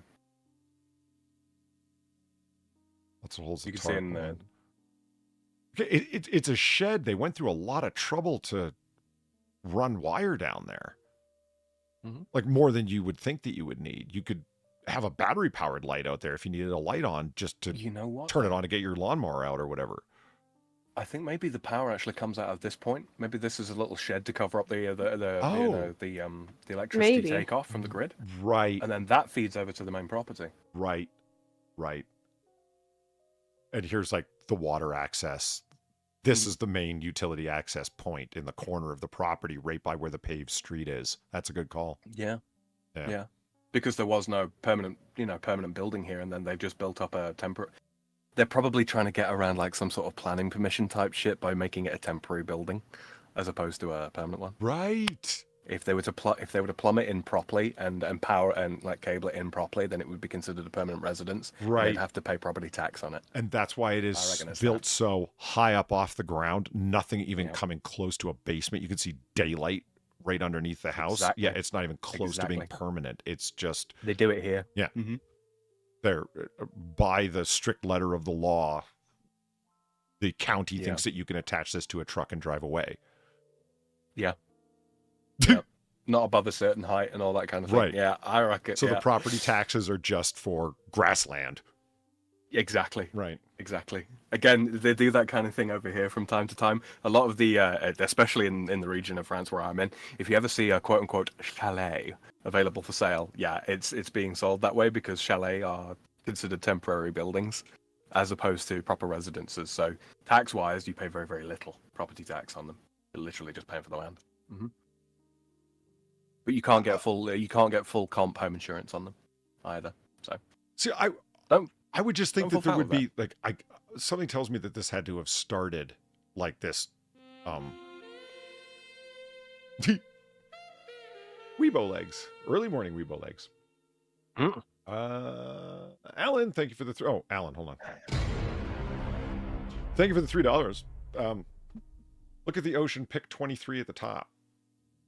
Ocean Pick 23. Yeah, back to... Mm-hmm. It's like right there. Holy fuck, I didn't see the ocean there at all. Good call. Literally Long Beach. Long Beach is long.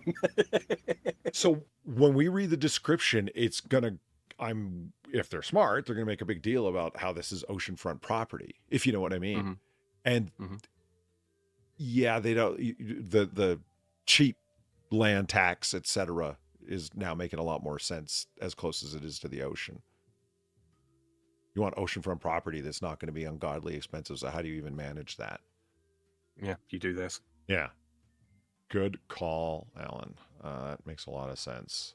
And yeah, here we go. The utilities hookup is all in one corner of the property that we've like illegally or barely legally just run our own wires. And we go, that's what all the buckets are for on the porch. When you need water, you come out to this tap. Yeah. Those aren't for kids playing at all. In a sense, I almost respect the sort of, fuck you, I at won't work do what here. you tell me. Yeah, exactly. And it's not a bad patch of land either.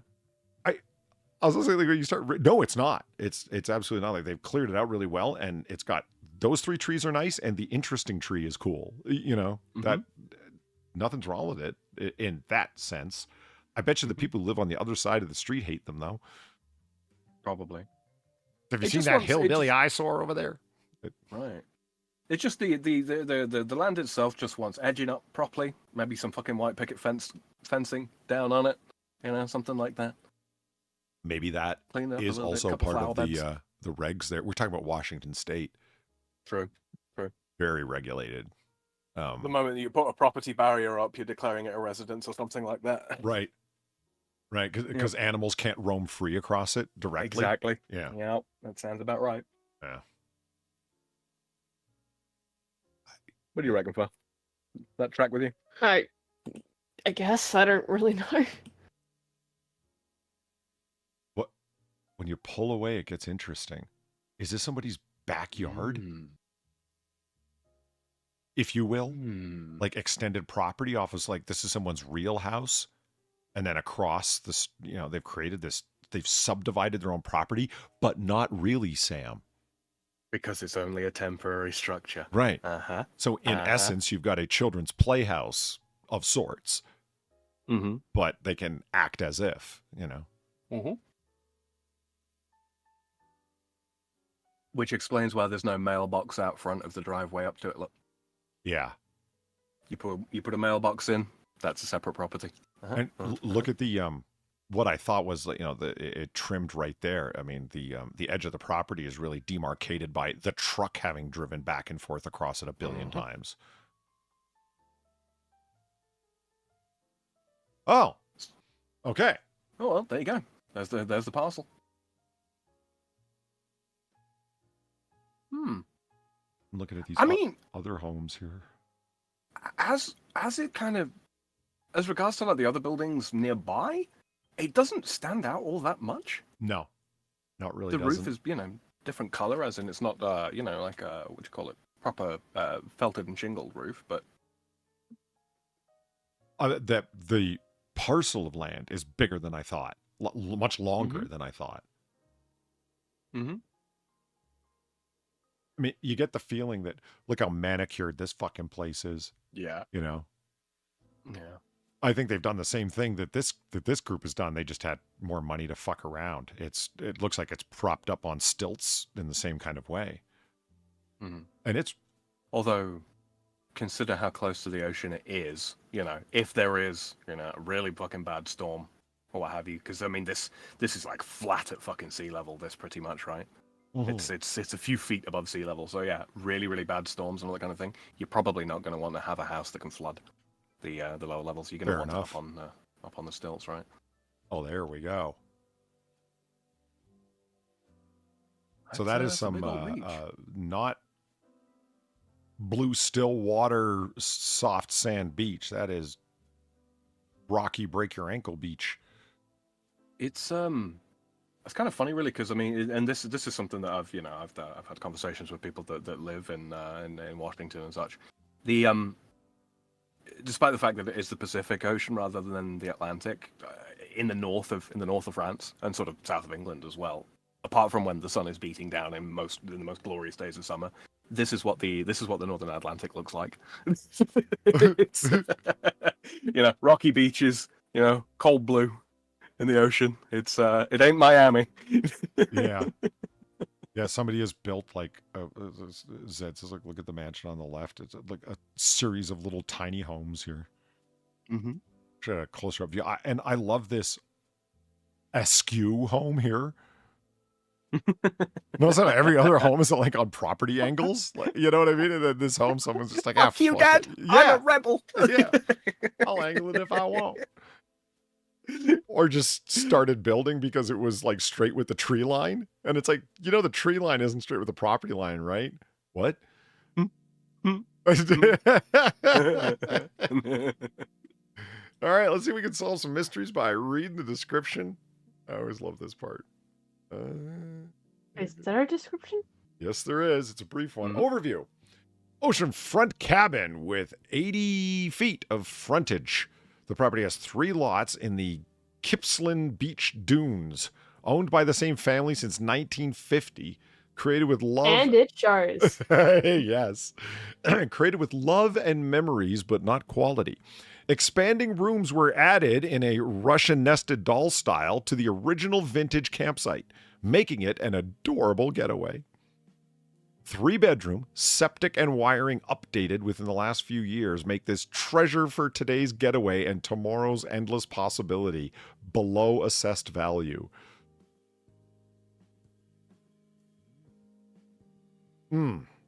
Huh. Yeah, I note they don't show the trailer side. Exactly. I wanted to see around the other side, and nope. I think it's just a sheer wall that's been put up. You think so? You don't think it's the exposed side of the trailer? I reckon so. Okay. Because you're going to need some structure to keep the other side of the roof up, which, I mean, you could do with pillaring, but... That's what I figured it would be, just a series of 4x4s, like 3 or 4 of them along that side. Yeah. I don't understand why you would bother to keep the trailer in at that point. If you're going to put up the structure there entirely, unless for whatever reason, any structures that go up on there, if they're going to be labeled as like a port, kind of like a carport, yeah, trailer port, I suppose. Maybe that's the reason why it has to stay for the tax purposes. I don't know. Yeah, the realtor selling this is, your name's really close to Lucifer. It's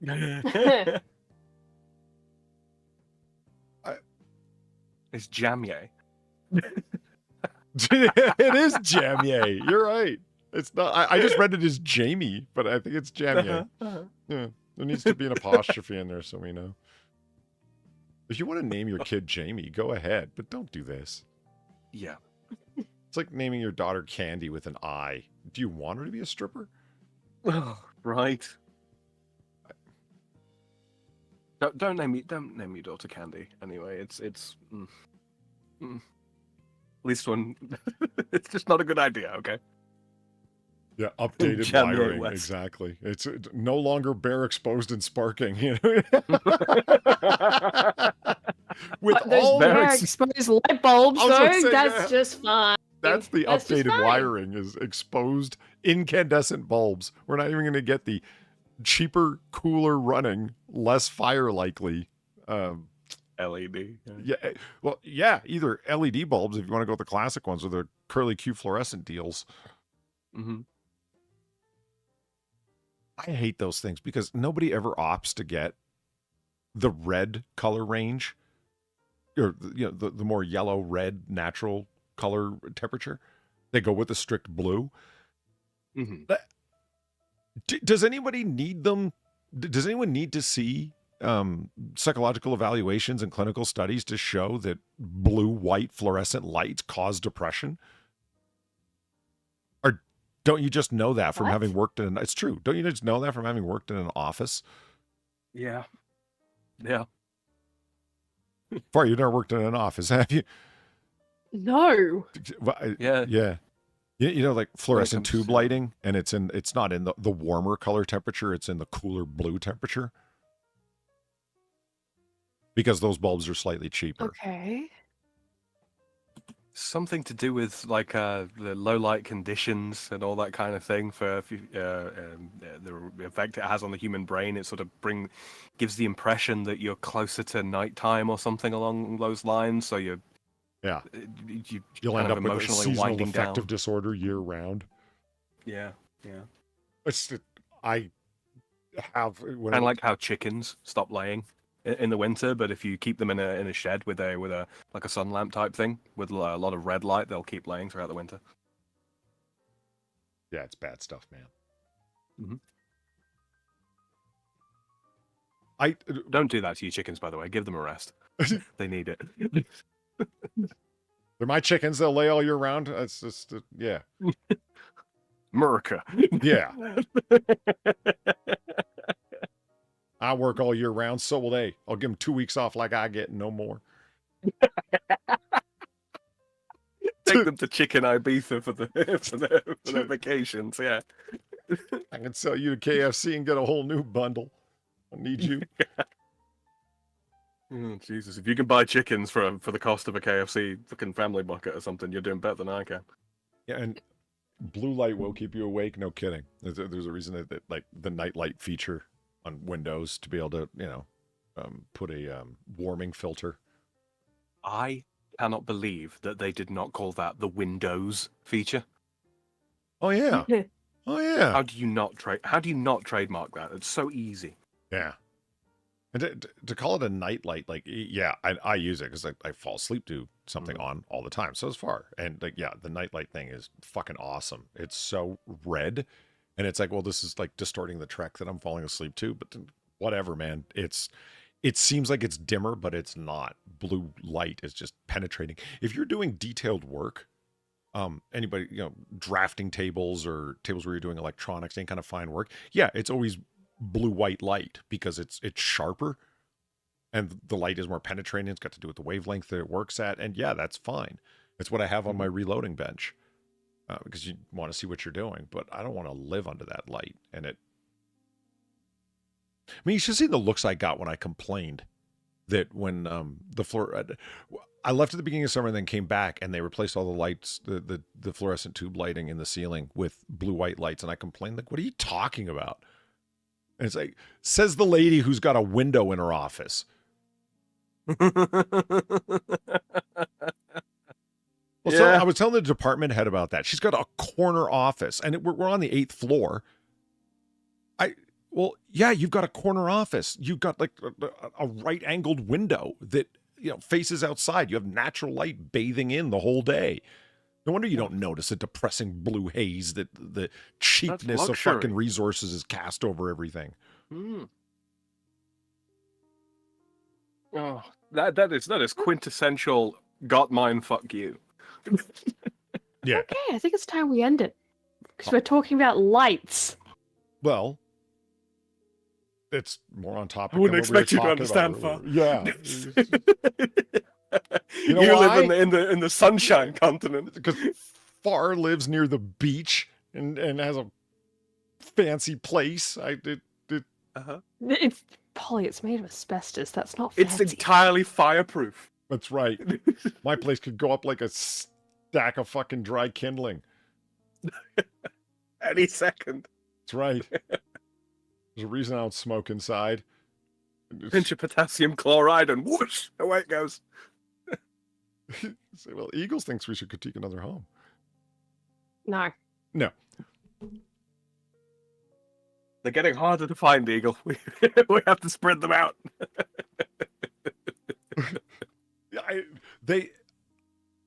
Far. We found out something earlier tonight. A house that we had already done, like, oh my lord, I don't know how long ago.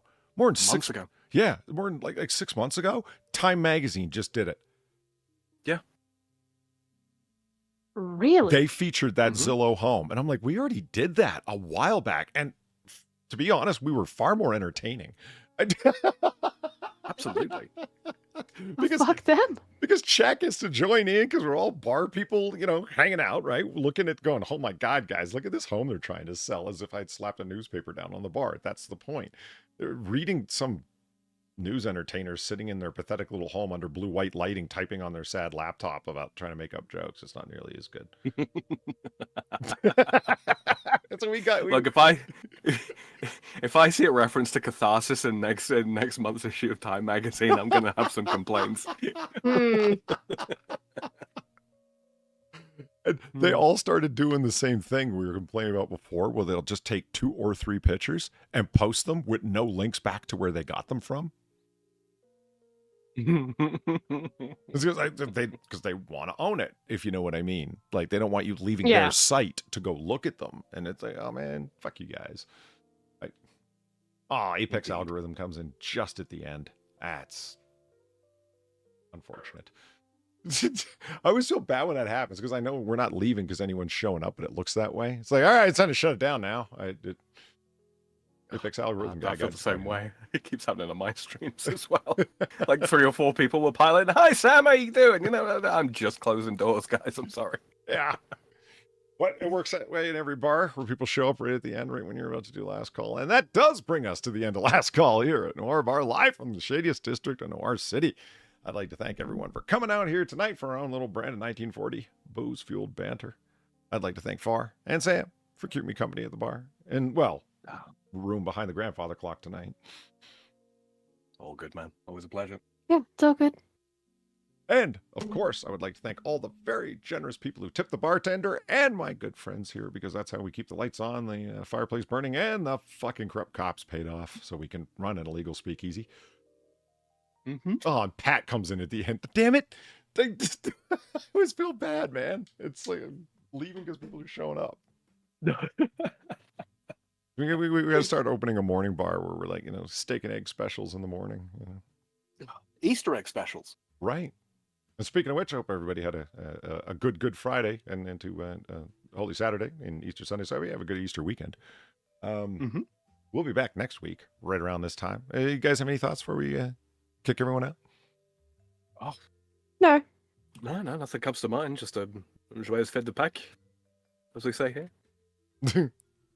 Yeah, Denny's steak and eggs and their cheap little dehydrated hash browns, but fuck it, they're good once they soak up the steak juice. So a little hint for the non-Americans out there, yeah. All right, so have a good Easter weekend, everybody, and we will see you again next time. But as we always say about this time, you don't got to go home, but you got to get the hell out of here. Have a good night, everyone. Happy Good night. Easter.